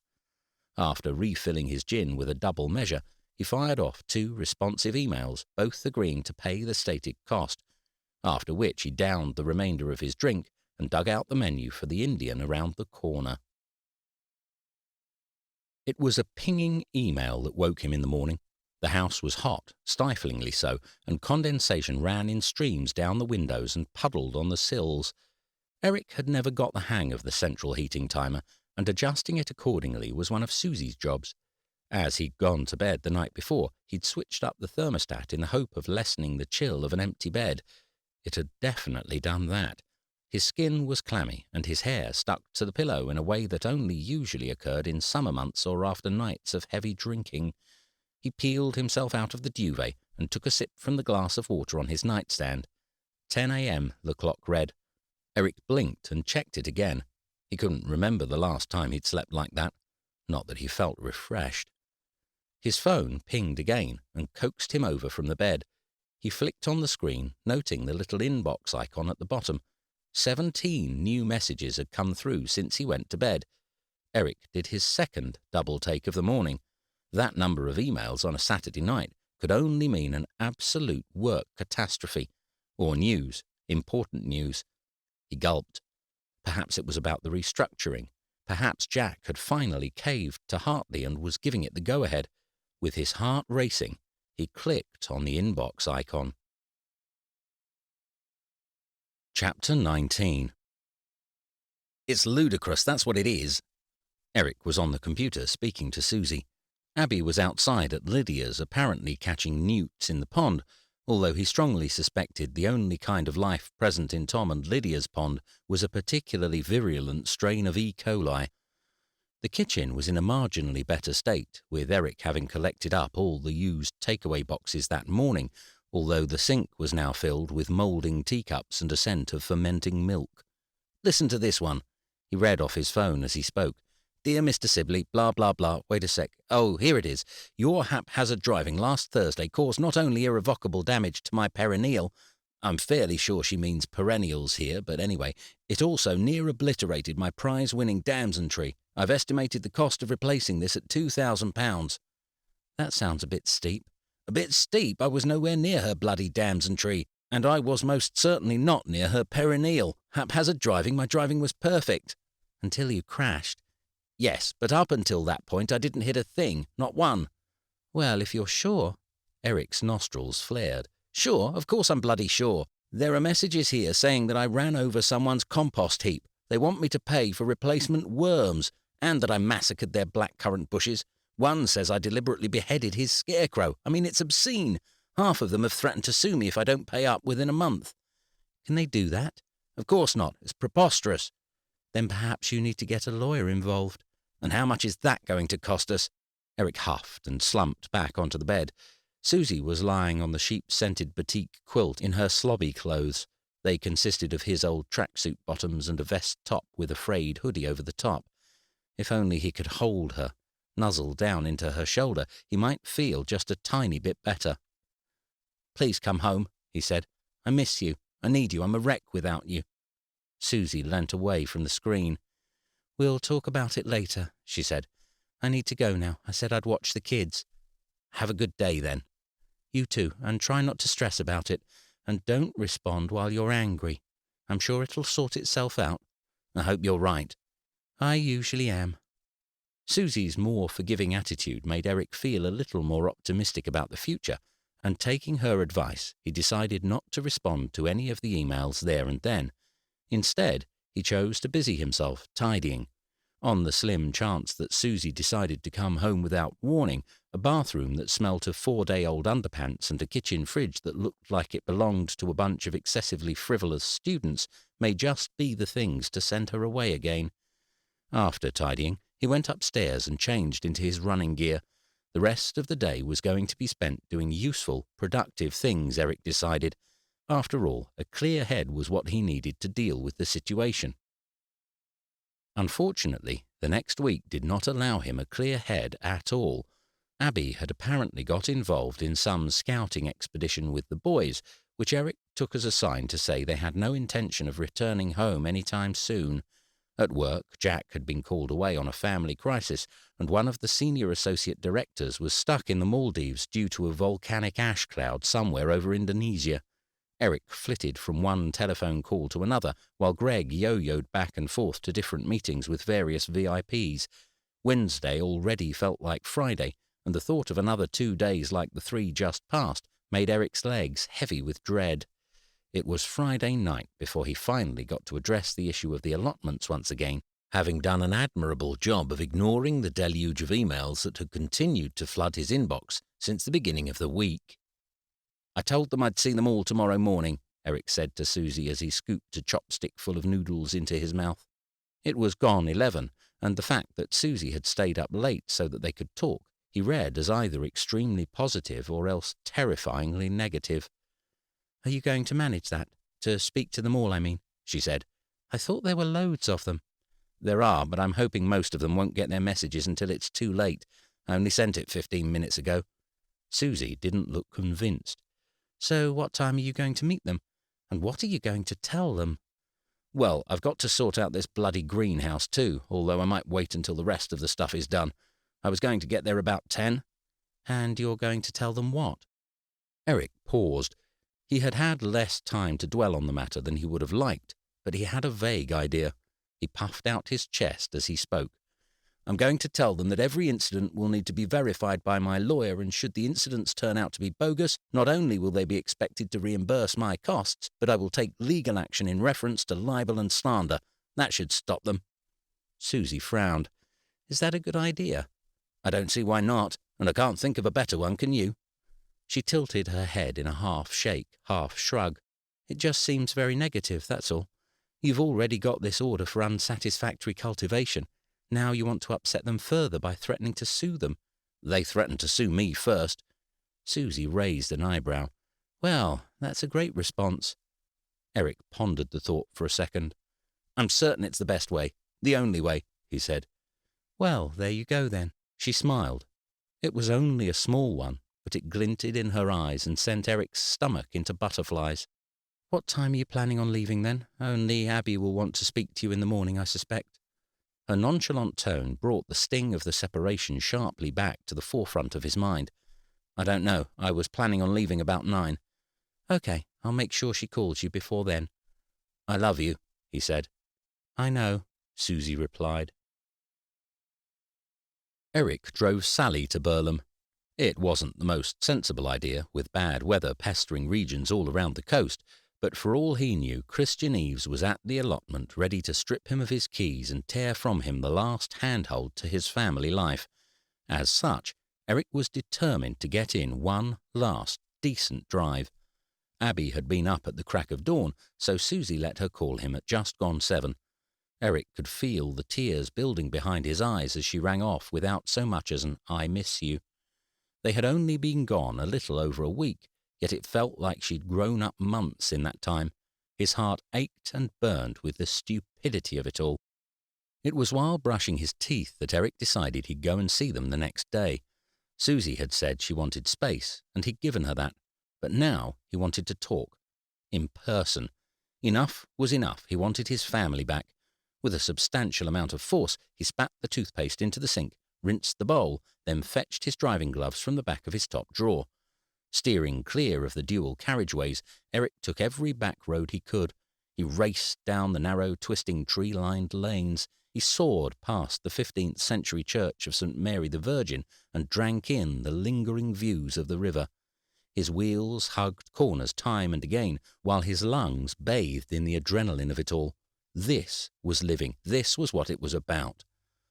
As he slowed to take a small cobbled bridge, he caught sight of a bevy of swans circling in the water. The place was idyllic.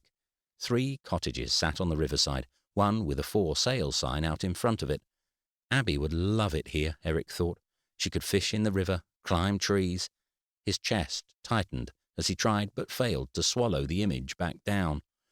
He glanced at his watch to distract himself and was surprised to see it was already 20 to 10. If it was to be his last drive, he thought, at least it had been a good one. 15 minutes later, Eric drove through Burlham High Street at less than 20 miles an hour in an attempt to peer into the window of Eves and Doyle as he passed. It didn't look like anyone was there, which could have been because it was a Saturday and most solicitors were closed on Saturdays, or it could have been because Christian Eves was already waiting for him at the allotment. He had hoped that the drive would relieve some of the tension he was experiencing over today's confrontations. However, as he plodded down the track towards the metal gates, his back and shoulders as rigid as one of Norman's anally aligned bean poles, he realized that this was not the case. A few meters in front of the allotment entrance, he stopped. His pulse was pounding against his ribs and a film of sweat glazed his palms, as well as the possibility of some very unpleasant conversations and loss of his most beloved possession. This sudden spike in blood pressure, Eric realized to his own astonishment, also came with the realization he may be losing the allotment too. The infernal patch of dirt had been nothing more than a protruding thorn in his side for 2 months now, and utterly consuming in every way possible. Without the car and the allotment, not only would he have vast amounts of excess time on his hands, but his topics of conversation would be dramatically reduced. Perhaps it was a good thing, he said internally, then corrected himself out loud. It would definitely be a good thing. Eric let out the air from his lungs in one deep sigh. That was when he heard them. He had just finished his mini self-motivational pep talk when suddenly an expulsion of laughter came from somewhere beyond the gates. He bit down. Laughter. Full, belly-wobbling laughter. It sounded like a whole group of them, men and women. The nefarious little titters of blue-rinsed grandmas flew through the air like needles to his eardrums. Eric froze, livid. His pulse took on a new, more violent pacing. They had planned this whole thing together, the lot of them. A plot to rinse him dry. Well, he'd see how well that turned out for them. They weren't going to get a penny from him, not one. Not even P. Hamilton and his or her obliterated greenhouse, and certainly not the damn Roberts radio. With his fists clenched and blood pounding, Eric marched through the gates and across the allotment. The mob had their back to him, all tweed coats and wax jackets, and as he approached, Eric cleared his throat in a loud and not even slightly polite manner. A man with several piercings in his ears turned around. "Oh, look, here he is now," he said. The rest of the crowd began to turn. There were nearly 20 of them in total, all of them grinning, teeth on show, ready to devour Eric alongside their tangfastics and survivor peas. Eric gulped but held his ground. "Nice of you to turn up," one of them said. "Well, now that I'm here, we can get started." Eric addressed the crowd with his hands on his hips. He wasn't going to dilly-dally about with niceties. "So, you were aware," he said. "I've read every one of your emails and I've found them to be—" "Daddy! Daddy!" Eric stopped. He squinted. Through a gap in the throng, a little figure was squeezing its way through to the front. "Daddy, look what we made!" His knees went. Turning it into a deliberate gesture, Eric knelt on the floor and stretched out his arms. "Daddy, guess what we've been doing? Guess what? Guess what?" Eric failed to suck back the tears as they breached his lower eyelids. "What is it, pumpkin?" he said, pulling his daughter into his chest and hugging her so hard he thought he might crush her. "What have you been doing?" She wriggled out of his grip and back onto the grass, where she skipped over to a large box on the ground. "We've been baking, Mummy and me. We've done loads and loads of baking." Susie stood in the centre of the crowd. Her hair hung loosely about her shoulders, and a large tin weighed down her hands. It could have been a decade ago, the way his heart skipped and stalled at the sight of her. "It's true," she said, holding Eric's gaze with nothing more than the movement of her lips. "We have done a lot of baking." Chapter 20. To Eric, it felt like summer, or how summer would feel if it was so cold it turned the tips of your ears blue and your breath fogged each time you spoke. Susie glided between the allotment owners, handing out squares of freshly baked brownies and blondies. Abby offered a tray of curiously decorated cupcakes while asking each person how old they were and if they owned any chickens, because her cousins had chickens and for the last week she'd collected the eggs. Susie, Eric noticed, began guiding one of the owners in his direction. It wasn't someone he recognized, a tall, blonde lady, only about his age, with her hair held back by a green bandana.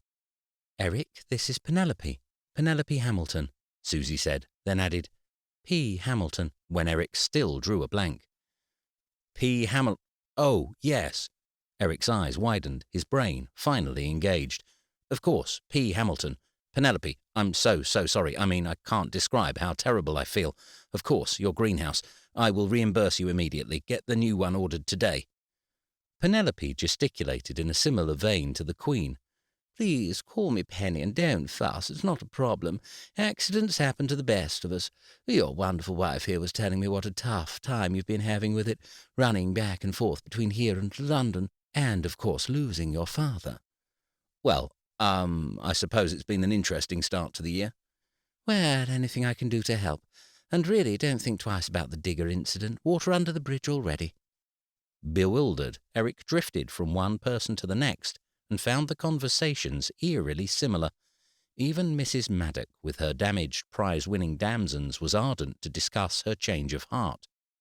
"There was a big storm, you see, that night, so when I got there and my tree was broken, I thought it must have been with your digger, but thinking back on it now, I think it must have been the storm, as you were right over the other side of the allotment." "Well, I did think, to be honest, I'm not sure how I could have thought it was your digger. I think it was the trauma, you see. Shell shock, they call it." It was remarkable how many situations could suddenly be explained by the raging storm that had apparently attacked Burlam allotment a week last Thursday, particularly remarkable given that he could see no evidence of this mini-typhoon whatsoever. "What did you say to them?" Eric asked when he finally managed to get Susie away from the endlessly babbling bean growers. "What did you tell them?" "Only the truth, that you've been finding balancing the allotment with work tricky, and you really want to do your father justice as you know the place meant so much to him." "That's it?" "That's it. Well, I might have thrown in a few lines about Abby's school struggling with her ADHD and offered to do a reading at next month's book club." Eric studied his daughter. She was currently balancing on one foot, using half a beanpole as a sword, while smearing green butter icing across her cheeks as war paint. "Abby doesn't have ADHD," Eric said. "Does she not?" An hour later, and the new greenhouse had been ordered and paid for, and a more reasonably priced shed selected from the B&Q website. The shed owner, a stubbled and greying Richard, had decided since his initial email that several of his tools were still in fine working order. He also explained that he'd found his gardening gloves in his coat pocket, discovered that he'd lent his hose to one of his neighbours, and confessed, rather sheepishly, that his electric strimmer hadn't worked for several years. After sitting down and tallying up the total, Eric agreed to pay him £500. He suspected he'd have settled lower, but he wanted to make sure there was enough in the kitty for the Roberts radio. He'd hinted enough, and he probably deserved it for the mess. By midday, all business was dealt with, and Abby was higher on sugar than Willy Wonka after a trip in the great glass elevator. The crowd had dispersed completely, either to their respective plots and greenhouses or else home for lunch and a nap. Eric yawned. His head thrummed with numbers and names, but his shoulders felt like a 50-kilo dumbbell had been lifted from them. "So," he said to Susie while Abby licked the crumbs from the bottom of one of the cake tins, "what now?" "Now? You take us back to Lydia's." The weight on Eric's shoulders landed back with a wallop. "Really?" he said. "I just thought that, well, you know." Susie smiled. "Our bags are there. We'll need all our things if we're going to come home." Eric stepped across a newly ploughed trench and took his wife's hand. Then he kissed it and kissed it and kissed it again. "Oh, you two are so gross," Abby said. Then they pulled her in and kissed her too. It wasn't until he was standing by Sally, about to head off to Lydia's, that Eric remembered the other source of his nerves. His stomach plummeted. "Crap," he said. "What?" "I didn't ask about the eviction. I guess it still stands. After all, the 7 days is done, and all I succeeded in doing was ruining 2 other allotments. I guess they've got all the reason they need to get rid of me now." He gazed at the lights and reached out his hand to brush the bonnet.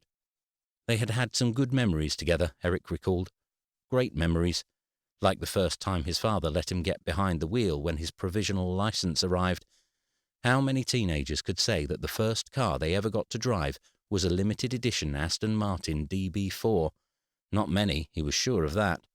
Eric had had to get straight A's in his GCSEs first, and solid A-level predictions, of course, and spend every weekend for the first 5 years before his 17th birthday polishing each and every square inch of the car with a 6-inch square chamois leather, a deep-set, heavily rooted gnawing built behind his sternum.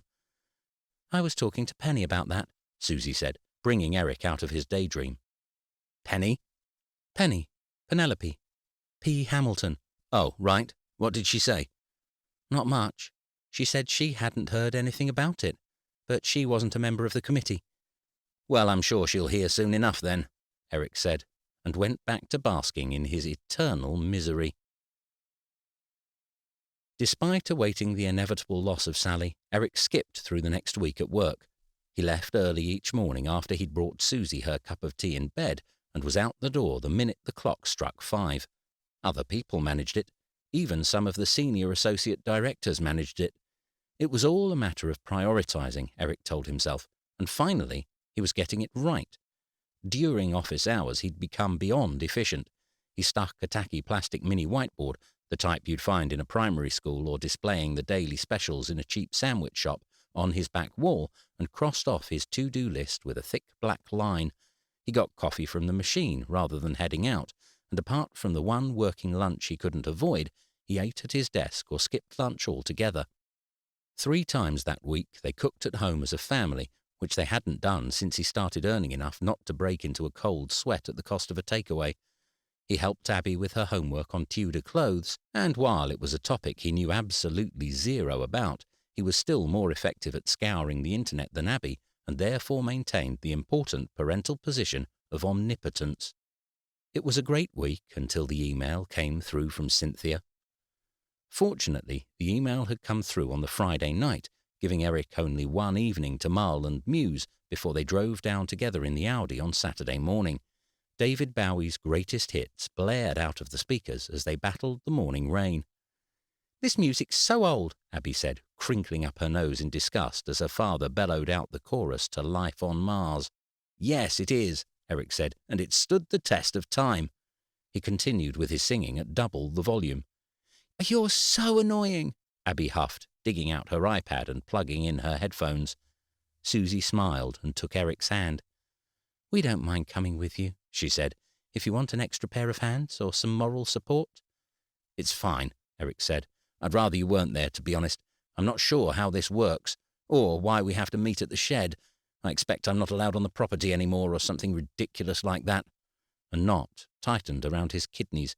"This is stupid. I don't even know why I'm going. What can they say in person that they couldn't write in an email? Unless they've decided I was responsible for the mythical typhoon of Burlem that wiped out Mrs. Maddox's damson tree after all." Susie squeezed his hand. "Perhaps it's positive. Perhaps they want to give you another month."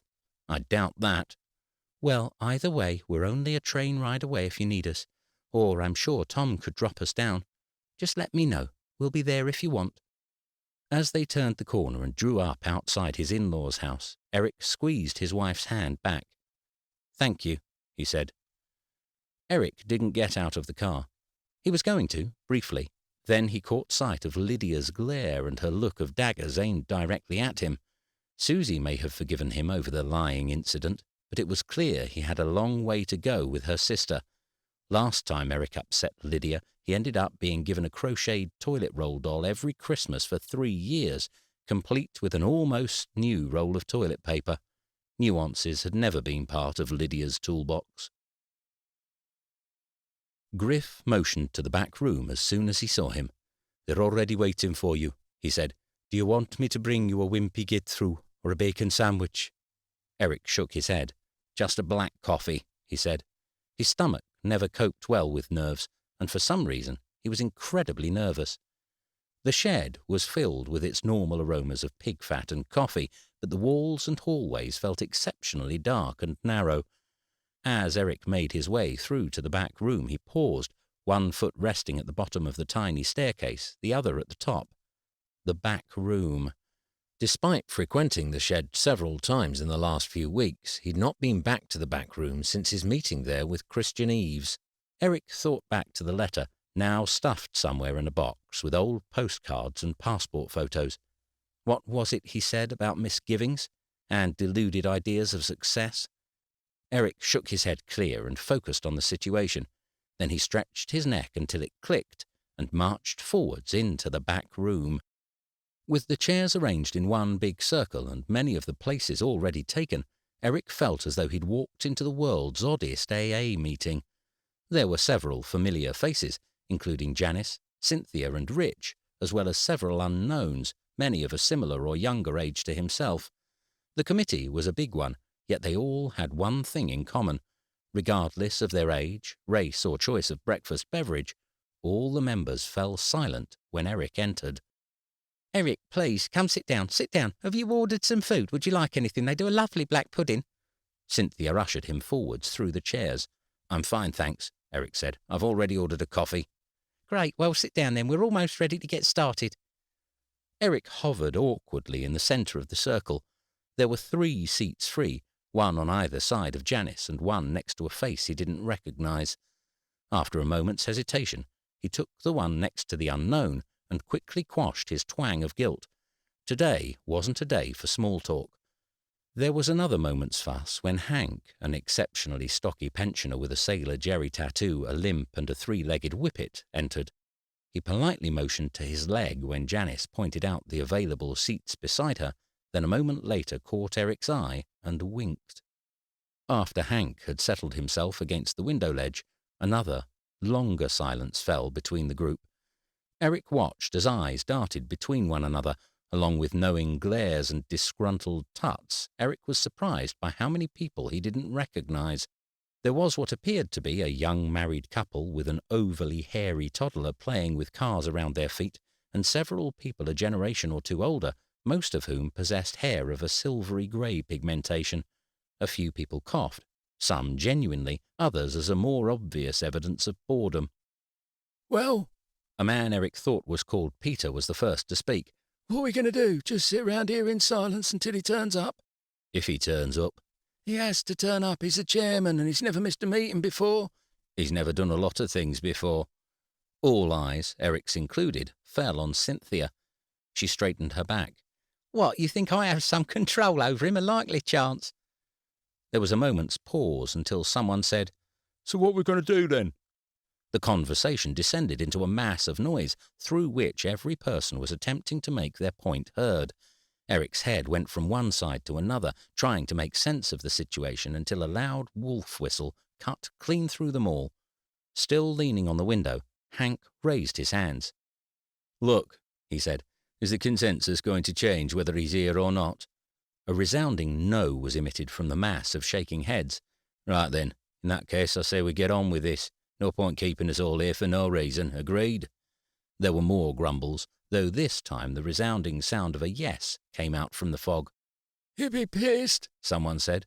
"Then you can blame me. But let's get this over and done with. Cynthia?" Everyone's eyes returned to Cynthia, who this time nodded demurely and rose to standing, her gaze focused solely on Eric. Eric's insides churned. A juddering sensation vibrated around his appendix and, judging from the motion in his abdomen, his liver had been infested by a welt of hyperactive flatworms. He took a microsecond, and closed his eyes, ripping off the Band-Aid. That's all that was happening here. Ripping off the Band-Aid, blindfolded, using your teeth, while performing a one-handed cartwheel on a marble-covered floor. Eric, Cynthia said, first I would like to apologise. After the incident with the digger, I'm afraid a few of my fellow allottees, she shot some accusatory glances around the room, tried to take advantage of your good nature. It's fine. That is very kind of you to say, Eric. I, however, disagree and feel some action should be taken, but that's another matter, not for the here and now. Eric's shoulders dropped in relief, although his insides squeezed tight. The last thing he wanted was to relive all that again, let alone be the centre of its fallouts. There were already some very disgruntled rumblings making their way in his direction. The next thing is the matter of the unsatisfactory cultivation order you received. Cynthia paused. As a committee, we hold the decision on many matters, including unsatisfactory cultivation orders. In fact, all unsatisfactory cultivation orders are supposed to go to the committee. However, in this particular incident, it appears that that step was missed. This time, it was Cynthia's turn to blush. What do you mean? Eric said. How was it missed? Well, Cynthia's redness was deepening, although she managed to maintain her aura of decorum and calm. On this occasion, it appears our chairman deemed it fit to take on the issue independently of the committee, she said. Eric took a moment to think through what he was hearing. So what are you saying? That the order doesn't count? Is that what you're saying? Well, it didn't previously count because it hadn't gone to the committee. But it has now? Yes. So now it does count? Well... Good God, woman, you don't half beat around the bush. Hank had forced his way into the circle and opposite Eric. It's fine. You're fine. Provided you get it sorted in, say, the next 2 months. He turned to the rest of the circle. Now can we get out of here? There was a reverberating concurrence around the room. Great, he said. Scout needs his walk. He turned to go, his scruffy mongrel at his heel, but turning was as far as he got. There was a figure standing in the doorway. His fingers were gnarled and his shoulders hunched, and his stare went straight through the circle and through to the back of Eric's skull. Eric shrank into the chair. He tried to meet the man's eyes, his obscenely green eyes, and to look him squarely and not cower where he sat, but at that moment it was completely impossible. Well, it's nice to see how much my opinion counts around here, Norman said. Then he grunted, spun around, and hobbled back outside. Chapter 21. Several people attempted to follow Norman, but Cynthia stopped them all. Let me deal with this, she said. This was my doing. I called the meeting. I spoke. He just needs a bit of time, that's all. There were lots of ifs and buts, hushed voices and sideways glances, but Cynthia was steadfast. Leave him to me. It'll be fine, she insisted. Eric was not among the concerned do-gooders. If anything, his sense of jubilation over the decision to let him keep the allotment, and therefore Sally, was only amplified by Norman's behaviour. This served him right for trying to set Christian Eves and the bailiffs on him, and for goading him enough to tip the water-butt over the plot. After the initial moment's shock, Eric was practically levitating in his seat, watching the others fret over the miserable bastard's mental well-being.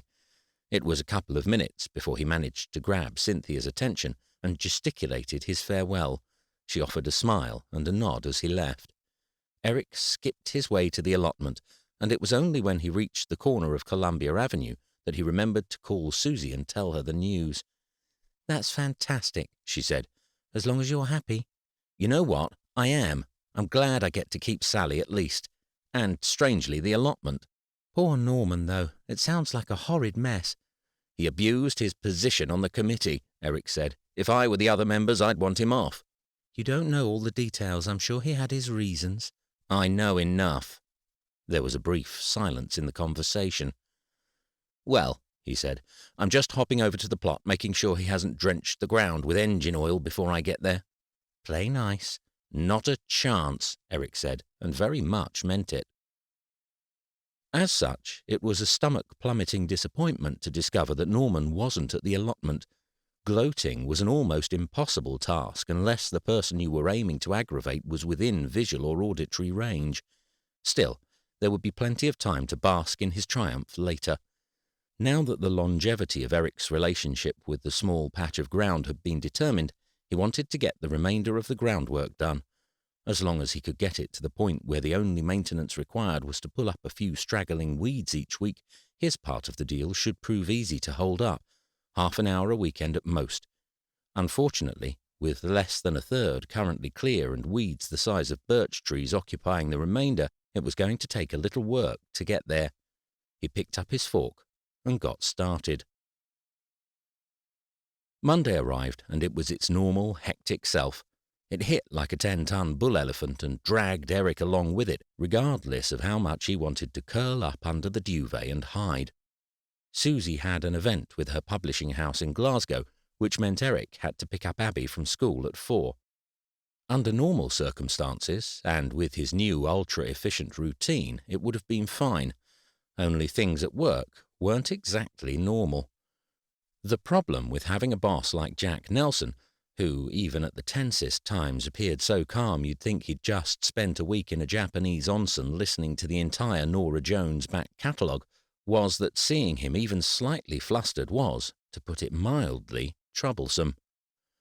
On Monday, there was a sense of unease. By Tuesday, people were notably agitated, and by Wednesday the tension was so palpable that Greg went home at lunch and reappeared in a pinstripe shirt and tie.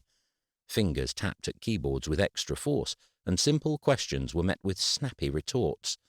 Jack progressed from pacing and hovering to slamming doors and banging his fist against various desks.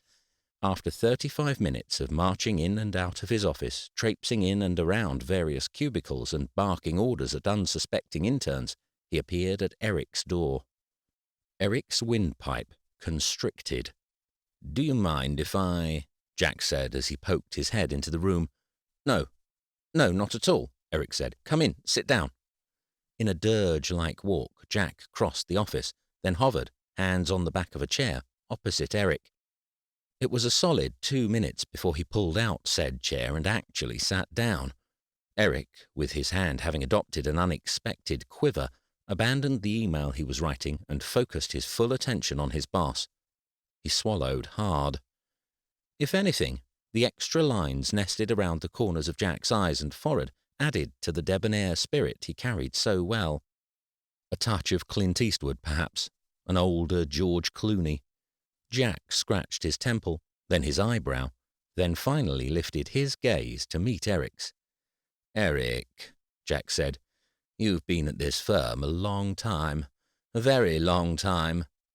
Yes, I have. I suppose I have." "And you've seen a lot of people come and go." "Well, I suppose so." "And I bet you've heard a lot of things on the grapevine. A lot of things that maybe people wouldn't like me to hear." "I don't know. I don't think so. I'm not exactly sure what you mean." Eric's pulse rose, sweat forming along his hairline.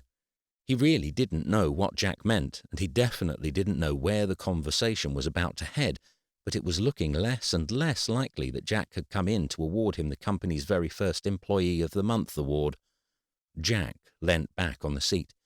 He took a deep breath in through his nose and rested his fingertips against his brow bone. When he looked back up, he'd aged a decade. "Sunday was my 30th wedding anniversary," he said.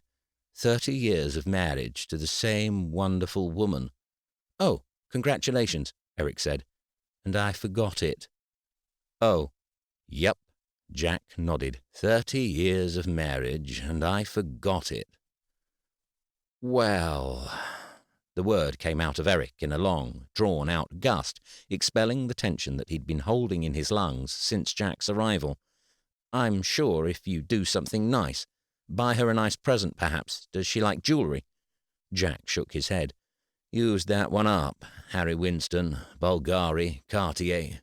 She doesn't even open the boxes anymore. I think this is it. I think I've really blown it this time. She reckons all I care about is the business and the money."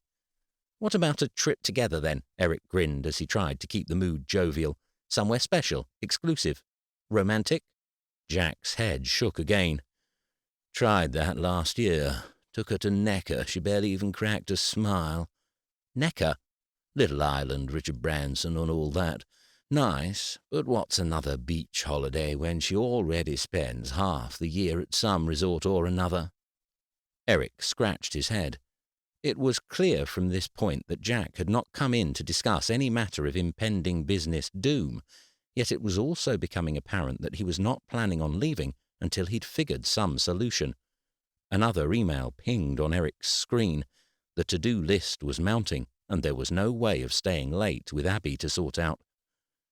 The silence prolonged past a point of neutral contemplation, and Eric considered telling Jack that a little over a fortnight ago his wife had moved in with her sister on account of his lying, and perhaps he'd be better taking his quandaries to Greg, who was clearly far savvier than himself when it came to handling cases of the opposite sex. He reconsidered, however, deciding that perhaps that wasn't the type of information Jack wanted to hear right now. Wishing to speed up the process as much as possible, he did what he often felt he should do in these situations, but never normally managed to master. He channeled his inner Susie. "What about going small, then?" he said, after a moment's reflection. "Small? Back to when you first met? I'm assuming she didn't always get 26 weeks holiday a year." Jack smiled, a sad half-smile. "No, that she didn't. And you're not including the ski season. Well, why not plan something you'd have done before you had money? Just go for a drive in the car and see where the road takes you. That's what Susan and I used to do, before abs, of course." Jack raised an interested eyebrow. "Go on."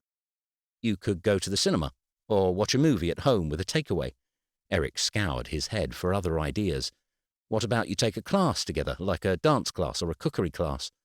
Jack's head cocked to the side. Eric kept on, not wanting to stop now that he was on a roll. "Wine tasting?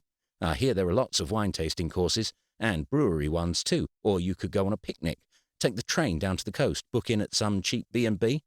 What about going to a museum? Or grabbing a load of board games and spending a weekend playing Monopoly?"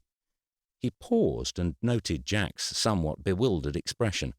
"What I'm saying is that I'm sure all you have to do is show her that you're still the same man she married, and she'll forget all about the millions you have squirreled away in the bank." Jack jumped to his feet, nodding his head enthusiastically. "You know what? I think you're right. I know exactly what to do. You're a genius, Eric, you really are. And that wife of yours is one lucky lady." Eric glowed inside and out. "My pleasure, sir." Jack bounded across the room and swung open the door. He was part way to his office when he spun around on the spot and bounded back. "You won't tell anyone of this conversation, will you?" he said, an unusual air of trepidation in his voice. "Of course not." "Just checking," he said, and disappeared again. With a new sense of accomplishment and motivation, Eric turned back to his computer screen, finished off composing his last email, then stopped. There was a florist on the way home, opposite Abby's school, or at least there had been a few years back. He picked up a post-it from the pile and a biro from the pot, and beneath the memo about staff turnover scribbled down, "Buy Susie flowers." Chapter 22. February melted into March and signs of spring began to appear. In the city, knitted hats and thick woolen scarves were abandoned in favor of more lightweight versions, and although Easter eggs had graced the shelves of supermarkets since the 2nd of January, their presence was now highlighted by the countless adverts of over-smiley people gorging themselves on foil-wrapped goodies. In Burlham, the changes were more subtle. Bare trees budded with green, boats began to move up and down the estuary. The allotments were the busiest Eric had known them. Finally, his plot was clear. It had taken more than a little hard graft, during which Eric had discovered several sets of previously dormant muscles, most of which he'd be perfectly happy never to encounter again. However, when all was said and done, even he had to agree it was worth it. The 60 by 40 parcel of land was now a serene patch of smooth brown earth, ready for digging and planting, although until this misadventure Eric had never truly understood the misery of weeding. Weeding for Eric had previously consisted of blasting the Islington patio with a twice-yearly glug of weed-oil and occasionally plucking the stray survivors from the fence line. It had been a chore, but then jobs around the house usually were. Weeding in Burlham was never going to be that simple. During the previous 2 Saturdays, Eric had spent over 3 hours clearing the ground, pulling up every root, stem and leaf he could, only to find that when he returned the following weekend they'd returned en masse and brought with them several of their more stoic friends. Eric considered it a genuine ecological mystery that despite slicing, maiming and uprooting, they kept managing to reappear. The option of weed killer was highly frowned upon, not only by his fellow allottees but also by Susie. Susie was all about organic milk, organic eggs, even organic shampoo, and she sure as hell wasn't going to let Eric grow vegetables in compost filled with more chemicals than the periodic table. So digging it was. Abby had started to show more interest in the plot and had even become somewhat of an asset when it came to dandelion extraction, albeit in the hope of stockpiling enough to persuade Eric they had to get a rabbit.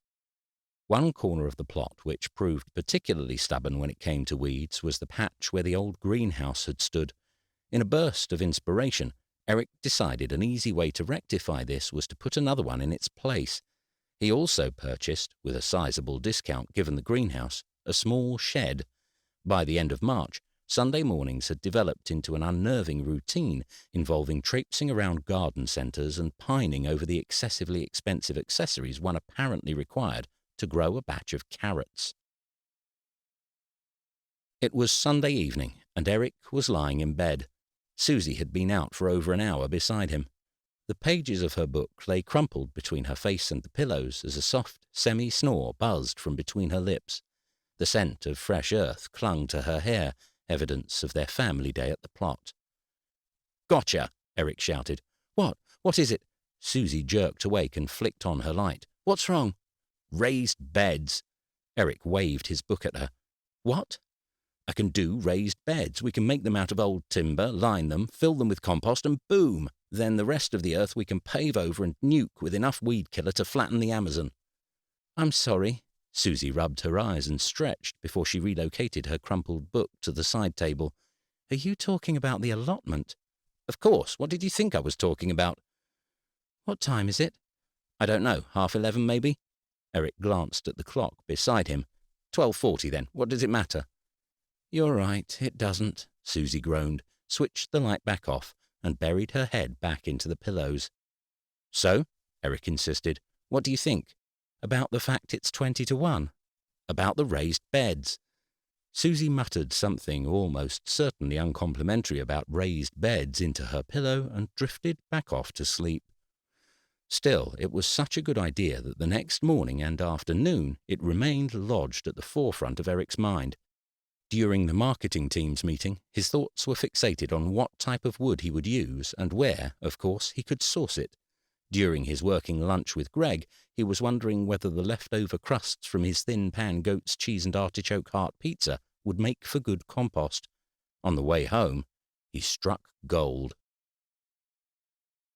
"What the hell are you doing?" Susie asked when she glided past the dining room that evening and came to an abrupt stop.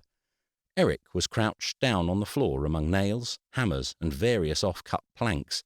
A decrepit wooden door lay flat on the dining room table, the paint chipped and peeling, and emanating a scent reminiscent of blocked drains and day-old kebabs. "Don't worry, it looks worse than it is." "I very much doubt that," she said. Noting his wife's obvious disdain, Eric rose to standing and surveyed the situation himself. There were flecks of paint working their way into the beige carpet, and a long streak of mud marked the door's entry route into the room. 4 more doors were resting against the wall, a spirit level was on its side propped against a pack of 18-inch stakes, and dozens of nails were sprinkled like confetti, marking out a clear silhouette of where Eric had been sitting. Charging by the plug socket was the old Phillips electric screwdriver they'd been given as a wedding present. "I'll admit it looks a bit of a mess now, but by bedtime you won't even know I've been in here." Susie didn't move. Deciding it was best to get back to work, Eric started to shift smaller pieces of wood onto bigger ones until he found what he was looking for, a small bag of nails. "You know we have a garden," Susie said. "We have a perfectly good garden you could do this in." "I did think of that, but it was already getting dark when I got all this, and I didn't want to waste any more time fumbling around not being able to see properly." "We have patio lights," Susie stated, and Eric had to admit he couldn't think of a response to counter that. "What exactly is all this?" Susie said, And where did you get it? Eric beamed at the question. You're going to love this, he said. Really? Eric's smile stretched across his face. It was a face evocative of the expression a teenage boy would use to tell his friends he'd finally gone and popped his cherry, radiating satisfaction and pride from every pore. I got them from a tip, he said. Pardon? A tip. That grubby yellow builder's tip just down the end of the road. Can you believe that? To be honest, it saved us a fortune. It's brilliant. I reckon I'll be able to make 5 beds from this lot, maybe even more. I'm sorry, you're doing what? Eric was about to reply, rather bluntly, given that in his mind they'd already discussed the matter at length last night in bed, when Abby bounded in through the door, waving a 2-foot-long, matte grey steel crowbar. Is this what you wanted, Daddy? Perfect. Eric grabbed the crowbar and jammed it into a gap between 2 planks of wood. He tensed his biceps and flexed his arm, ready to wrench. He stopped and turned to his wife. Sorry, darling, was there something you wanted me to do? Susie's line of sight went from the dining table to the crowbar and back several times. No, she said. Nothing at all.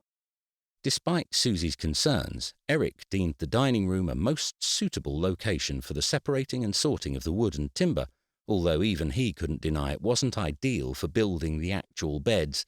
They needed to be secured into the ground as they were built, and the only way to do that was to be on site.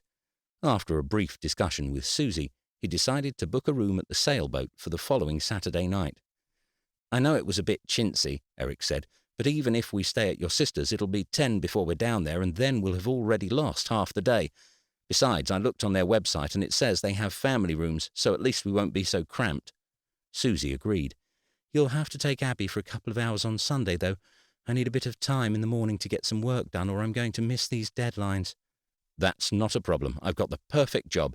You can go and find worms for my compost heap, can't you, Abs? You'd like that, wouldn't you, going and finding lots of long, wriggly worms? Abby screamed in delight as her father chased her around the house, wiggling his fingers and making apparently worm-esque noises. When Eric eventually collapsed on the sofa from exhaustion, Abby continued to spend the next 5 minutes jumping on the sofa singing "We're Going to Eat Some Worms at the Weekend" to the tune of Daddy's Taking Us to the Zoo. Their weekend was decided.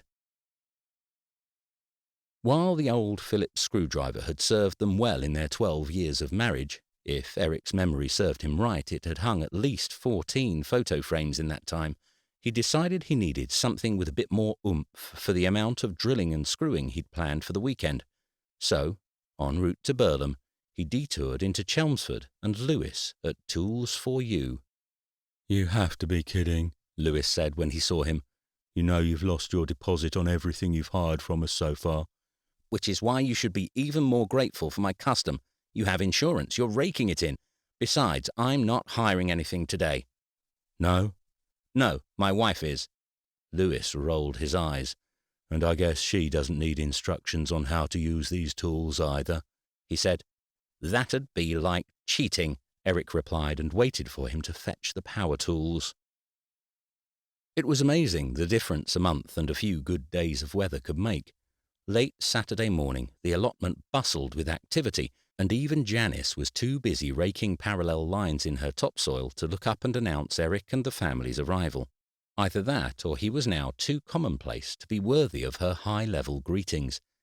Susie decided she needed to clear her head before she got to work, and so took Abby for a walk along the river in search of seals, while Eric unloaded the car. As well as the Black & Decker cordless drill, Eric had also borrowed, in Susie's name, a workbench and a small jigsaw from Lewis at the shop. It wasn't until he'd unloaded all the wood and was setting up the workbench that he noticed Norman. Eric had kept a peripheral eye on the pathway the entire time for the exact reason of noting Norman's arrival.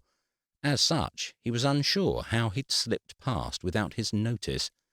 2 months had done nothing to ease the tension between the two, although Eric had made a conscious effort not to engage Norman in any form of eye contact, at the risk it may turn into a conversation.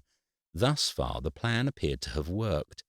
As Eric glanced up from his workbench, he accidentally caught the old man's eye across the plot.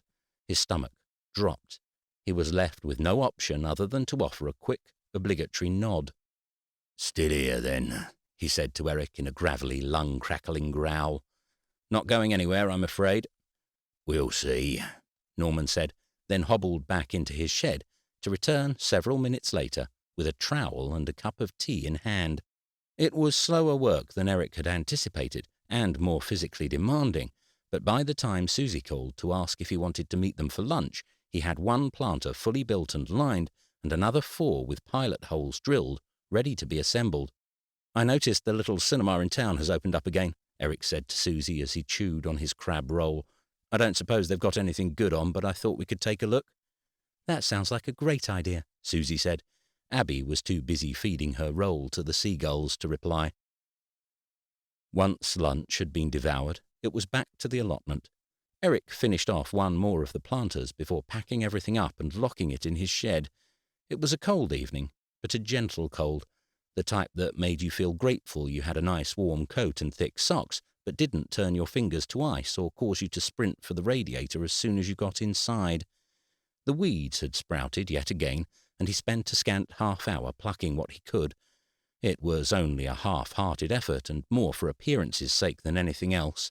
Drilling and sawing may have been the necessities of the day, but it didn't make him look any more of a gardener, unlike Norman, who had spent all afternoon on his hands and knees digging around in the dirt, coughing up dozens of alveoli in the process. The cinema was a pleasant surprise. While the white facade of the building advertised films a good 6 months old, inside played a surprisingly updated schedule. With Abby the controlling factor, they opted for the latest Pixar movie. A third of the way in, Eric's phone beeped in his pocket. When Abby and Susie shot him simultaneous glares, he took it out and switched it off without so much as a second glance at the screen. Abby was practically sleepwalking on the way back to the sailboat, while Eric carried her up the narrow stairs, trying not to disturb her as he manoeuvred around the banister and unlocked the door. Susie went to the off-licence for a bottle of gin and some tonic. "You know," she said as they sat cross-legged on the pink satin sheets and clinked their glasses, "I don't think I've seen you this relaxed for years." "Really?" Eric said. "I can think of how to make me much, much more relaxed." Then he put down his glass and began to nuzzle. Chapter 23. As promised, Eric took Abby in the morning so that Susie could get on with some more work. With no proper desk in the room, she took herself down to the shed, where Griff sorted her out with a space in the back and a double-shot macchiato to get her going. With all the sawing done, Eric just had to assemble the remaining planters. He knelt on the ground, drilled into his salvaged planks, and noted how many of the pieces were tattooed with the hapless doodles of a child with a biro. One of the planks even had horizontal markers and names etched next to the notches. This was far better than buying something prefab, he decided. This planter had a life, a soul, and weren't plants meant to like things like that? Abby spent a solid hour digging for earthworms. She collected quite a few, although the receptacle she was using, a plastic saucer, was highly inefficient in its function. As a result, she spent most of her time moving the same half-dozen worms back onto the plate from wherever they'd managed to slither to while her back was turned. Eric thought he should possibly inform her of the issue, but at the same time, it was keeping her quiet. "Look, Dad, look what I've got," she said after a particularly quiet 20 minutes. "Look what Auntie Cynthia gave me." Eric lifted his head. "Auntie who?" Abby stood in front of him. Her nails were black with dirt, as were the knees of her dungarees and the end of her scarf. In her hand, she held a little white packet. "Auntie Cynthia." "Sorry." Cynthia stood behind her, grey roots peeking out from her red hair, an apologetic smile creasing her eyes. "Auntie Cynthia, force of habit. We're auntie and uncle to all the little ones around here." "Cynthia will do fine," Eric said. Of course. Of course. Look, Daddy, look at what she gave me." Abby held out her hand. "They're seeds. Scallywags seed." "Scallions," Cynthia clarified. "Spring onion seeds. And Auntie Cynthia says I can grow them in the greenhouse, or I can grow them at home too, but then I have to put them in the greenhouse when they're bigger. That's right, isn't it?" "That's right. You remembered that perfectly." "Can I grow them at home, Dad? Can I? Then I can take them to school when it's my turn at show and tell." "Why don't you put them in the greenhouse? We can bring some pots down next weekend, and then your mum won't get annoyed with all the mess." Abby's face fell. But then I won't get to take them into show and tell, and I'll end up taking something rubbish in like a doll or one of Mum's books, and Harry Neely will think that's rubbish because he gets to take his rat in, and he's taken it in 4 times now, and I've never taken in anything that's good, not even once." Glossing over his 8-year-old daughter's reoccurring interest in Harry Neely, Eric made one last attempt. "But we don't have anything in the greenhouse, and it's the only empty greenhouse on the allotment. Your spring onions can be the first things that grow in it. Don't you think that's cool? Don't you want your seeds to be the very first thing that's ever been grown in this greenhouse? Ever?" Abby contemplated for a second, took another admiring glance at the packet in hand, then said, quite definitely, "No." When all was done for the day, Eric stepped back to survey his kingdom. 6 glorious planters of approximately the same size and nearly straight edges sat flush to the earth below. Even without any soil or plants or bean poles, they looked impressive. The multicoloured stains of the pre-loved wood gave a romantic patina, a vintage feel to them. First stop Burlham, he thought. Next stop, Chelsea Flower Show. "So next week it's sowing, right?" Susie said. "I thought your book said you should have already planted all your beans and whatnots by now." "The beans should be okay," Eric said, "but we've probably missed asparagus for this year. Shame, though. We'll have to remember next year." "Next year? Good God, you're taking this seriously." "I'm just following my father's orders," he said. Abby was currently with another group of children crouched around a small cardboard box. "I guess we should get her and get going," Eric said. "It's a pain I've got to go to work tomorrow. I feel like I've had a mini holiday." "Well, you've still got all your holiday days racked up," Susie reminded him. "I'm sure Jack wouldn't mind if you rang him now and said you wanted to take a couple of them last minute." Eric shook his head. "No, I couldn't do that to him at the minute. He's been a bit stressed out lately." "That doesn't sound like Jack." Eric was about to tell her about Jack's missed wedding anniversary when someone coughed, loudly and with obvious force, directly behind him. Eric swiveled around. Norman's beard was a truly impressive feature, particularly from this distance. The tight white hairs coiled and spiraled into a thick nest that stretched all the way from his temples to his breastbone, narrowing down into a thin, pristine point. His lips and nostrils were lost entirely to it, and his eyes, though visible, were currently set down, and thus greatly obscured by his massive white eyebrows. He coughed again, although this time the cough was genuine. "I wondered if you might have a moment for a word," he said. Eric exchanged a glance with Susie. "I need to go get Abby," she said to him. "I'll see you in a minute by the gate." "I'll only be a minute," Eric said, then braced himself. With Susie gone, Norman continued to stare at the ground. His hands were in his pockets as he shuffled from one foot to the other. "Did you want something?" Eric said, surprising even himself with the churlishness of his voice. Norman looked up. He ran his tongue over his top lip, pushing some of the white whiskers momentarily to the side. He cleared his throat again with a few more Qatari coughs, then mumbled with his mouth half closed. "I expect that maybe." "Sorry, can you speak up?" Eric said. "I'm afraid I can't hear you." Norman's eyes flashed and his nostrils flared widely, although just the once. He closed his eyes, then opened them again straight away, and began to speak. "I know we didn't get off on the best foot and all." "With you trying to get me evicted, you mean?" "And I expect I was a bit hasty with my actions like, but I would like to try to make some amends." "Pardon?" Eric said. "I said I'd like to make amends. Apologise." He glanced over his shoulder, where Eric spotted Cynthia. She was urging him onwards with encouraging nods. He turned back to Eric, sucked in a deep lungful of air, held it in his chest, and stretched out his hand. Eric examined the hand in front of him. It was creased and cracked like no hand he'd ever seen. Every crevice was brown, sealed in years of mud and soil, and there were splits in the fingertips, red and raw and centimetres long. That was before he even got to the dirt that covered them. Eric thought about the situation in front of him. He had no desire to shake hands with this man, particularly when the hand looked like an extra from The Walking Dead. But behind him, Eric could feel Susie watching him, willing him to do the right thing. He held his breath, gritted his teeth, and stretched out his hand.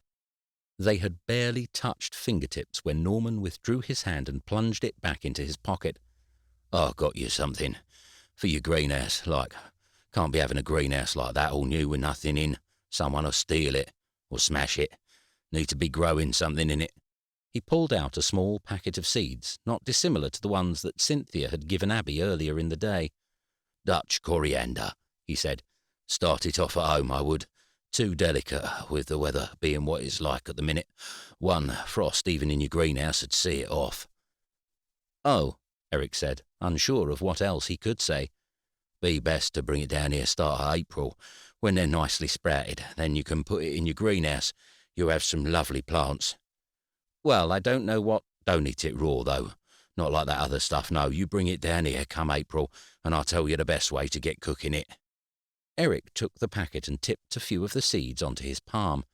They were seed-like, seed-shaped, browny green. He almost expected his hand to start fizzing, not placing it above Norman to douse them with acid or some caustic sap. But nothing happened. He poured them back into the packet. "A late housewarming, if you will," Norman said. What followed was an exceptionally awkward silence, in which Eric experienced a peculiar gnawing around his large intestine.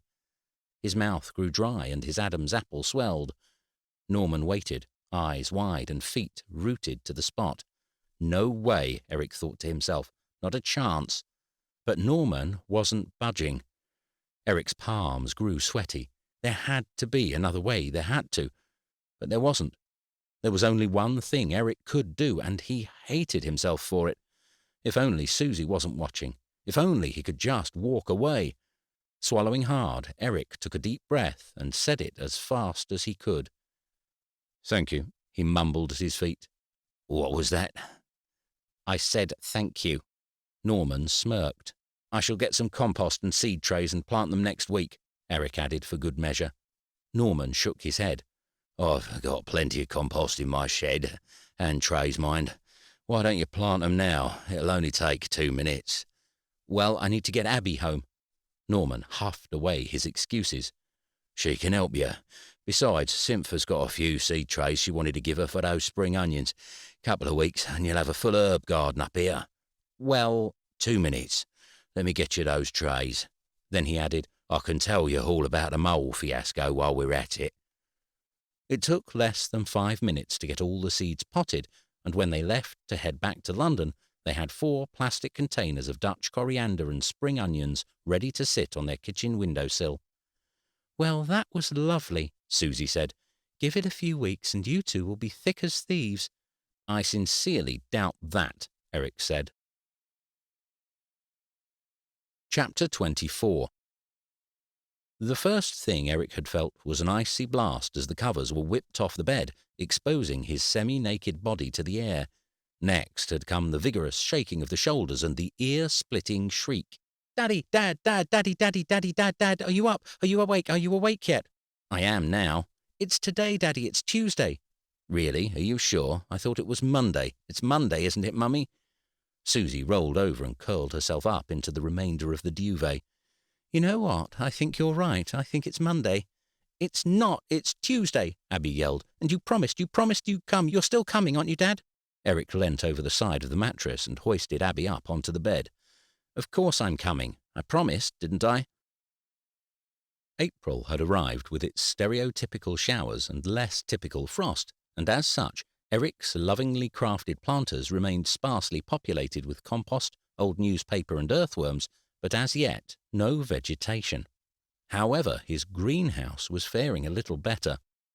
A sizable variety of flora were germinating away in their little plastic pots, and as well as the usual suspects, lettuces, romaine and cos, chard, potatoes, Brussels sprouts, courgettes, he'd also tried his beginner's hand at a few of the more exotic specimens, such as aubergine and artichoke.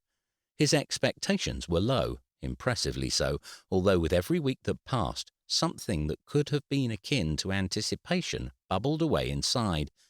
This upcoming weekend, frost depending, was transplant weekend, when everything that could and should be grown outside was going to be moved. In preparation, Abby had spent the last fortnight using the allotment as her inspiration for the Reduce, Reuse and Recycle project at school. The results were an imposing sight. Along with the stereotypical DIY gardening effects you would expect from an 8-year-old, bird feeder, row markers, hanging baskets and seed boxes, Abby had also proved herself to be quite the engineer. With the help of Google, Susie and Eric, she'd created a drip irrigation feed system out of plastic bottles, enough to place several in each of Eric's planters, and even her own mini polytunnel created from densely glue-gunned empty Coke bottles. Today was show and tell at school, and everything was going in. Abby had been in a fit of excitement for over a week, so much so that on Saturday Cynthia had had to take her down into town to get her an ice cream so that Eric could get 5 minutes productive sewing in. Susie had offered to keep Abby for the morning, but he knew she had deadlines looming, and keeping Susie happy was still paramount on his list of agendas. Eric's affection for Cynthia had done nothing but warm, and after his initial misgivings, he'd relented to the title of Auntie Cynthia. The prefix of uncle, however, still made him gag when used in reference to Norman. It remained a mystery to him how Cynthia had managed to suffer Norman and his indignation for so long. He skulked around from one side of his plot to the next, hacking phlegm all over the beds as he coughed and wheezed, grunting obscenities under his breath at almost anyone who attempted to speak to him. There were a few exceptions, of course, Hank being one. Eric, however, was still firmly off the list. So, when Norman initiated small talk with Eric on the subject of Abby's show and tell, he was rather taken aback. Taking in all her seeds too, she says. Well, yes, that's the plan. The ones we've grown at home, anyway. And that'll mean you taking a morning off work then, will it? Well, yes. That's something, I suppose. Eric continued to tell Norman a few facts about Abby's school, highly focused on the arts and an international exchange program that ran through Europe and Southeast Asia. A choice of 6 languages to study from year 1. Sounds grand, Norman said. Can she say deadly nightshade in French? What? Why? Eric frowned. 'Cause it looks like she's just picked a load from that bush. Over by the edge of the allotment, Abby was studying something in her hand. Abby! Eric bolted towards his daughter, trampling over several allotments en route and leaving great gaping footprints in the soil. Abby had her hand millimetres from her mouth. Dozens of beads glistened black in the sunlight, piled high in her cupped palm. With his heart in his throat, Eric lunged, diving across the air. He swung his arm towards Abby, knocking the berries out of her hand a millisecond before they touched her lips. Dad, what did you do that for? Eric collapsed on the floor, panting. He grabbed his daughter by the wrist. You must never eat those berries, Abby. You hear me? Never. Not even one. Not ever. What? Why? They're poisonous. They'll kill you. They could have killed you. Abby crinkled her nose. Those berries, Eric pointed to the glistening spheres now scattered on the ground. They're called deadly nightshade, and they're very, very dangerous. No, they're not. Abby, I'm not messing about. Eric pulled himself up to his feet. Now that the immediate threat was over, the surge of adrenaline transformed into anger. You eat deadly nightshade berries and you'll end up in hospital or worse. You hear me? Do you understand? But they're not. Abby, will you please listen? You're not listening to me. No, you're not listening to me. No, Abby insisted with a stamp of her foot. You are not listening to me. That, she pointed to a bush a little way behind Eric, is deadly nightshade, although it doesn't have any berries on yet and won't for another 4 months or so. Those... She redirected her pointed finger to the black baubles in the dirt by her feet. Are jelly beans. What? Jelly beans. They're jelly beans, see? She pulled out an open pack from her pocket. The crumpled bag was 3/4 full of little red and black spheres. Uncle Norman gave them to me just before he told me about deadly nightshade, and he said there's a badger somewhere in this hedge too. Have you seen it anywhere? Eric returned to his plot. Norman was resting against his pitchfork, his lips pursed in a whistle, a glint of satisfaction in his eye. So, Eric had taken the morning off work. Jack had been fine about it. Since their heart-to-heart, nothing more had been said about the state of his marriage, although more than once Eric had knocked on his office door to find him giggling on his phone and using a series of endearments more commonly uttered by a 16-year-old girl. As well as all the recycled articles, Abby also wanted to take in her spring onion plants, which were now proudly sprouting 2 inches above the soil, and Eric's Dutch coriander, which was demonstrating equally impressive growth. Mostly, though, she wanted to take in her dad, and Eric had at last relented.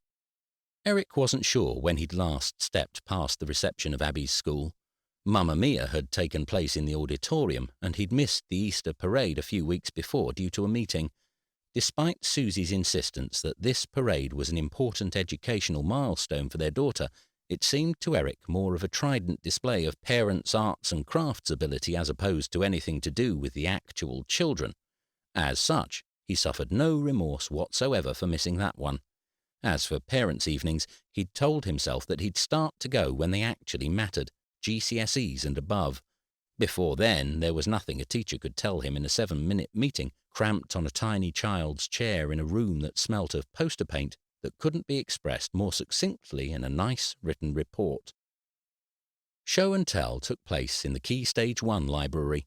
Only it didn't look like a library, it looked like a living room or a play centre or the hybrid mix if a genius child of the future had designed a living room with only play in mind.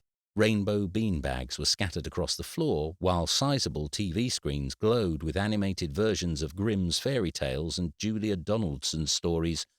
Along one wall was a bank of computers, while on the other were 6 little cubbyholes, 3 feet deep and the same wide.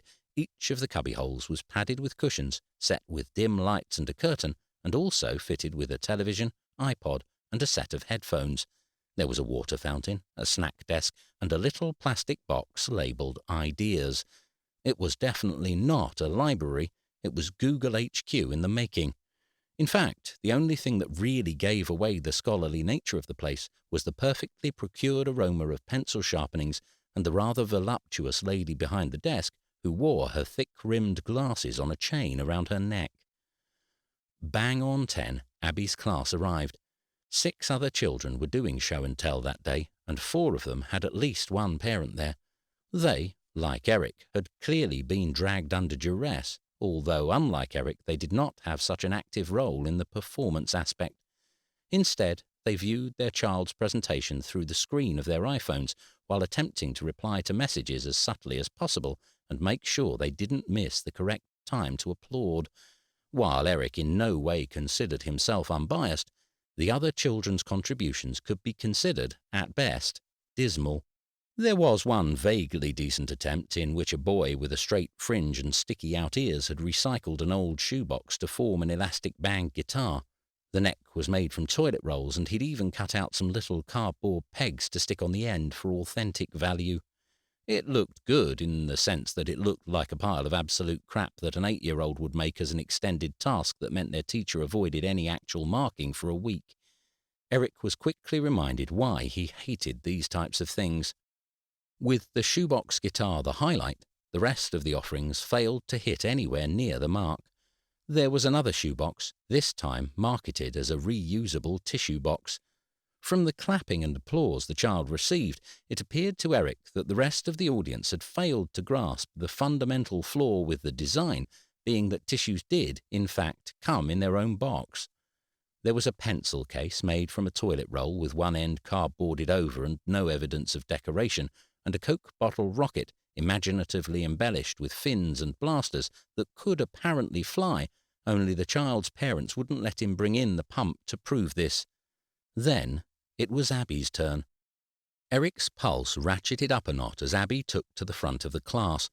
Her arms were stretched wide around the makeshift mini polytunnel as she chose her footing carefully between her classmates. Once at the front, she set the object down on the teacher's desk before dashing back to the classroom to get the rest of the items. After 3 return trips, she had everything she needed. "Good morning, 2P, Abby said to the class. Her eyes darted to her father. Eric's stomach fluttered and his heart thumped against the wall of his rib cage. He offered her an encouraging smile, but she didn't move. She'd frozen. "Go on," Eric mouthed to her. "You can do this." A thin bead of sweat meandered down past Eric's collar. Pep talks were one of those many facets that did not fall under his capacity as a parent. Pep talks at work were fine, but as a parent he always missed the mark. A thump on the arm while telling a 4-year-old child to buck up their ideas and focus on the big picture was apparently not always the required response. Neither was telling them not to be such a wuss. Abby's eyes still hadn't moved from her father, and several other children were now looking at him too. The one bead of sweat on Eric's neck was quickly joined by others. Channeling his inner Susie, he shut his eyes, tilted his chin up, and took a deep, yogic breath. The air hissed as he sucked it in through his nose. "You can do this," he said in his head, praying the words would somehow transfer to Abby and she'd get the idea of following his lead. He opened his eyes and smiled. "You've got this, kiddo," he mouthed to her. Abby closed her eyes, took a long inhale, then flicked her eyes open with a glint. A swish of her hair and she turned her attention back to the class. "At the end of last year," she began, "my dad inherited an allotment. Inherited means when you get someone's stuff because they're dead." Abby's speech went by in a flash. She explained in detail how she'd managed to join the bottles together to make the polytunnel and how to weight one side of the bird feeders so it wouldn't just spill out as soon as a bird sat on it.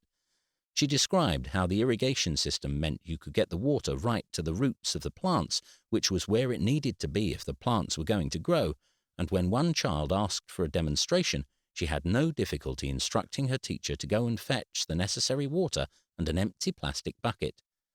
For her finale, she passed around the seedlings, allowing the students to prod and poke at them at their will. "Can we eat this?" one child said when handed Eric's Dutch coriander. "I don't think so," the teacher said, then looked to Eric as if for confirmation. Eric shrugged. I don't know. It's not fully grown yet, and I think you're meant to cook it first. It's probably better not to." The teacher conveyed this information to the child with a look. "Pass it on for now," she said. "I'm sure Abby will bring some in when it's grown." At the end of the presentations, the children stood up, then, clattering and chattering, went back to their classroom. Abby swung her arms around Eric as she passed. "Thank you for coming," she said. She was incredible. I mean, she's such a natural speaker in front of a crowd. Did I tell you she sent the teacher out to get some water when one of the children wanted a demonstration? "You did," said Susie. "Twice." She pecked him on the cheek. "But it's great that you're so proud of her." Eric pulled 3 plates out from the dishwasher, then grabbed a handful of cutlery. He thought he might have overshared a bit at work, too, as for the first time he could remember, it was Greg who had to ask Eric to leave his office as he wanted to get some work done, as opposed to the other way around. Fortunately, he ran into Jack 2 minutes later, who was more than happy to listen to Eric regale him with tales of his daughter's ascension to social science guru. Abby skipped into the kitchen and hopped up at the table. "I was just telling your mum how fantastic you were again," Eric said, laying out the crockery. "Dad, you don't have to keep going on." "I'm not." Susie spooned out the biryani while Eric doled out equal portions of papadums. "I thought I might see if I can leave early Friday," Eric said as he sat down. "It'll mean working late for a couple of nights, but I thought we could head down to Burlham in the evening again. I seem to get a lot more done that way." "Sounds great, only I have to work. I'm behind on this book. I honestly don't know where the time has gone. I thought if you were driving down Saturday you could drop Abby at Lid's on the way. You wouldn't mind that, would you, hun?" Susie looked at Abby, who shrugged in response. Eric shook his head. "It's fine. I'll take Abby down with me on Friday. That way you can get the whole evening to work. Then, if you want, you can come and join us Saturday. If not, Abby and I'll just work on together. There's a lot to get on with. We've got a state-of-the-art recycled irrigation system to set up, don't you know?" Abby beamed. "Yay, I'm coming too," she said. "That's settled then," said Eric. "I'll ring the sailboat and book our room now." Chapter 25. Eric's father-daughter bonding weekend didn't get off to an ideal start. He had somehow miscommunicated to Susie that he'd been planning on taking Sally down to Burlham, and while the law was on his side in regard to taking a child in the back seat of a vintage car, Susie was not. 40 minutes of his afternoon was spent going back and forth via text, email, and finally voice call between himself, Susie, and Ralph before he finally conceded. It was a tough loss to take, but they could have been there until midnight otherwise. As it was gone 3 by the time they'd finally packed up the Audi with their plant paraphernalia. 20 miles of moderately light traffic through London, and then, less than half a mile onto the A12, they hit a tailback that left them in stationary traffic for over 3/4 of an hour. Eric could sense a pressure headache developing beneath his temples. He gave Abby her headphones, told her she could watch whatever she fancied, then switched on Radio 4. Rachmaninoff did little for the traffic, but did at least manage to abate a migraine. They arrived at Burlham just after 6. With Abby and Eric both at the stage of hunger that meant either one of them may have thrown themselves onto the ground, hammering their fists at the slightest infraction, they parked up directly outside the chippy and went straight inside. After food, the evening consisted of an old-school Disney marathon with The Little Mermaid, The Jungle Book, and 1/3 of The Lion King, all watched in bed on Eric's laptop, and thus absolving him of any guilt over not checking his emails. Abby's eyelids fluttered as he lifted her up off the double bed and transplanted her into her own. She looked so much like her mum, Eric thought, brushing her hair out of her eyes. "Sleep tight, princess," he said, and tucked her up in the duvet. Saturday was brisk, although in the sun the heat was strong enough to make you want to remove your jacket and perhaps even consider wearing just one layer, a long-sleeved, of course. Out of it, and you were quickly reminded that April in the UK was definitely spring and nowhere near summer, and that your vest and cargo shorts should remain well and truly at the bottom of the wardrobe for at least another 2 months. When they arrived, Hank was the only person there. Abby wanted to get there even earlier, having laid out all her labels and water bottles before the Disney-a-thon the night before, but Eric insisted they have breakfast first. While Abby ate a fairly substantial, chubby little bugger, Eric had his first fat bastard. All ordering was done by pointing at the menu, as even Eric wasn't naive enough to believe Abby wouldn't pass on every detail of the weekend to Susie, including a detailed and itemized list of each and every profanity he used.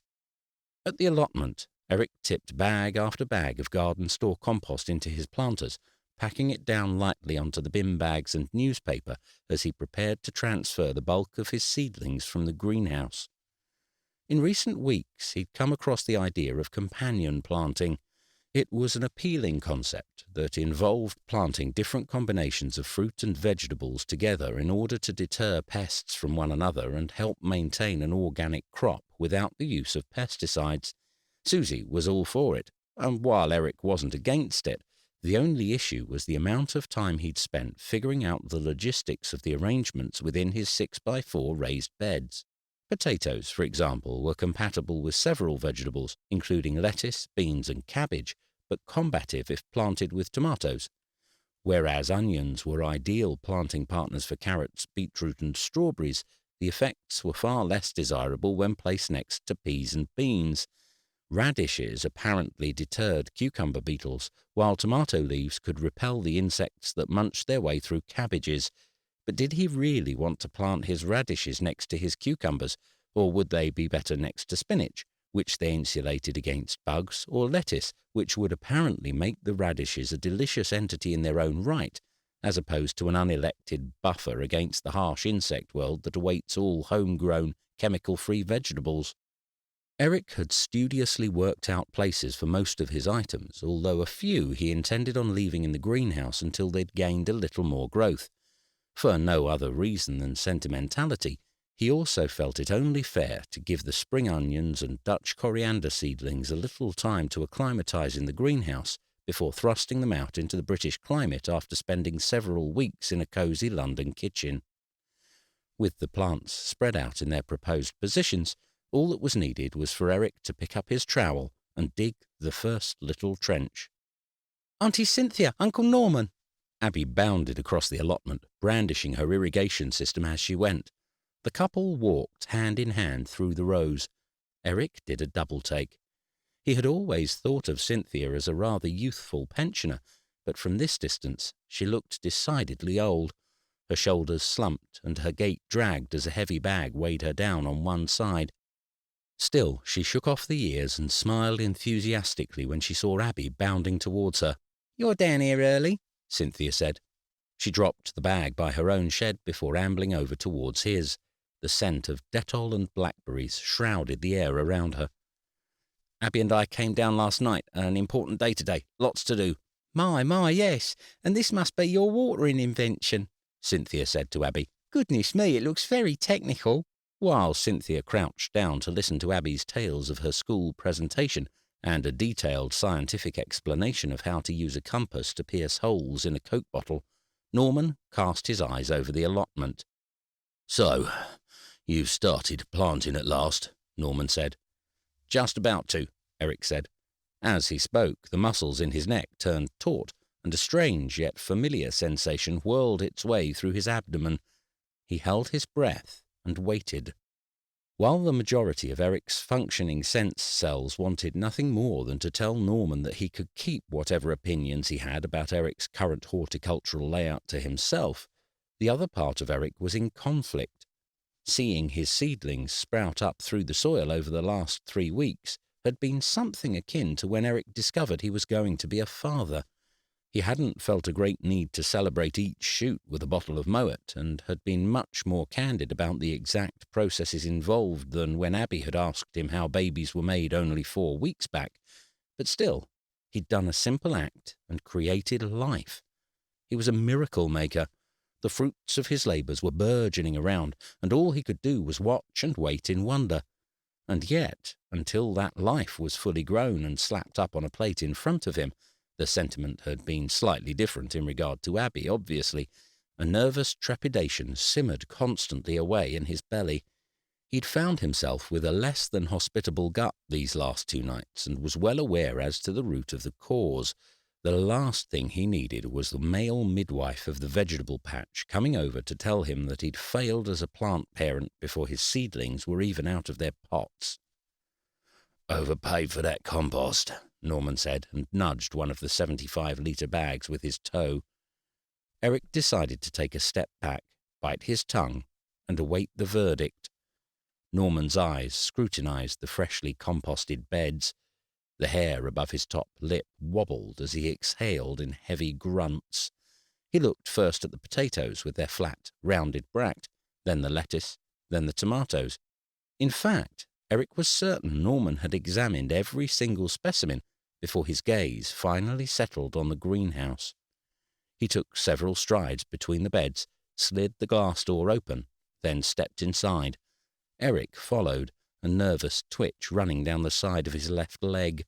"I thought I was underwatering them to start with." Eric felt an unusual and insatiable urge to fill the silence. "But then I read up, and it said that with herbs, provided they weren't going yellow, I was probably giving them enough, although I couldn't find anything about this one in particular." Norman ran the back of his index finger against one stem of the Dutch coriander. He took a toothed leaf between his fingertips, then bent down and sniffed. "They've come up nice," Norman said. Then, quicker than a dog in a Vietnamese restaurant, swiveled on his heel, marched out through the open door, and disappeared off into his shed. "It was nice talking to you," Eric called after him. By early afternoon, Eric was ready to go home. The middle of his back throbbed from constantly leaning over, his trousers chafed where the sweat had pooled between his thighs, and Abby was doing his head in as she ran in and out of sight chasing Hank's 3-legged whippet. In Abby's defence, every time she stopped chasing it, the whippet slowed, double-backed, then pawed at her legs until she started again. Hopefully, Eric considered, she'd sleep the entire journey back.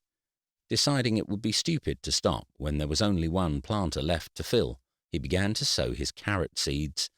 He was halfway through the planting act when a polite cough made him halt. "Mr. Sibley," the woman said. Eric turned and found himself momentarily stunned.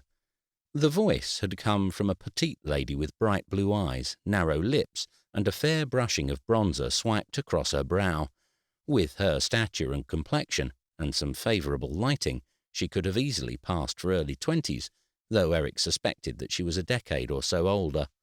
Her hair was scraped back in an authoritative manner, and she was the type of woman who, under normal situations, Eric would have found attractive, only in this particular instance he was rather taken aback, not at her sudden presence on his allotment, so much as the uniform she was wearing. Mr. Eric Sibley? Her expression was neutral as she repeated his name. Eric fumbled. He wiped his hands on the seat of his trousers, then stretched one out as a greeting, grimacing at the amount of earth under his nails. Yes, I'm Eric Sibley. His hand hung unmet in the air for a few seconds before he retrieved it and tucked it back away in his pocket.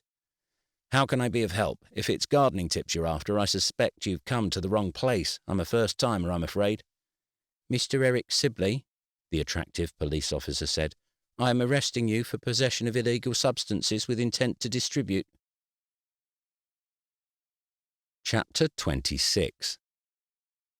The next few seconds disappeared into a thick, dense haze of brain fog. Eric's mind was numb, yet swimming. He felt both nauseous and faint and downright furious all at the same time. The police officer reached around and unclipped the handcuffs from her waistband. Behind him, Eric heard Abby's shriek, followed by much energetic barking. You do not have to say anything, but anything you do say may be used in a court of law. Do you understand? What? Eric shook his head and blinked. Now you hold on. He stepped backwards, catching his heel on the wooden edge of the bed. I think we need to take a second here. There's obviously been some mistake. The woman remained impassive. Mr. Eric Sibley of Albany Road, London. That is you, yes? Yes, but... And this is your allotment, one that you inherited from a Mr... She took a small notebook out from her pocket and flicked through. George Sibley, is that correct? Yes, but if you give me a minute... And this is your greenhouse? She pointed to Eric's underplenished greenhouse, the yellow plastic of the tomato grow bags glinting through the glass. Yes, it is. And your daughter? She glanced down at the notebook for confirmation. Abby. She goes to St. Andrew's the Apostles. What has that got to do with anything? I'm afraid there has been no mistake, Mr. Sibley. I will need you to come with me to the station. She pulled the handcuffs from her waist and held them out. We can do this the hard way or the easy way. There's no need to make a scene. A rush of heat burned all the way up from Eric's feet. I'm not making a scene, he said. In fact, he pushed his shoulders back, I think I'm being very calm about your accusations. The officer didn't flinch. The cuffs dangled motionless from her fingers and her eyes remained on Eric, strong and fixed. Eric took this as a sign to carry on. You said an illegal substance. He spoke at half his normal pace, if not slower. What illegal substance? What exactly is it that I'm supposed to have done? The police officer smacked her tongue against her teeth. I'm afraid talking about this anywhere other than the station goes against protocol. You have to be kidding me. Eric heard the volume of his voice, but did nothing to lower it. You want to arrest me, but you won't even tell me why. I've told you. The officer took a long breath in. She moved to speak, but a fiery blast of barking cut through the air. A chorus of shrill laughter followed straight afterwards. A rush of adrenaline surged through Eric's bloodstream. This time, his voice came out much quieter and sounding much more panicked. Look, is there somewhere we can go to talk about this other than the station? My daughter's over there. The last thing I want is for her to see you waving those things at me. He motioned to the handcuffs. The officer looked at them. She wavered. Please, Eric said. With a sigh, she tucked them back into her pocket. We can talk in your greenhouse, she said. The greenhouse? That's hardly... Her look rendered him momentarily mute. The greenhouse is perfect. The greenhouse was substantially stuffier than it had felt that morning.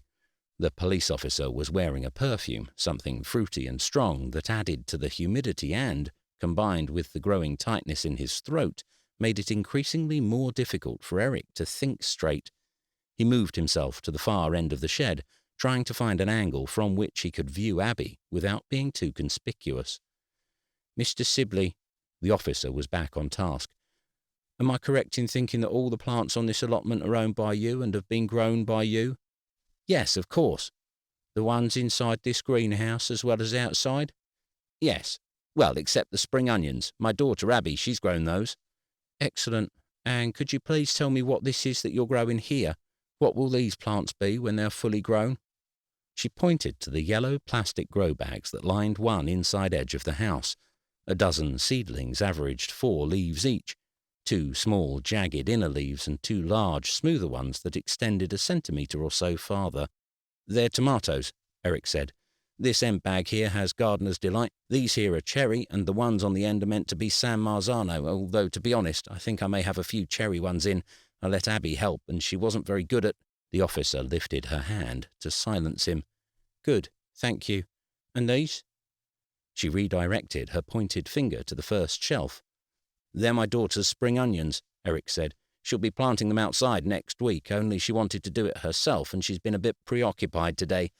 Also, we thought it might be best to give them a little time to acclimatise to the outside air. You know, like you do when you buy a goldfish." The police officer continued to stare at the spring onions, ignoring Eric's question about the goldfish, which, he realised on later reflection, probably hadn't been the most helpful comment.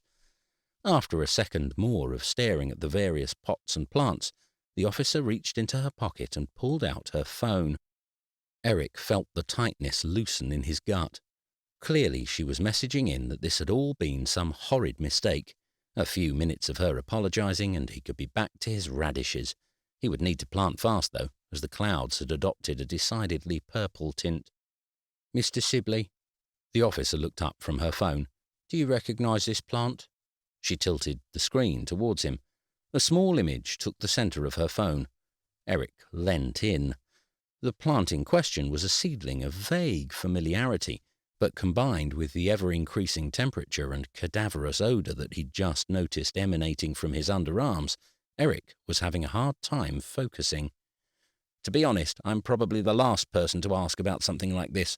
Perhaps we could go outside. If you want an expert opinion—" "No, Mr. Sibley, I want your opinion. Do you think that this plant, the one I'm showing you on my phone, bears any resemblance to anything you have grown in the last 3 months?" "Well, I suppose—" Eric considered. "You suppose what, Mr. Sibley?" "I suppose it looks a little like the Dutch coriander." Eric studied the photo, then the plants. The seedling on the photo must have been at least a week older, but there was the same leaf orientation, the same razor-edged leaves set at right angles to one another. Actually, it looked a lot like it. Eric turned to the police officer. "Yes, I'd say it's probably Dutch coriander." "Dutch coriander."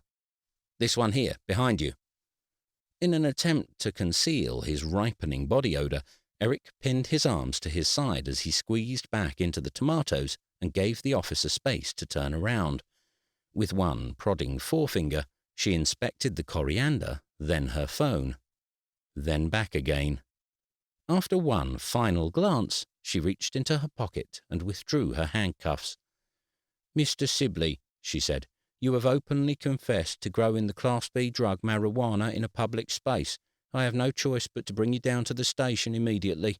If you'd like to collect your daughter and advise me as to someone who can take care of her until her mother arrives, I will give you a moment to do that." What?"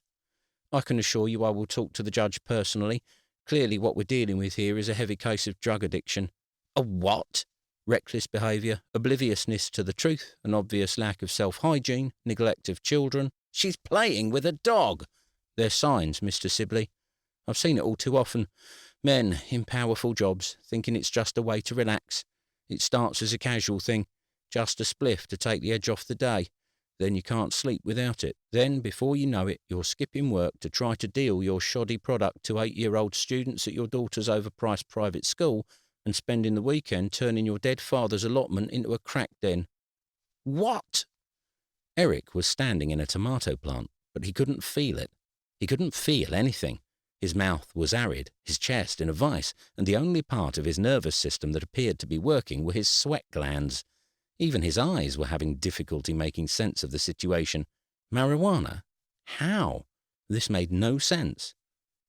And then it did. Then it all made perfect sense.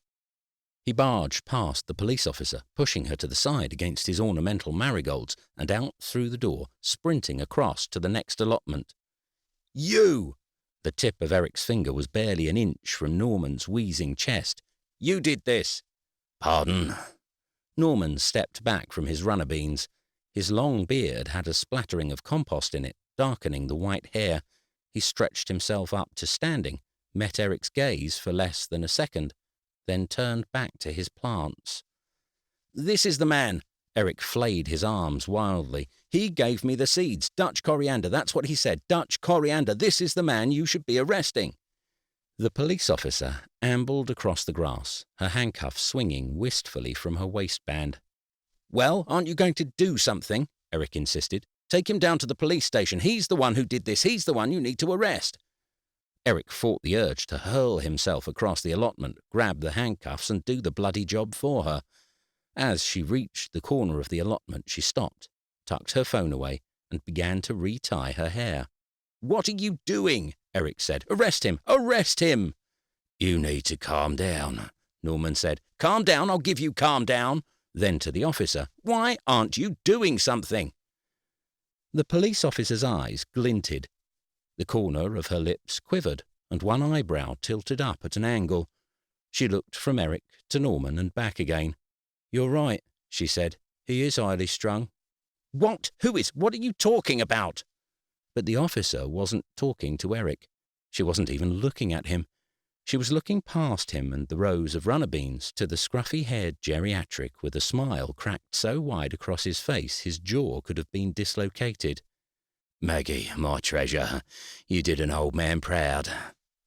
The two met together in a wide-armed embrace, the old man absorbing the little officer in a giant, bearded bear hug. Eric watched on, his own jaw barely above his feet. "Uncle Norm," the girl said when they broke apart. "Did you film it?" "No, I didn't. That'd be more than my job's worth." "Oh, well, I'll have to hope I don't lose my memory then. That one's going to keep me warm for very many nights." "You lose your memory? Chance would be a fine thing." Norman's face beamed. His cheeks glowed, and he continued to keep one arm around the officer. "Eric," he said, "I'd like you to meet my niece, Maggie. She's a police officer, and also one of Berlin's keenest amdrammers." "Amdrammer?" Maggie stretched out her hand. "We're doing the full Monty at the town hall in the summer. Let me know if you fancy coming. Tickets are selling pretty fast." Eric was rigid, speechless. Every muscle from his toes to his scalp burned, yet at the same time he was frozen to the spot. "You're his niece." "Sorry about that. I could never say no to Uncle Nor, particularly where a practical joke is involved. Friends?" She kept her hand hanging in the air between them. Eric made no attempt to meet it. "A joke? Are you telling me that was a joke, pretending that I'm being arrested, pretending that I'm growing marijuana?" "You got off lightly. He was actually going to give you marijuana when he first started." "Cinderella 99, Norman said, and kissed his fingers as though talking about some exquisite-tasting delicacy. Now that would be a present." Eric's cheeks burned. His fists were clenched in balls, and his nails dug so fiercely into his palms he wouldn't have been surprised if his hands were bleeding. He fixed his glare on Norman. "You," he said, "I'll get you for this. You and all your prize-winning parsnip gang don't think you're safe because your niece is in the police." It was then, without warning, that something started happening in Eric's intestinal region. It was a cross between a spasm and twitch, something deep and painful just below his abdomen that caused his diaphragm to lurch upwards and his chest convulse. His pulse rocketed as he attempted to force the motion down, but before he knew it he was doubled over, knees bent, eyes streaming, the uncontrollable paroxysm accompanied by a loud rasping sound that erupted from his lungs. "You bloody git!" were the only words that Eric managed to articulate, although they were repeated several times. "You bloody git!" Soon Norman was doubled over too, tears streaming down his tissue paper skin and pooling in the whiskers around his chin. Maggie, who managed to stay upright for a minute or two longer, soon gave in to the urge and allowed her body to be consumed by the convulsions. When Abby turned up 5 minutes later, the three-legged greyhound hopping behind her, she stared at the three adults and scratched her head. "Why are you laughing?" she said. "What's so funny? Tell me, I want to know." It was over a minute before Eric managed to control his breathing well enough to stand upright and wipe away his tears. "One day," he said, ruffling Abby's hair, "I'll tell you one day." He slapped Norman on the shoulder, hugged Maggie goodbye, and got back to planting his radishes. Chapter 27. Eric had been praying for good weather all week, but the statistics were not favourable. For the last month it had been as though nature was mocking them. Weekdays had been your stereotypical April weather, grey, windy, and interspersed with some traffic-seizing showers, but it was nothing you wouldn't expect from the UK in April. Provided you had a brolly and the sense to pack a spare pair of trousers, you were fine. Weekends were a whole different matter. In fact, every weekend from the middle of April to the start of June, it poured down. On his trips down to Burlham, the water pelted the windscreen harder than the wipers could keep up with. The car, the Audi, as taking Sally was most definitely off the cards, crawled through rushing torrents that sprouted up from the drains. Eric cursed every second of the journey down. He leant towards the glass, unable to see anything other than headlights in the blurred prospect. Praying for a break between the unending downpours, Eric repeatedly cursed his father and the ridiculous stipulations of his inheritance. It didn't matter when he went down, Friday night, Saturday morning, Sunday afternoon after a vegan nut roast at Lydia's, and it didn't matter when he got there. Every weekend the results were the same: monsoon season. At the allotment, everything was wet. The ground, the air, his planters, they were all soaked. His newly sown seedlings stood limp, bobbing in the waterlogged compost, while rain poured off the greenhouse and shed roofs and gushed in eddying streams towards his little patch of land. Of course, the ground was slanted in a manner that meant the first allotment to flood was his. His rhubarb and carrots were drowning, and his sparkling new greenhouse had already sprung a leak. Still, at least there was a little escapism.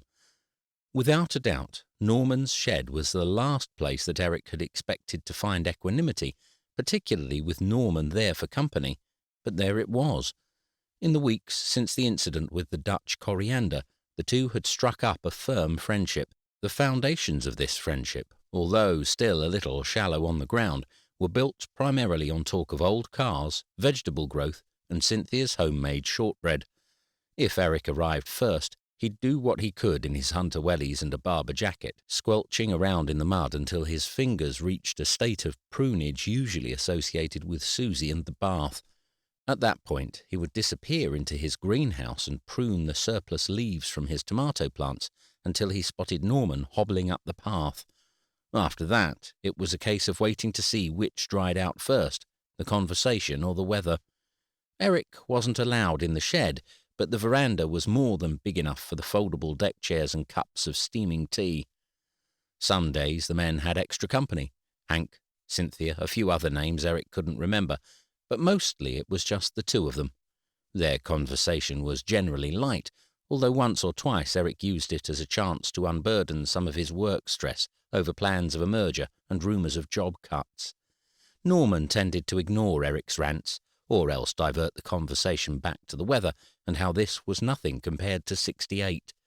The one topic they avoided, starkly, was Eric's father. On the two occasions that George's name had arisen, both times through Norman, not Eric, Eric cast an immediate detour and swerved the conversation off into another direction. Still, the brief mention caused residual shudders to echo down Eric's spine. As it was, the weather had entirely restricted Eric in his desire to take Norman out in Sally. Each week he'd had to postpone his plans, desperate that the following week would be better when inevitably it was worse. And so he'd taken a risk. When Eric received the notification through the Owners' Club, he'd passed the idea by Susie. When she deemed it a good one, he'd mentioned it to Cynthia. She, too, gave her approval. And so, weather providing, they were all good to go. Eric went to bed that Friday night with butterflies in his stomach, checking the day's forecast in 3 different counties on his phone. 1 day's good weather. That was all he needed. He was woken the next morning by Susie. It was an unpleasant awakening, as Susie threw off the duvet, and Eric's immediate reaction, besides yelping with shock at the cold, was to grab his phone in order to once more check the weather situation. "You don't need that." Susie plucked his phone from his hand before striding over to the window and drew the curtains. She was wearing a tiny cotton night slip, and any other Saturday he would have delayed his plans by at least 6 minutes, but today time was too important. "Coffee's waiting for you downstairs," she said, then threw him a towel off the radiator. "Don't forget to say goodbye to Abby. I told her she could have a lie-in, but she'll be gutted if you don't pop in." Eric drank his coffee, showered and dressed, then poked his head around the corner of Abby's door. "I'm off," he said. "I'll see you tonight. Look after your mum." "Dad." "Yes, Pumpkin." "I hope Uncle Norman has fun today." "I'm sure he will. See you later." "Love you." "You too, Princess." The drive down from London to Burnham was all that Eric could have hoped, with empty roads and not a drop of rain in sight, but the cornflower blue skies and spun sugar clouds did nothing to alleviate the niggling nerves. This was England. Sunshine in the morning may be nice, but it didn't guarantee a thing.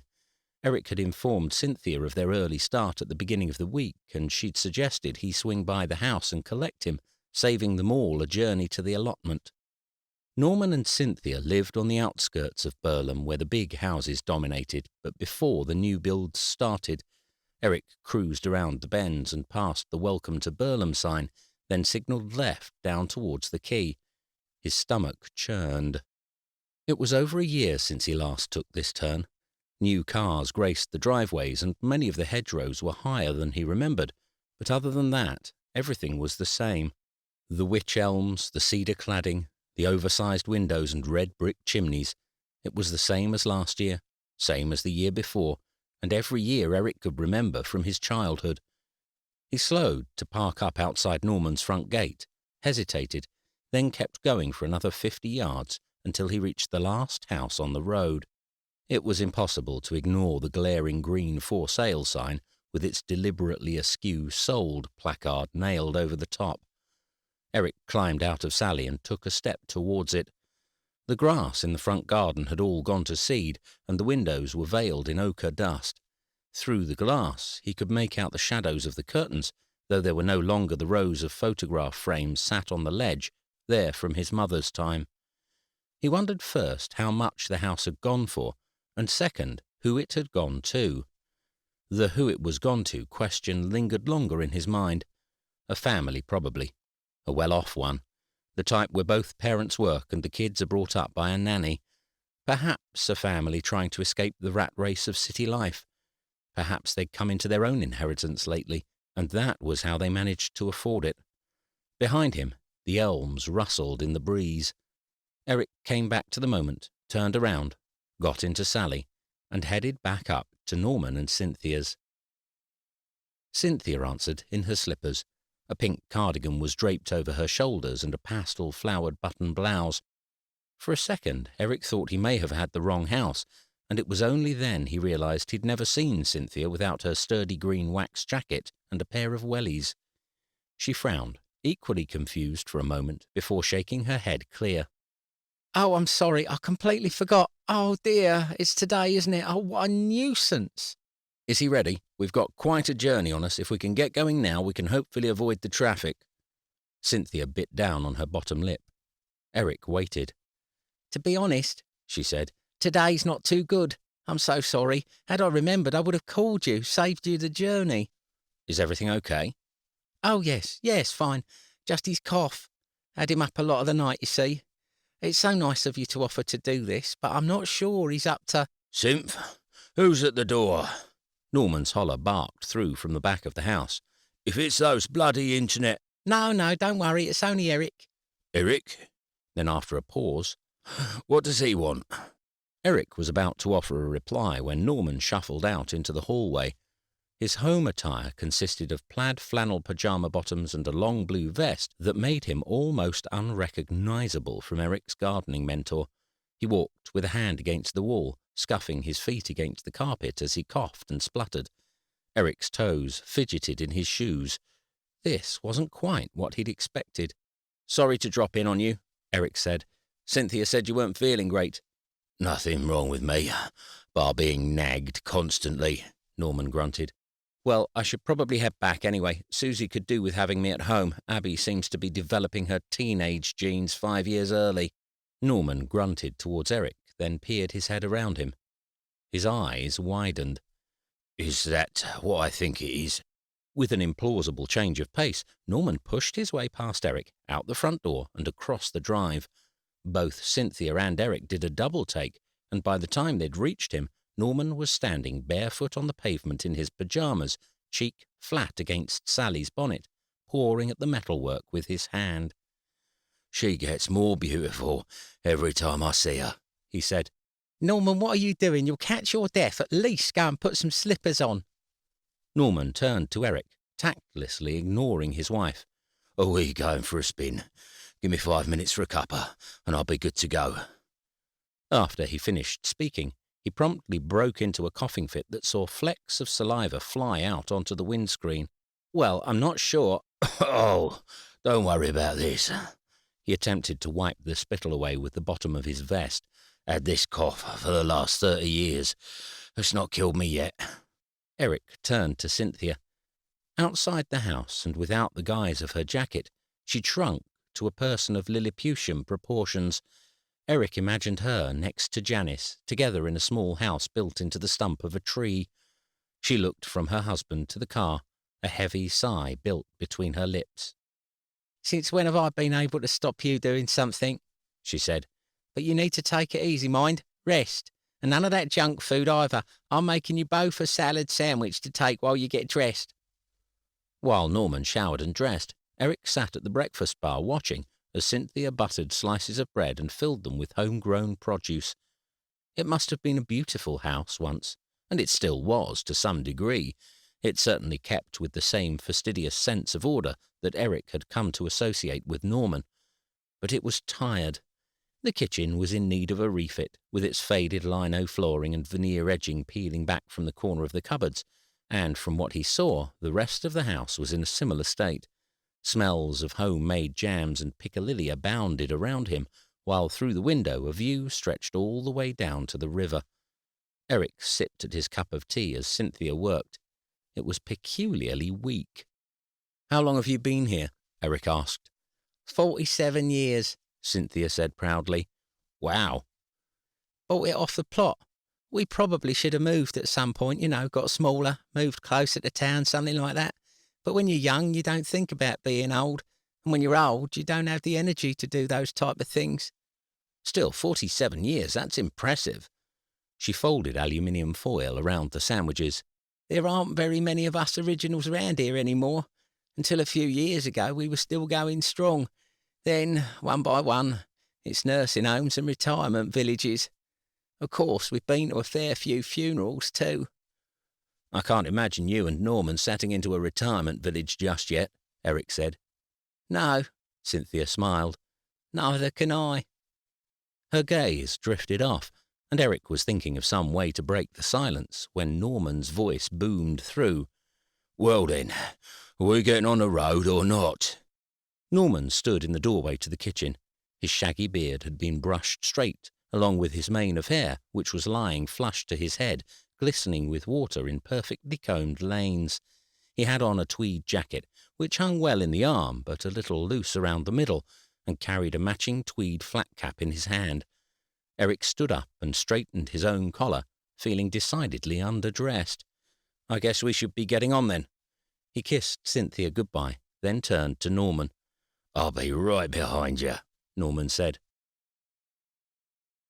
The car show smelt of petrol and hog roast. There was a bouncy castle on one side of the field, while on the other side a small stage was set up. As they arrived, a troop of boys were performing what Eric could only assume was a break dance, disturbingly choreographed, while the poster promised the best Elvis impersonator in the UK as the afternoon entertainment. Following the arm signals of the men in high vis, they crawled across the grass and parked up next to a classic red 1955 Spider and a slightly less classic silver Porsche 924. "It's been a long time since I've been to one of these," Eric said, dodging the quagmire as he stepped outside. "I don't think I can even remember the last time." "Expect it was around your O-levels. Your dad said you stopped going to things with him after then." The comment came matter-of-factly out of Norman's mouth and caught them both by surprise. "I suspect it was," Eric said, thinking about it. There was a minute's pause before he spoke again. "So, what do you want to do?" he said. "I've got chairs in the back so we can sit out here, although I hear there's a 1954 300S somewhere in the grounds and a couple of E-types if you fancy going for a wander." Norman sucked in a breath with a wheeze. "I think I'll stay with the old girl for now, if that's all right with you. Although," he paused, "I wouldn't mind you picking me up one of those hog roast rolls, if you have a mind." "What about your sandwiches?" "You know what? I think I forgot to pick them up." Chapter 28. Eric weaved his way between the metalwork and rubber. Norman was right, he thought. It must have been his A-level year the last time he came. After a few more minutes' contemplation, he was certain. Joining a queue for coffee, he raked through years of well-repressed memories. Of course it had been during his A-levels. It had been this time of year, too, possibly even this show. He remembered it now because of how fiercely he didn't want to go. Exam season was upon him, and the pressure to get as far away from Burlham and his father was ever increasing. His father had turned up at school unannounced on a Sunday and expected Eric to drop everything and go with him. "I've got work to do, revision, exams," Eric had said. "They start next week. I can't spend a whole day away." "Revision? Pfft," his dad had harumphed.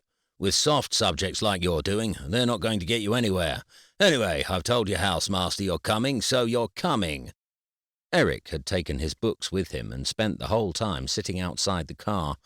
Whenever anyone approached Sally, he buried his head deeper into the pages and offered disgruntled grunts as answers to their questions. He ate the bacon butty his father brought, but only because his stomach was growling so loudly he was finding it difficult to read. In the car ride back, he rested his head against the window and pretended to sleep. 4 long hours of revision lost, not including the drive there or back. That was how he had viewed it then. The clouds were making a play for centre stage, and Eric shivered against them as he took his drink. The coffee was far better than he'd expected for a standard boot-sale food truck, and he made a mental note to come back to the same truck later. While the paper coffee cup heated up his hand, he wandered between the cars. Abby would like it here, he thought, and Susie too. Treading down the long grass, Eric admired the paintwork, leather interiors, and restoration projects. He ambled at leisure, moseying about with no fixed pattern or system to his route, revelling in the luxury of no children or deadlines. Once or twice he thought about heading back to check on Norman, but for now, he figured, there was no rush. It was about 15 minutes into his amble when Eric realized that he was now part of a strange and apparently obligatory club, one that he appeared to have settled in with remarkable ease and enjoyment. He also soon noted that he, and other members of said club, followed a somewhat predictable pattern. First he would stop by a car and run his eyes over the body or wheels or some other such feature. Next, an owner would appear by his side. Only 65 of this colour ever made, they might say, or did all the restoration work myself? Sometimes Eric would find himself the first to speak. "Beautiful-looking car you've got there," he might say, or "What year is this?" Or, if he were really absorbed, a simple of appreciation was all that was needed. They would talk, he would listen, then he would offer his own input, exchanging names and handshakes and pointing people in the direction of Sally. Generally, he'd tell them a bit about her and inform them that he'd be there until 4-ish, and they should pop over for a gander if they had the time. He was surprised to find he meant it. It turned out that Eric had had no need to drum up a crowd, as, by the time he returned to Sally, Norman had already amassed quite a congregation of his own. Eric squeezed his way between exceptionally complimentary onlookers and handed Norman his hog roast roll. "I was just telling them how I used to badger your old dad to let me drive her," he said. "Damn git wouldn't let me anywhere near that wheel. Rest his soul and all." He was rather possessive. "Possessive, my arse. Thought I might drop dead behind the wheel." He broke into an interlude of coughing as if to confirm Eric's father's reasoning. "Let me ride in the back often enough, though, when he got that old lad from the garage to take her out. Bit of a squeeze, but I'm hardly one to whinge." Eric raised an eyebrow. Norman shrugged and smirked. For the rest of the day, the two men sat on the fold-out picnic chairs making small talk with admirers and sampling the various food trucks on display. Generally, they were as helpful as possible and offered tidbits of history about Sally and the DB4 in general. Other times, Norman would draw on his family flair for dramatics. Through sheer determination and tenacity, Norman persuaded a young lady that this was the exact car that William had taken Kate Middleton for a drive-in on their first date, and an older couple that it was where Fred Astaire proposed to Robin Smith. However, stranger than even Norman's never-ending imagination and silver tongue were the offers of condolence that Eric received. These condolences came from strangers who had known his father back in the days when he was a regular at these types of events. There were faces that knew Eric by name and apparently had met him and his mother several times in the past, and there were those that knew the car and George but had not heard of his passing. Those were the hardest. Eric smiled and thanked them all for their kind wishes. By the time they left, the sky had turned opalescent. Between them, Eric and Norman had consumed 3 pork and stuffing rolls, 2 bacon sandwiches, 4 cups of coffee, 5 cups of tea, and an undisclosed number of freshly fried mini donuts. They drove out through the now churned and muddy grass and onto the road, ready for the long drive ahead. Tiredness laboured Norman's breathing, and though he worried for his comfort, Eric knew better than to ask if he was okay. Still, when they stopped at a garage for fuel, he checked anyway. "Do you want me to move the seat?" he said. "I'm sure we can adjust the angle a bit, make it easy for you to breathe." Norman shooed the idea away with his hand. "I'm fine. Don't you go getting any ideas," he said as Eric went into the shop to pay for the petrol and buy himself a can of Red Bull. It was only when he got into the car and started to pull down his seatbelt that he stopped. Twisting his neck, he turned to Norman. "Do you want to drive home?" "What?" "I know it's only another half an hour to go, but if you want." Norman's coughing and laboured breathing subsided entirely into a vault of absolute silence. "You're pulling my leg." "It's fine, you don't have to. Don't feel obliged." "Obliged my arse. You can get your scrawny girl's backside out of that seat now."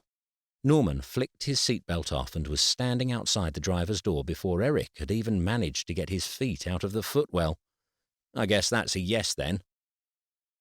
Norman took each corner with the steering wheel firmly between his hands and his lips tightly pinched together. Although his palms were wrinkled and creased, each little bow and curve caused his eyes to glimmer like a child's, and every so often his tongue would flick out while his throat crackled with a cough. Eric sank back into the seat and stared out at the view. There really were some exceptional roads around Essex, he decided. He'd just never really had a chance to look at them before. About 5 minutes outside of Burlham, he closed his eyes and fell asleep. When Eric woke, the streetlights were glowing a butterscotch yellow above him. They were parked outside Norman's, the old man wheezing in the driver's seat next to him, the silhouette of his wife moving behind the curtains. "How long have we been back?" Eric said. "Only a couple of minutes. I was enjoying a second's peace, but you've ruined that now." Eric squinted and blinked. "Well," Norman said, "I'd invite you in for a tea, but Simford insists on making it and her tea tastes like dishwater." "That's all right." "Easy for you to say. How a woman can cook like she does and still not tell that her tea tastes like weak piss has been a mystery to me these last 50 years. I tell you, I'm giving her 1 more year, and then I'm divorcing her. There's only so much crappy tea a man can take in one lifetime." Eric smiled. "Well, I guess I should be getting back," he said. "I didn't realise it was so late. I should have thought ahead and booked a room at the sailboat." "I can ring 'em if you like, or there's always the sofa. I can sneak you in, avoid the tea altogether." Eric shook his head. "It's fine. Susie and Abs are coming down with me tomorrow. Said I'd take them for fish and chips by the river." "Sounds grand." The two men sat in silence.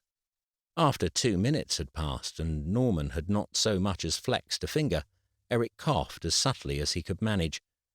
Norman jerked upwards in his seat, then stared at Eric, confused. Half a second later, the look had gone. He moved his hand towards the door handle, then left it there, hovering. "You know," he said, "last year, when your dad's hands had gone and he used to get that young lad from the garage to take him, I came out with him quite a bit." "Did you?" "Almost every week." Norman paused. Eric waited. He would sit where you're sitting now, rest his head against the window and close his eyes. Whole drive. Didn't matter if it was to the end of the road or all the way up to Scunthorpe. Your old man never wanted to open his eyes when he got in the car. Not them last few months. Never fell asleep, mind. Wide awake. Just had his eyes closed."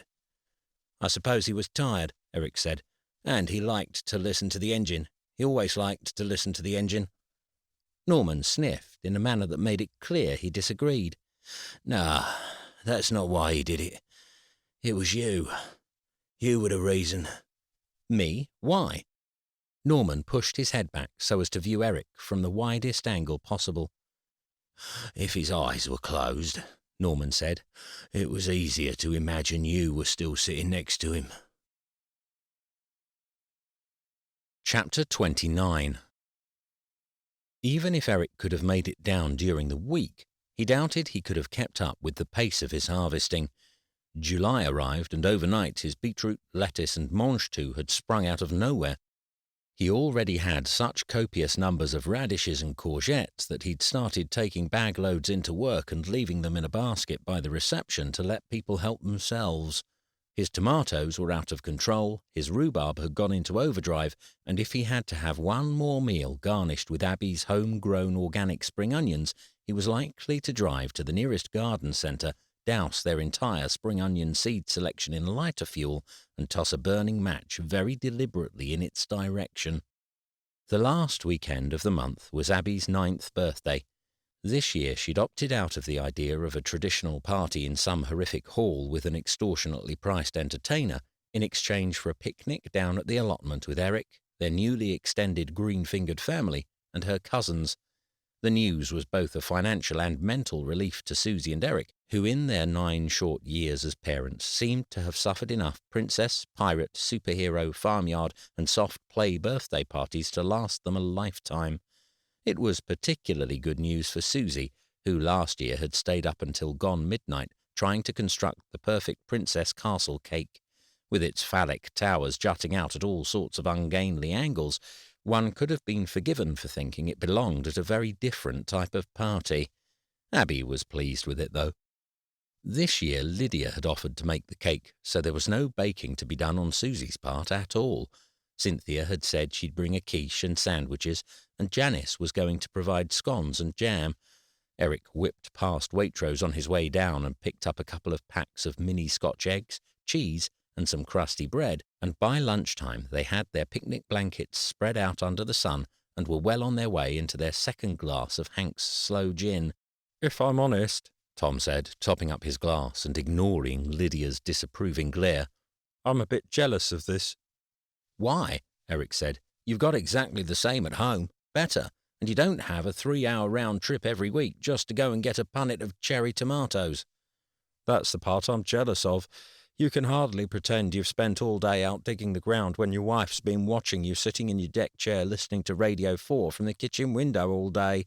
"That's what shed's for," Norman piped in. Aye, only ours has been recently converted into an outside laundry, so guess who's always coming in and out? "There's an answer to that," Lydia called from over by the greenhouse.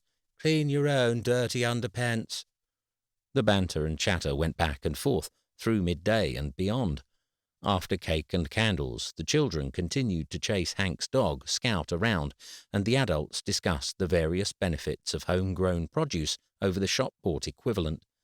Eric had vacated his usual chair on the veranda in exchange for a place on the mat next to the Scotch eggs.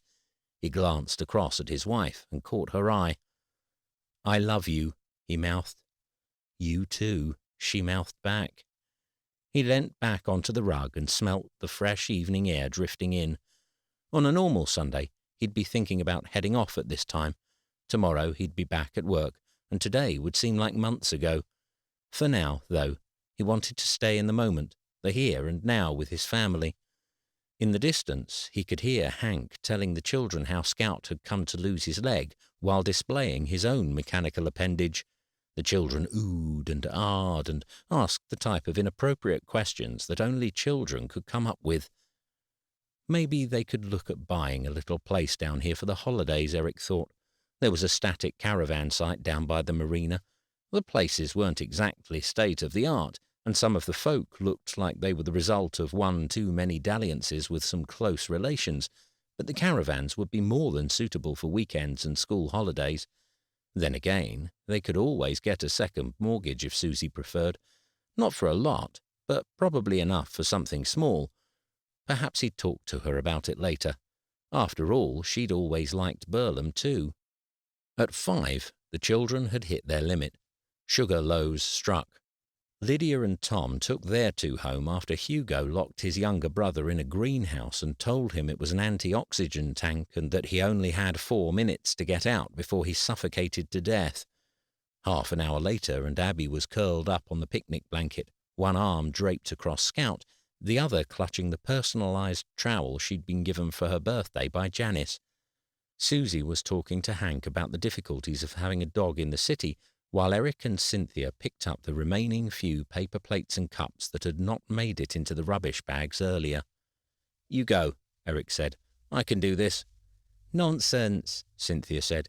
"We're nearly done. Besides, I'll take it with us. We can drop everything in the recycling bins at home." "Are you sure I can't give you a lift? It'll take me 5 minutes to run you up there, then I'll come back for the girls." Cynthia shook her head. "No point wasting an evening like this in a car, not while my legs still work." "If you're sure." "I am." Eric straightened up and shook the rubbish down to the bottom of the bag. "Well, I think we're done," he said. "I guess we'd better wake the other 2 up." "Seems a shame when they look so peaceful, doesn't it?" "Like butter wouldn't melt." Behind Abby and Scout, Norman was sitting in his chair. His head was tipped forwards, his glass of sloe gin half full on the ground beside him. Eric gathered up the coats and bags, bent down, and scooped Abby up in his arms. "I don't want to go home yet," she yawned, rubbing her eyes and wrapping an arm around her father's neck. "It's my birthday. I want to stay with Scout. It's still my birthday." She dozed. Susie appeared beside them. "Scout's got to go home now too," she said. "It's time for his bed." "Ah, and if I don't feed him soon, he might have me other leg off me," Hank added. "You ready?" Susie said to Eric. "Have you got everything?" "I've got the bags, the coats, and this one," he said, nodding to Abby. "Just need to say goodbye to Norman and we're ready to go." Eric turned to Norman. He was no longer sitting with his head forwards, but instead it slumped to one side. Cynthia was beside him, but rather than standing, she was kneeling on the dirt. Her face was buried in his lap. Eric took a week off work and spent the Monday to Wednesday down in Burlham. He didn't know what use he'd be, but he wanted to be on hand just in case Cynthia needed him to take her anywhere. Maggie was busy with the play and work. She'd said she would drop out, but Cynthia had insisted she didn't. After all, she had said, what would be the point in letting people down? It wasn't going to change anything. It hadn't come as a surprise to other people. Apparently, the fact that he'd made it to the summer at all had been a bigger one. He had everything in place: funeral arrangements, instructions for his ashes, all deeds, investments and bank account information ready for Cynthia. He had even included a pamphlet for a local driving school that ran an intensive 2-week course, and a letter in which he'd said there'd be no excuse for not learning now, not with all the extra time she'd have on her hands. Everything was sorted. Eric wasn't surprised at Norman's military organisation on the matter of his own death. He was the only person in the allotment who arranged his tomato bags according to the average growth height and had a rigid rotation system in place to ensure all areas of his allotment received nitrogen-fixing legumes at least once every 3 years. Perhaps it was the fact it made him feel so useless he found hard. "It's easier when you haven't got children," Cynthia said to Eric as they sat around the kitchen table. Norman had been right, Eric learned. Her tea did taste a little like dishwater. He had driven Cynthia down to the church to speak with the minister in regard to hymn choices, only to find, once again, that the matter had been dealt with in advance. Eric was convinced that Cynthia would have been happier to walk the mile down into town on her own, but he had insisted, and so she'd said yes. Then he felt even more guilty. A 70-year-old woman had just lost her spouse of nearly 50 years, and she was altering her plans so as not to hurt his feelings. "Don't get me wrong, we'd have loved children," Cynthia said, back home and oblivious to the insipidness of the tea. "But at least you don't feel so bad about the fact you've got to move on at some point. I've seen my sisters, the way they fuss over their girls, terrified what will happen when they're not there to look after them. But kids are tough, and Maggie's hardly a baby, 36 and a superintendent. She'll be fine. No, it's harder on us, I'm sure it is." "So what will you do now?" Eric asked. "If you knew this was coming and Norman had everything in order, I assume you've made plans." A sad smile trembled on Cynthia's creased lips. Her eyes began to glisten. "Norman was the planner," she said. "I was more concerned with making the most of the time together while we still had it. But I've got some ideas, some things I'd like to do, places I'd like to see." "Like where?" Eric asked. "Just places," she said, and smiled again, this time without the tears. "What do you think she'll do?" Susie asked when Eric got home that Wednesday night. He had thought about going back again, and had he not missed Abby so much, he probably would have done. Work emails were incessant in his absence, yet having made the situation clear to Jack, he'd made the conscious decision to ignore them. There was nothing that couldn't wait. No deal he couldn't postpone for another 3 days. The world wouldn't collapse if he didn't get his spreadsheet of figures to Greg until Friday instead of Wednesday. "I've no idea," Eric said. "Apparently Norman's got family over in Australia or New Zealand. Perhaps you'll go and visit them." "What about the house?" "I think he wanted her to sell it, move into one of those new retirement properties over by the school." "Do you think she will?" "No idea. It's a lovely place. It could be great, but it needs an awful lot of work." Eric went to the fridge, pulled out a can of tonic, and topped up their 2 large measures of gin. "Abby wants to come to the funeral," she said. "She asked if it would be okay." "What did you say?" "I said it would be up to you." "What do you think?" Susie shrugged. She took a large gulp of her drink. Eric did the same. He winced. There was strong and strong. Susie spoke next. "She knows what happened. She knows of funerals where people go to say goodbye. I think if you're okay with it, I am." "I'll probably hang around after, just for a bit, if that's okay. See if I can help out at all." Susie took another sip of her drink. When she drew the glass away, she pressed her lips together in a flat, straight line. "What?" Eric said. "Nothing." "No, say it. You think I'm interfering, don't you? Poking my nose in where it's not welcome, but I'm not. I'm only trying to help." "I know that." "Then what is it?" Susie placed her glass on a coaster. She tucked a strand of hair behind her ear and drew in a deep breath. "I think you're doing all this, keeping yourself busy, because it stops you thinking." "Thinking? About what? About Norman?" "No," Susie said. "About your dad." Eric frowned and took an extra large gulp of his gin. He winced again, then shook his head and took another mouthful. "Why would I be thinking about my dad? I already went to his funeral." "Well," Susie said, "you have to admit that for quite a while there your relationship with Norman was pretty similar to your relationship with your dad." "That's ridiculous. Norman was Norman, my father was my father, and the only thing the two had in common was being old and having neighbouring allotments. Oh, and loving a car more than people, I suppose." "That's not entirely true, is it? I mean, there's the small factor of Norman making your life a living hell for 6 months." "I wouldn't say—" "And your desire to prove them both wrong." "Again, that's not exactly how—" "And the fact that deep down all you really wanted was their respect."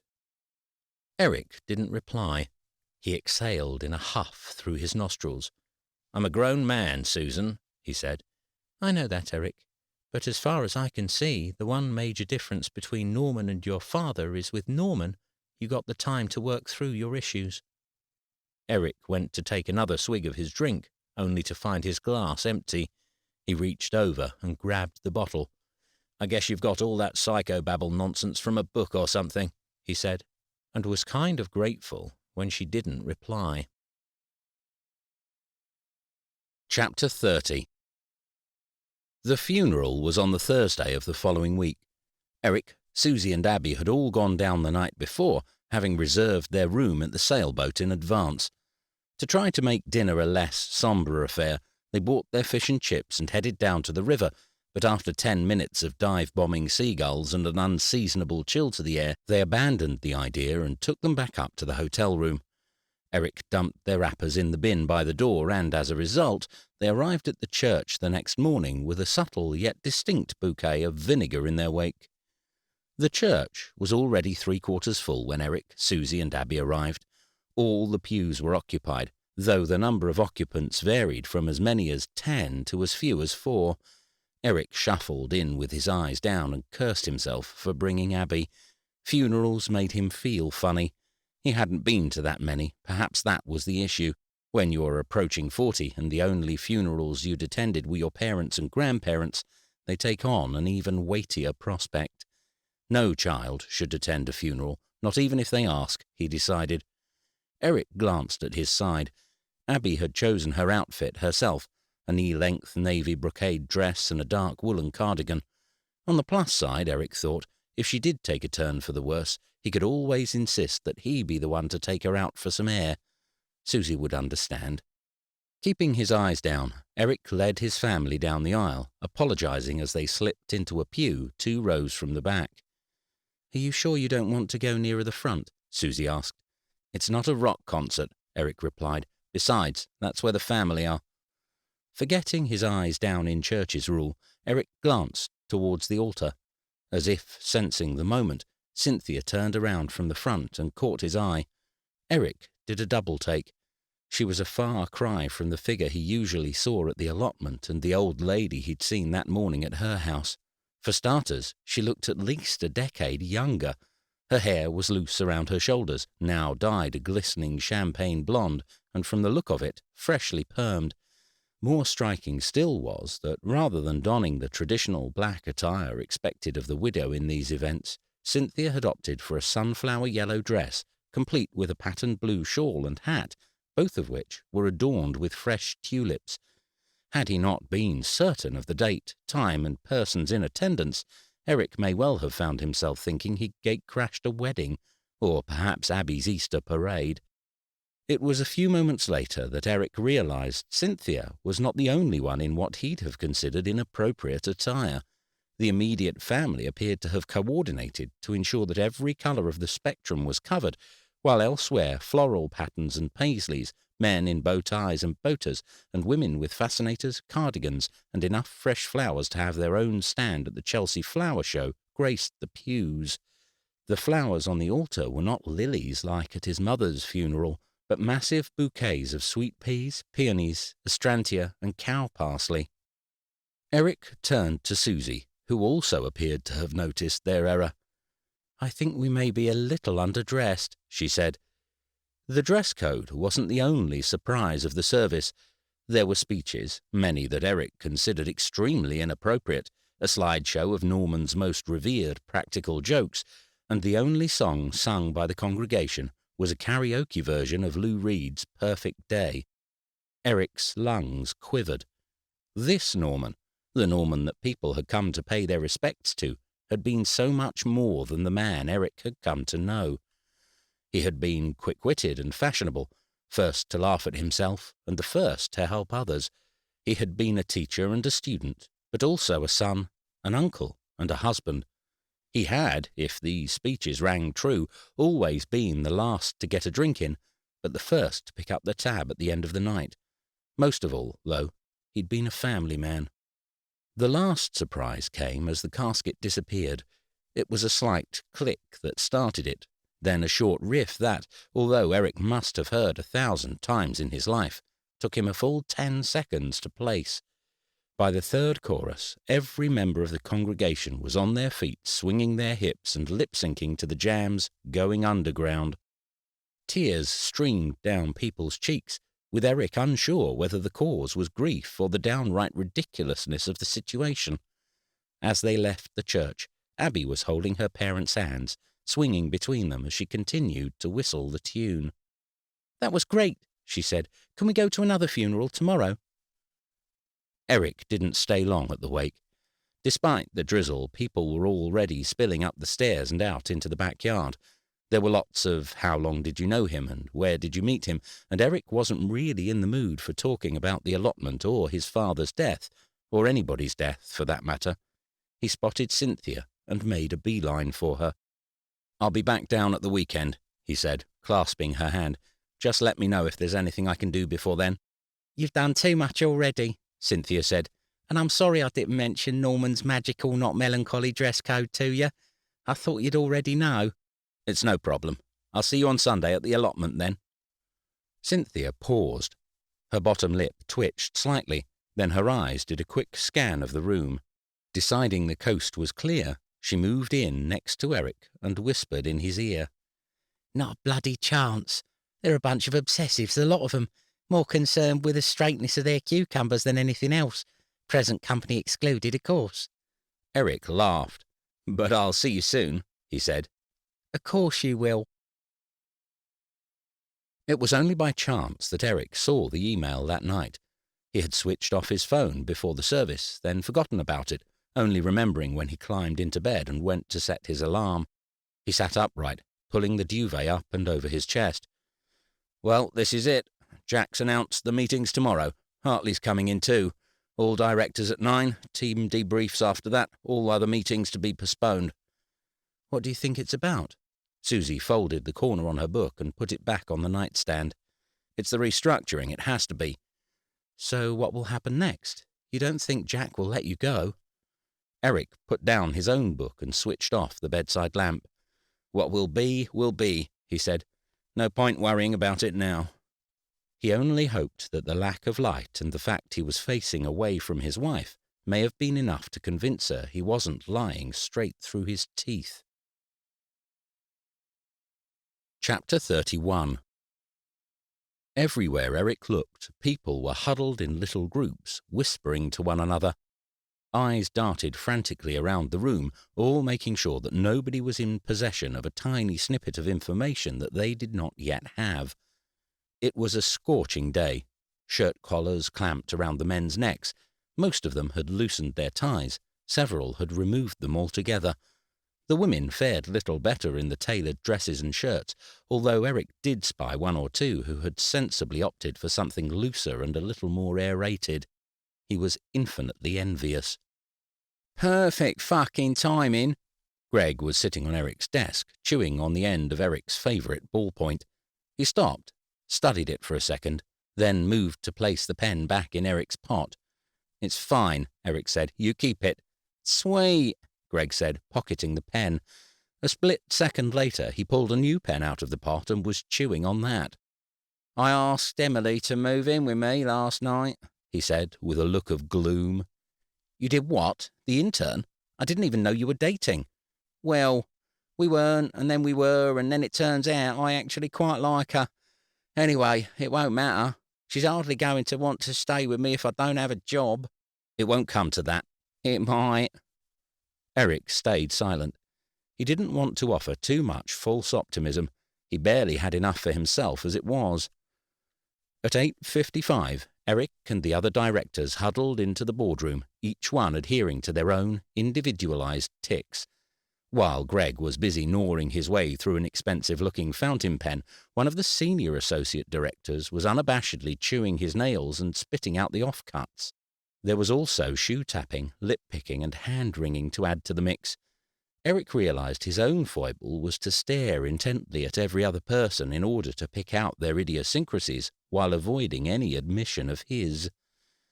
Jack Nelson and Alistair Hartley were both smiling as they entered.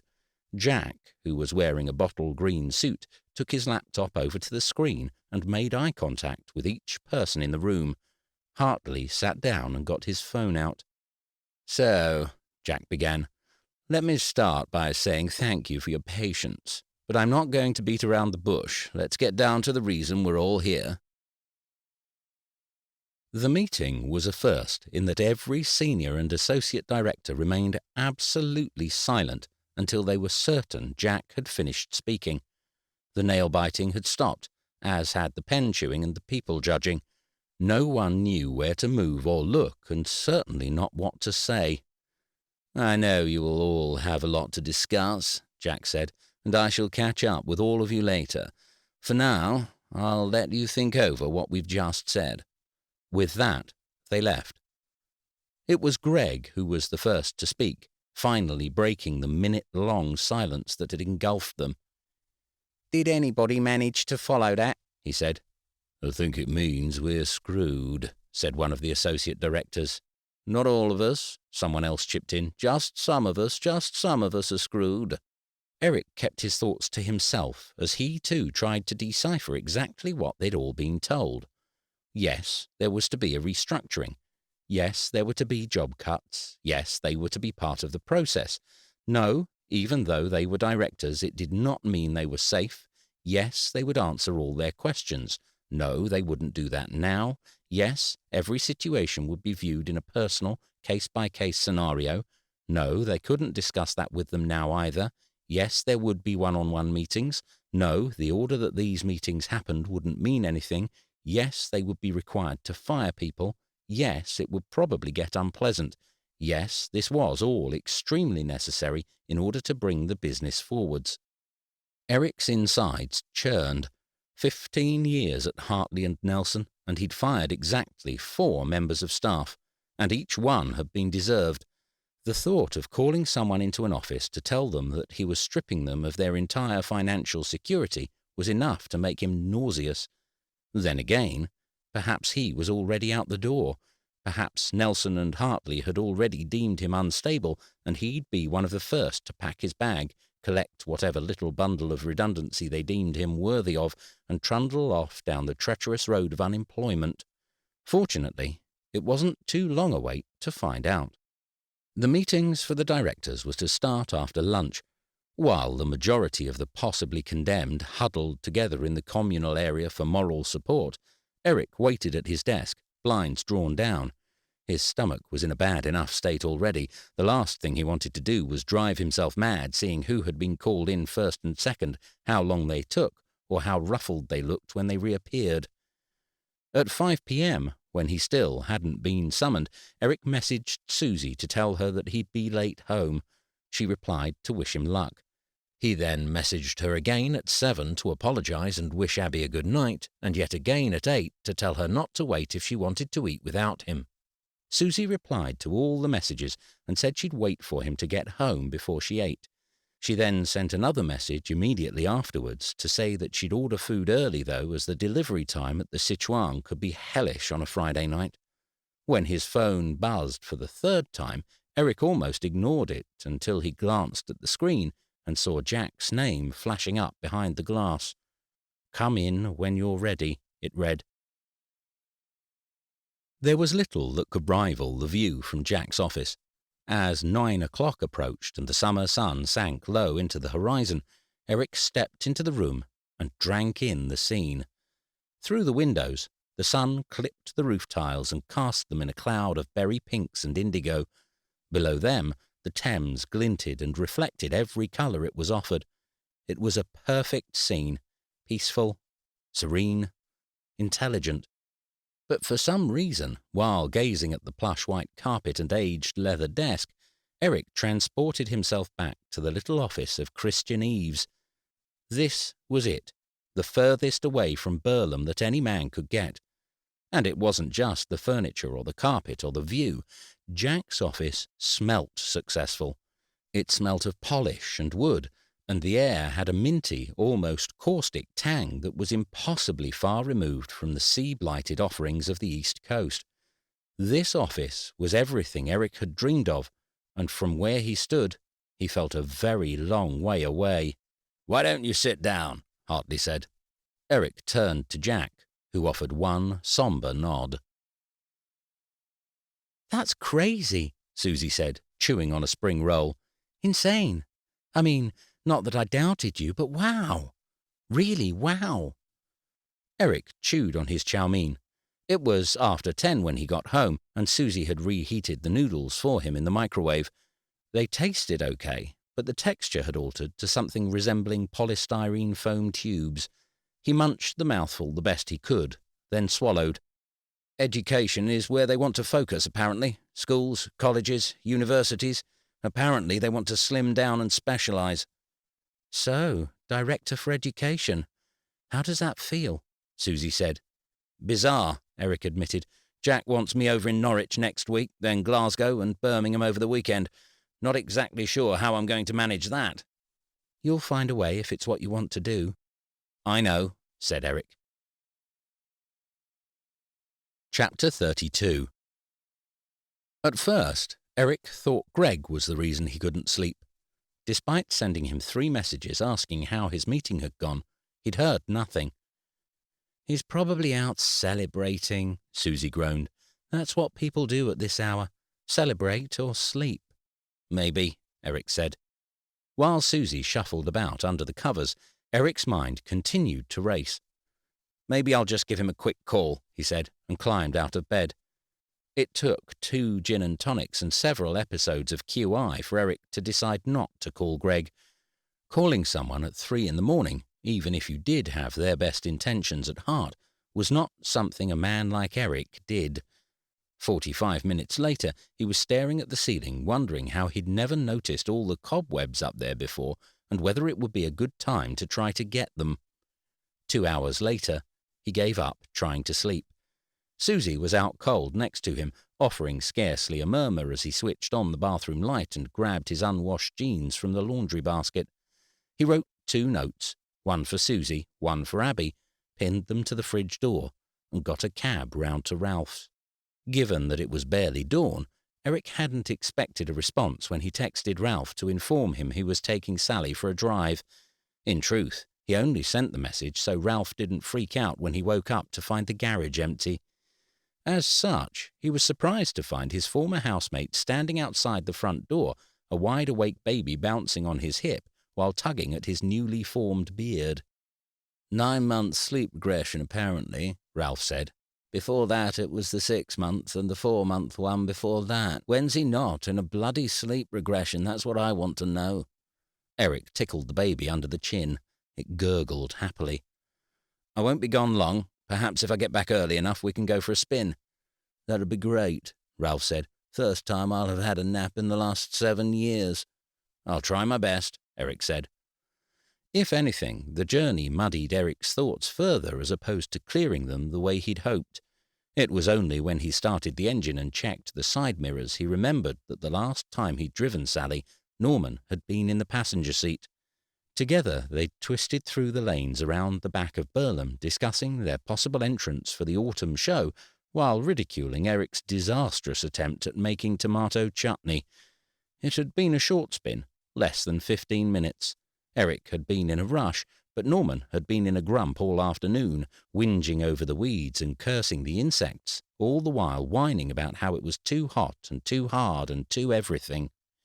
Eric had thought that maybe a drive would help bring him out of the funk, and it did a bit. Now Eric wished it could have been longer, that they could have laughed at more of his gardening failures, that he could have asked him a bit about the past. As he drove past the sign and the old garage where they held Sally after George's death, Eric took the right turn down the cul-de-sac lined with elms and parked up outside Norman and Cynthia's bungalow. A blue for sale sign punctured the newly mown lawn. Eric felt a stab in his gut. Obviously, Cynthia wanted to move out quickly. The place must be red raw with memories. Still, Eric thought, she might have wanted to give it a little time first. Then again, if Norman had anything to do with it, he'd probably placed the listing the week before his funeral. A glance at his watch told him it was far too early to call in and pay her a visit. Eric put his foot down on the clutch, twisted the key in the ignition, and took another glance at the doorway. He was about to pull away when Cynthia dashed out into the drive, dressing gown slipping off her shoulders, madly waving her arms. "Eric! Eric!" Realizing he'd seen her, she slowed to a walk, then stopped, panting. Eric cut the engine and climbed out of the car. "Sorry," he said. "I didn't mean to disturb you. I didn't realize the time. Thought I'd pop in later instead." Cynthia dismissed his apology. "I'm glad you did. I'm heading out with Maggie this afternoon. She's got the day off, so we're going to check out some old folks' villages together. I take it you've noticed my news?" She motioned in the direction of the for sale sign. "I did," said Eric. "Is this his doing or yours?" Oh, this is all my doing. He'd have approved mine, but no, it's me who wants to get out of there. Can't even clean my teeth without seeing him in that bathroom combing his beard." Eric laughed. "That'd be enough to make anyone want to move house," he said. Eric stopped, took a moment, then moved towards the car. "Well, I should be getting on. I want to get as much time in as possible." He paused, then added, "Actually, I have a bit of news too. I got a promotion at work." Cynthia clapped her hands, then reached around him for a hug. "Oh, that's wonderful. Well done, you. I hope it means you get to spend a little more time with the family." "Well, I'm not sure exactly," he said. "Oh, I'm sure you've got it all worked out, a smart lad like you." She stopped and scanned him up and down. Her eyes widened as a sudden thought struck. "Hold on one sec. I have something for you. Can you hang on a minute?" Without waiting for his reply, Cynthia dashed into the house. She hurried back out a few moments later, although her hands were seemingly empty of whatever it was she'd gone to retrieve. It was only when she uncurled her fingers and reached out her palm towards Eric that he saw the key. It was an entirely unspectacular specimen, a little under an inch long, flat and flimsy with a thin loop of wire attached to the top. It was the kind of cheap-looking key that you get with any hardware shop padlock. "It's for his shed," Cynthia said. "He wanted you to have it. Well, what's inside it anyway?" she added. "I think he decided it would be easier to leave the actual shed on the plot. Of course, if you want it, I'm sure it wouldn't be a problem." Eric couldn't speak. A large, obtrusive lump had forced its way up his throat and was causing difficulty breathing. "He's given me his shed," Eric said. "Only if you want it. I think he thought you'd find the tools useful. There's a lot of other junk in there too, mind. Might have found yourself more work than you bargained for. But I'm done with that place now. I've got my memories, and they're more than enough for the next few years, so if you come across anything you don't want, either you pass it on or you bin it. Either will be fine with me." Eric nodded. His eyes were still fixed on the key, uncertain what would happen if he moved them. In a swift motion, Cynthia tucked the key into his top pocket and tapped it there. "Well," she said, "we should both be getting on. And just because I'm taking a break from the allotment doesn't mean I'm going to stop cooking. You get too many carrots, you pass them this way. I'll have a vat of soup and half a dozen cakes for your freezer by the end of the week." Cynthia retreated to the front porch, where she stood and waited, then waved until Eric had driven out of sight. Eric was grateful the drive to the allotment was short. His legs had become decidedly wobbly, and the lump in his throat had swelled so large that it was causing his eyes to water. Here was a man he'd known for less than a year, a man who had caused him torment and torture and insufferable frustration, and yet in one large swoop all that had disappeared. Norman Kettlewell had thought of him. He had thought of Eric beyond his own life in a way that his father never had. There were no conditions to this inheritance, no rules he had to abide by. True, it was only a shed, not an 800 grand house or a 500 grand car, but it was Norman's palace, and he'd bequeathed it to Eric. Eric's flood of gratitude was hit by a sudden surge of anger towards his father. So much for thinking the twisted inheritance would bring them closer together. The allotment was empty and the large metal gates pulled closed. Eric pushed them apart. It had been a long time since he'd been the first person there. Those were the days when he'd arrive as early as possible in order to leave as early as possible, when work was at the forefront of his thoughts and Susie and Abby somewhere around the back, along with important dental hygiene and renewing car insurance. A sadness swelled inside him. It would be like that again soon. In early, out early, no time to stop and natter over the compost heaps or indulge in lingering brunches at the shed. He would have to be as productive as possible from now on. Only 14 months, Eric told himself as he plucked a raspberry from a bush. He could manage 14 months of juggling. After that, he'd have it all. The car, the job, the perfect house. 14 months and his life would really be complete. Although, even as he said it to himself, he had great difficulty believing it. The air smelt of greenness, of wet grass and dewy moss and freshly harvested vegetables. The powder blue sky was littered with grey-white clouds, making the greens even brighter and bolder. Eric shut the gate and began to take his normal path towards his own little patch. It was well trodden and muddy, and he could walk there with his eyes closed. But when he reached the first crossroad, straight ahead for his, left or right for who knows what, he stopped. 9 months he'd been here, and yet he'd made no real attempts to visit the other plots. He knew some, of course, Norman's, Hank's, and Janice's to an extent, but had no real idea what lay beyond those little boundaries of turf, turnips, and 6x4s. Fighting against the power of practice, Eric turned right. There was much of a muchness, of course. Runner beans, greenhouses, large blue water butts, and sheds with little brass padlocks. But there were also hidden gems among the sprouts and parsnips, whole plots laid to wildflower, not uncultivated, not full of weeds, but bursting at the seams with thyme and foxgloves and honeysuckle and lavender, the scents of which spilt upward and tickled Eric's nose as he leant in and sniffed. There were giant greenhouses again filled with flowers, but this time of a more cultivated variety. Roses, lilies, varieties that Eric had assumed you could only get at a florist, supermarket, or at a garage service station, but had never assumed you could actually grow yourself. There were several beehives, birdhouses, and even some garden ponds. Each plot had a story and personality, and at each one he found something different to admire. When he'd exhausted every route possible and was certain that he'd at least glanced at every plot that the Columbia Avenue allotment had on offer, he arrived at the plot with the neat rows all labelled with plastic markers, the turf trimmed to an even and exacting level, and the tomatoes ordered according to height. Already the grass was growing up around the corners of the beds. 10 minutes with the secateurs and I can sort that out, Eric said to himself. Then, removing the key from his pocket, he stepped up on the wooden veranda of Norman's shed. Chapter 33. Inside the shed, large pots and plants obscured the light from the windows and caused a damp, sticky heat to fill the air. The space smelt of ash, with a heady, woozy undertone that took Eric a second to place. Cinderella 99, what else?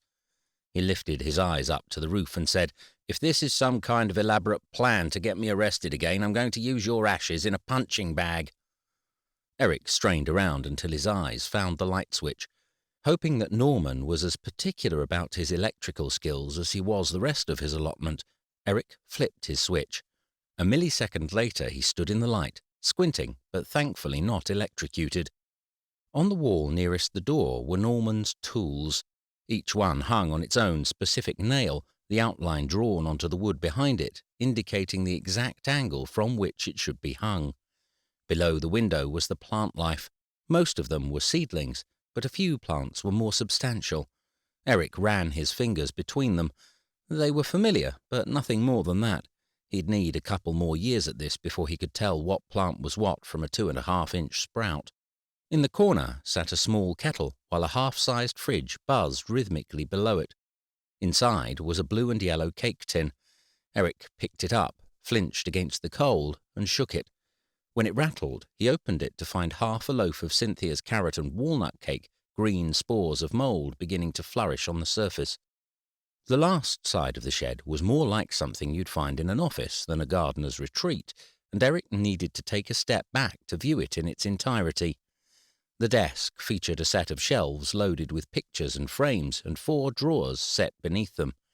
Sitting in front of the writing area was a heavy wooden rocking chair, complete with a padded cushion. Maybe Eric could get a rocking chair at work, he wondered. Maybe that would make the evenings away from the girls more bearable. He picked up the cushion and turned it over in his hands. It smelt of lanolin and earth and hard work. There was nothing exceptional about it, and it was probably harbouring a dozen unknown pathogens, but it caused an ache to spread through the upper region of Eric's torso. He put it down on the chair, took a step to the side, and turned his attention to the picture frames. The largest images faced out. There were wedding anniversaries and birthdays, photos of Norman and Cynthia smiling, centre frame, cutting into cakes, surrounded by grinning children and adults. There were graduation photos of people Eric could only assume were nieces and nephews, as well as Christmas shots around the tree and one or two christenings. Eric recognized a few faces from the funeral, and Maggie featured in several, but mostly they were strangers to him. He continued to browse through, trying to place dates by the length of Norman's beard or the style of the women's dresses and men's hair.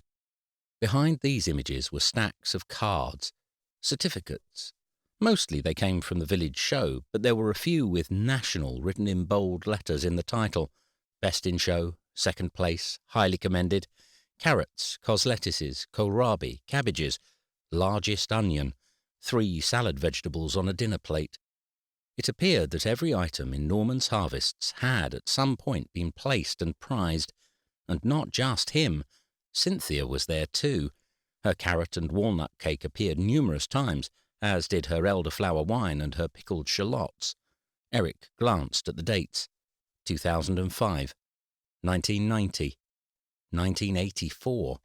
He flicked through, seeing how far back they went. 1979. Nearly 4 decades of knowledge and green fingers, commemorated by nothing more than slips of paper. Eric wiped the dust from them and placed each one back where he had found it.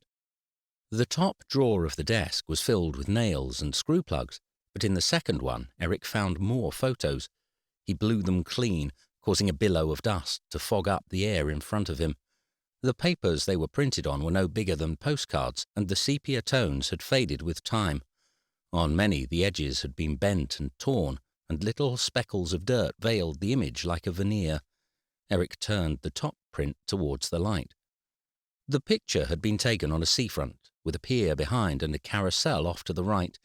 The couple in the centre had their arms around each other, although the young girl had her eyes closed, scrunched shut as if caught unaware mid-sneeze.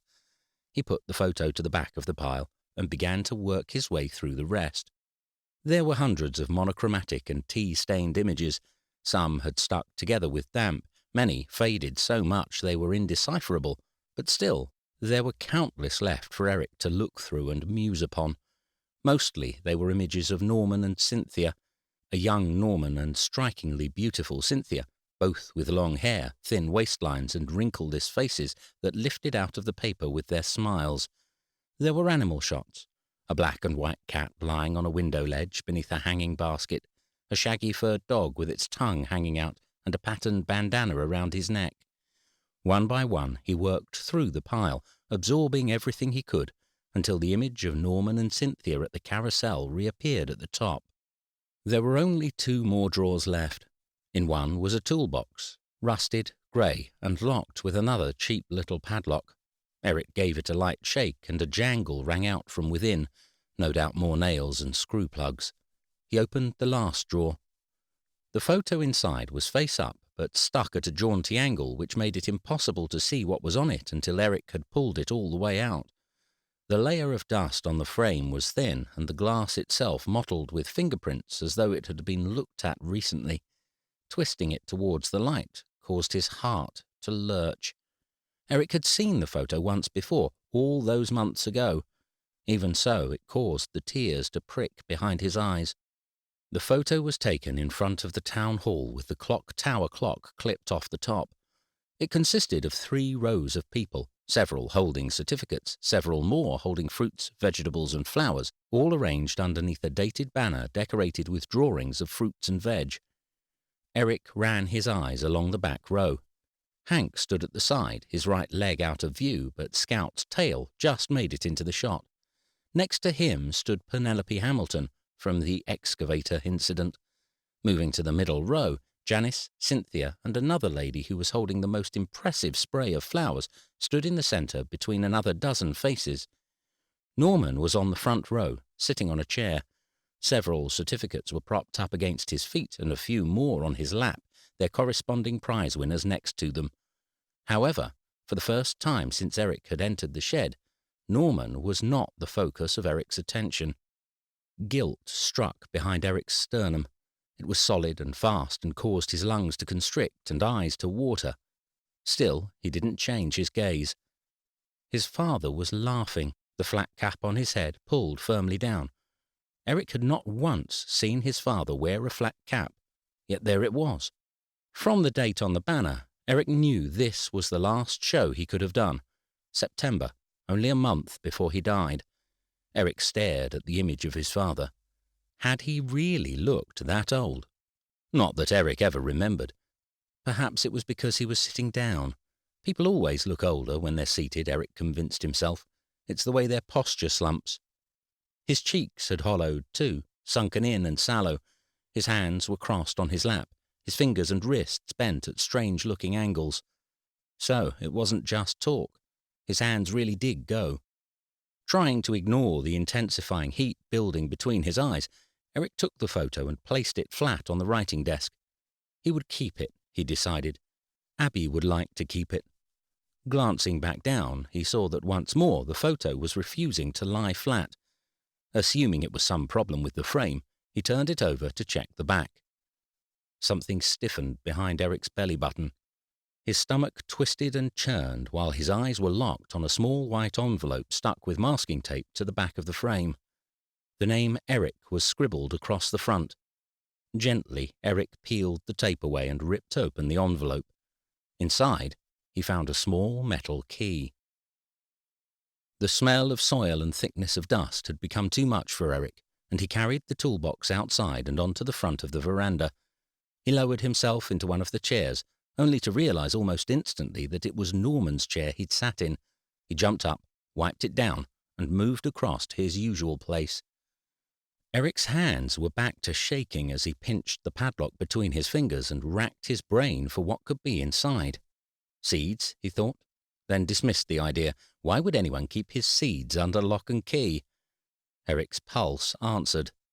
Illegal seeds? He swallowed hard, held his breath, and turned the key. Chapter 34.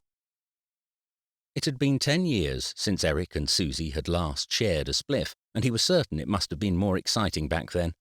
It had to be. Right now all he was feeling was sleepy, clumsy, and like his nostrils had been held against a biofuel exhaust pipe. Still, there was only the one joint tucked into the bottom of the toolbox, and by the end of the evening all evidence of Eric's adult dabbling in narcotics would be over and done with. Do you think it was for the pain? Susie said, drawing in a long, deep drag, then blowing it out over her shoulder and out through the open window. At the funeral, a lot of people said he was in pain. I think they said he was a pain, Eric attempted to clarify for her. He was definitely a pain. Susie passed him the glowing roll-up and rested her hand on her husband's knee. She leant in with a slight sway. But truthfully, how do you feel, she said, about everything? About everything? You mean the weed? Or the fact that I can see 2 tiny Erics in your pupils? Eric. Susie shuffled back accordingly. Eric sighed. He offered the joint back to Susie, who shook her head. He dropped it into a half-empty tonic can and flopped down onto the sofa. Truthfully, I have no idea. I mean, how am I meant to feel? It's nice, I suppose, finding out my father isn't a complete and utter bastard and didn't entirely despise me. He didn't despise you. But that doesn't change the fact that he was an arsehole for most of my life, and even when he was dead. Susie glanced down at the floor. The contents scattered out on the carpet. She riffled through for a second before selecting a tea-coloured newspaper scrap.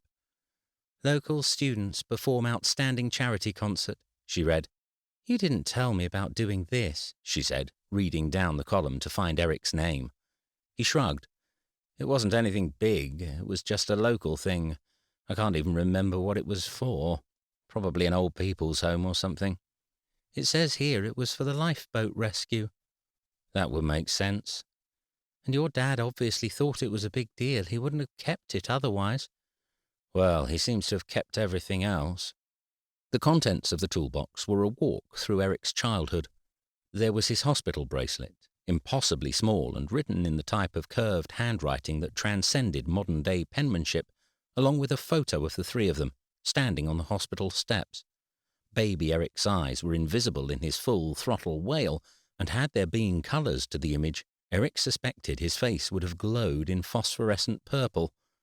There was a letter Eric had no recollection of writing, in which he'd told his parents all about his first day of school, a picture of him sitting on his mother's knee, reading books, and another of him standing on a stool in the kitchen, reaching up to stir some giant bowl on the worktop.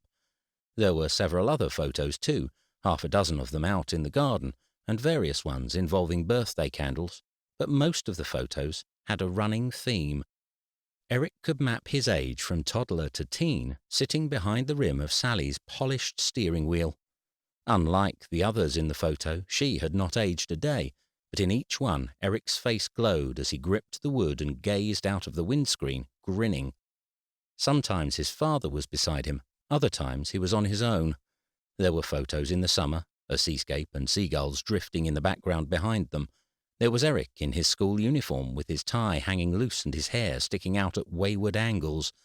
There was the day he'd passed his driving test, where he stood on the driveway, one hand resting on Sally, the other holding on to a slip of paper, pouting in a sullen sulk. He could remember that one being taken. He was meant to be meeting friends to celebrate with, but his father had insisted they get a photo first. They had gone out in the cold, only to discover that the camera was out of film, so he'd had to wait 40 minutes for George to go into town, queue up in the post office, and get some film. Eric's mood had been made even more unbiddable by the fact he wasn't allowed to drive Sally there on his own, a little thing like insurance irrelevant in the mind of a hormonal 17-year-old boy. Photos took up the majority of the toolbox. There was also his mother's jewellery. Nothing fancy, her engagement ring, now dated with its gold floral setting and tiny diamond, and a few other pieces with it, like a locket which Eric opened to find a picture of himself and his father. There were bank account details, accounts not specified in the will, for they were not in George's name. There was one in Eric's name, small but not insubstantial, and two in Abby's, which Eric had to get Susie to double-check the figures on twice before he was satisfied his eyes weren't playing tricks on him. And then there was the letter. "Right," Susie said, standing up with a slight wobble. "I'm going to bed. What are you doing?" "I'll just check we're all locked up and have a bit of a tidy up first," Eric said as he stood. "You go up. I'll join you in a minute." "Don't be too long," she said, and kissed him on the forehead. Eric strolled around the house. He checked the back door and kitchen windows and, on finding the living room still humming with the scent of weed, opened all the windows as wide as possible. Heading back into the kitchen, he poured himself a large gin and took a seat at the dining room table. He sat in silence, making no motion for the television or paper or even the letter. After a couple of minutes, he downed the drink, shut the windows, and went upstairs to Susie. It was time they talked. It was the right decision. He was positive it was, and if he'd needed any clarification on this matter, it came when he told Jack the news. Losing his professionalism for only the second time in Eric's company, Jack pulled Eric towards him and slapped him hard on the back, then pulled away with tears in his eyes. "I couldn't be prouder of you," he said. "I couldn't be more pleased." "I'm not sure how I'm meant to take that," Eric said. "Oh, I think you're barking, completely barking, and you'll be back in 6 months without a doubt." "Thanks for the vote of confidence," he said. Jack slapped him on the back. They had 3 sets of people view the house the first day it went on the market. Within 5 days it was sold, and 6 weeks to the date they had the movers at the door. "You're sure you're not going to regret this?" Susie asked him for the 100th time. The sun was out, although the chill was enough to make them keep their jumpers on. The scent of peonies drifted in from somewhere up the road. Abby was at Lydia's. She was going to stay there for a few days until they could get the place in order. Eric took Susie's hand in his and lifted it up to kiss her knuckles. "No," Eric said. "But then..."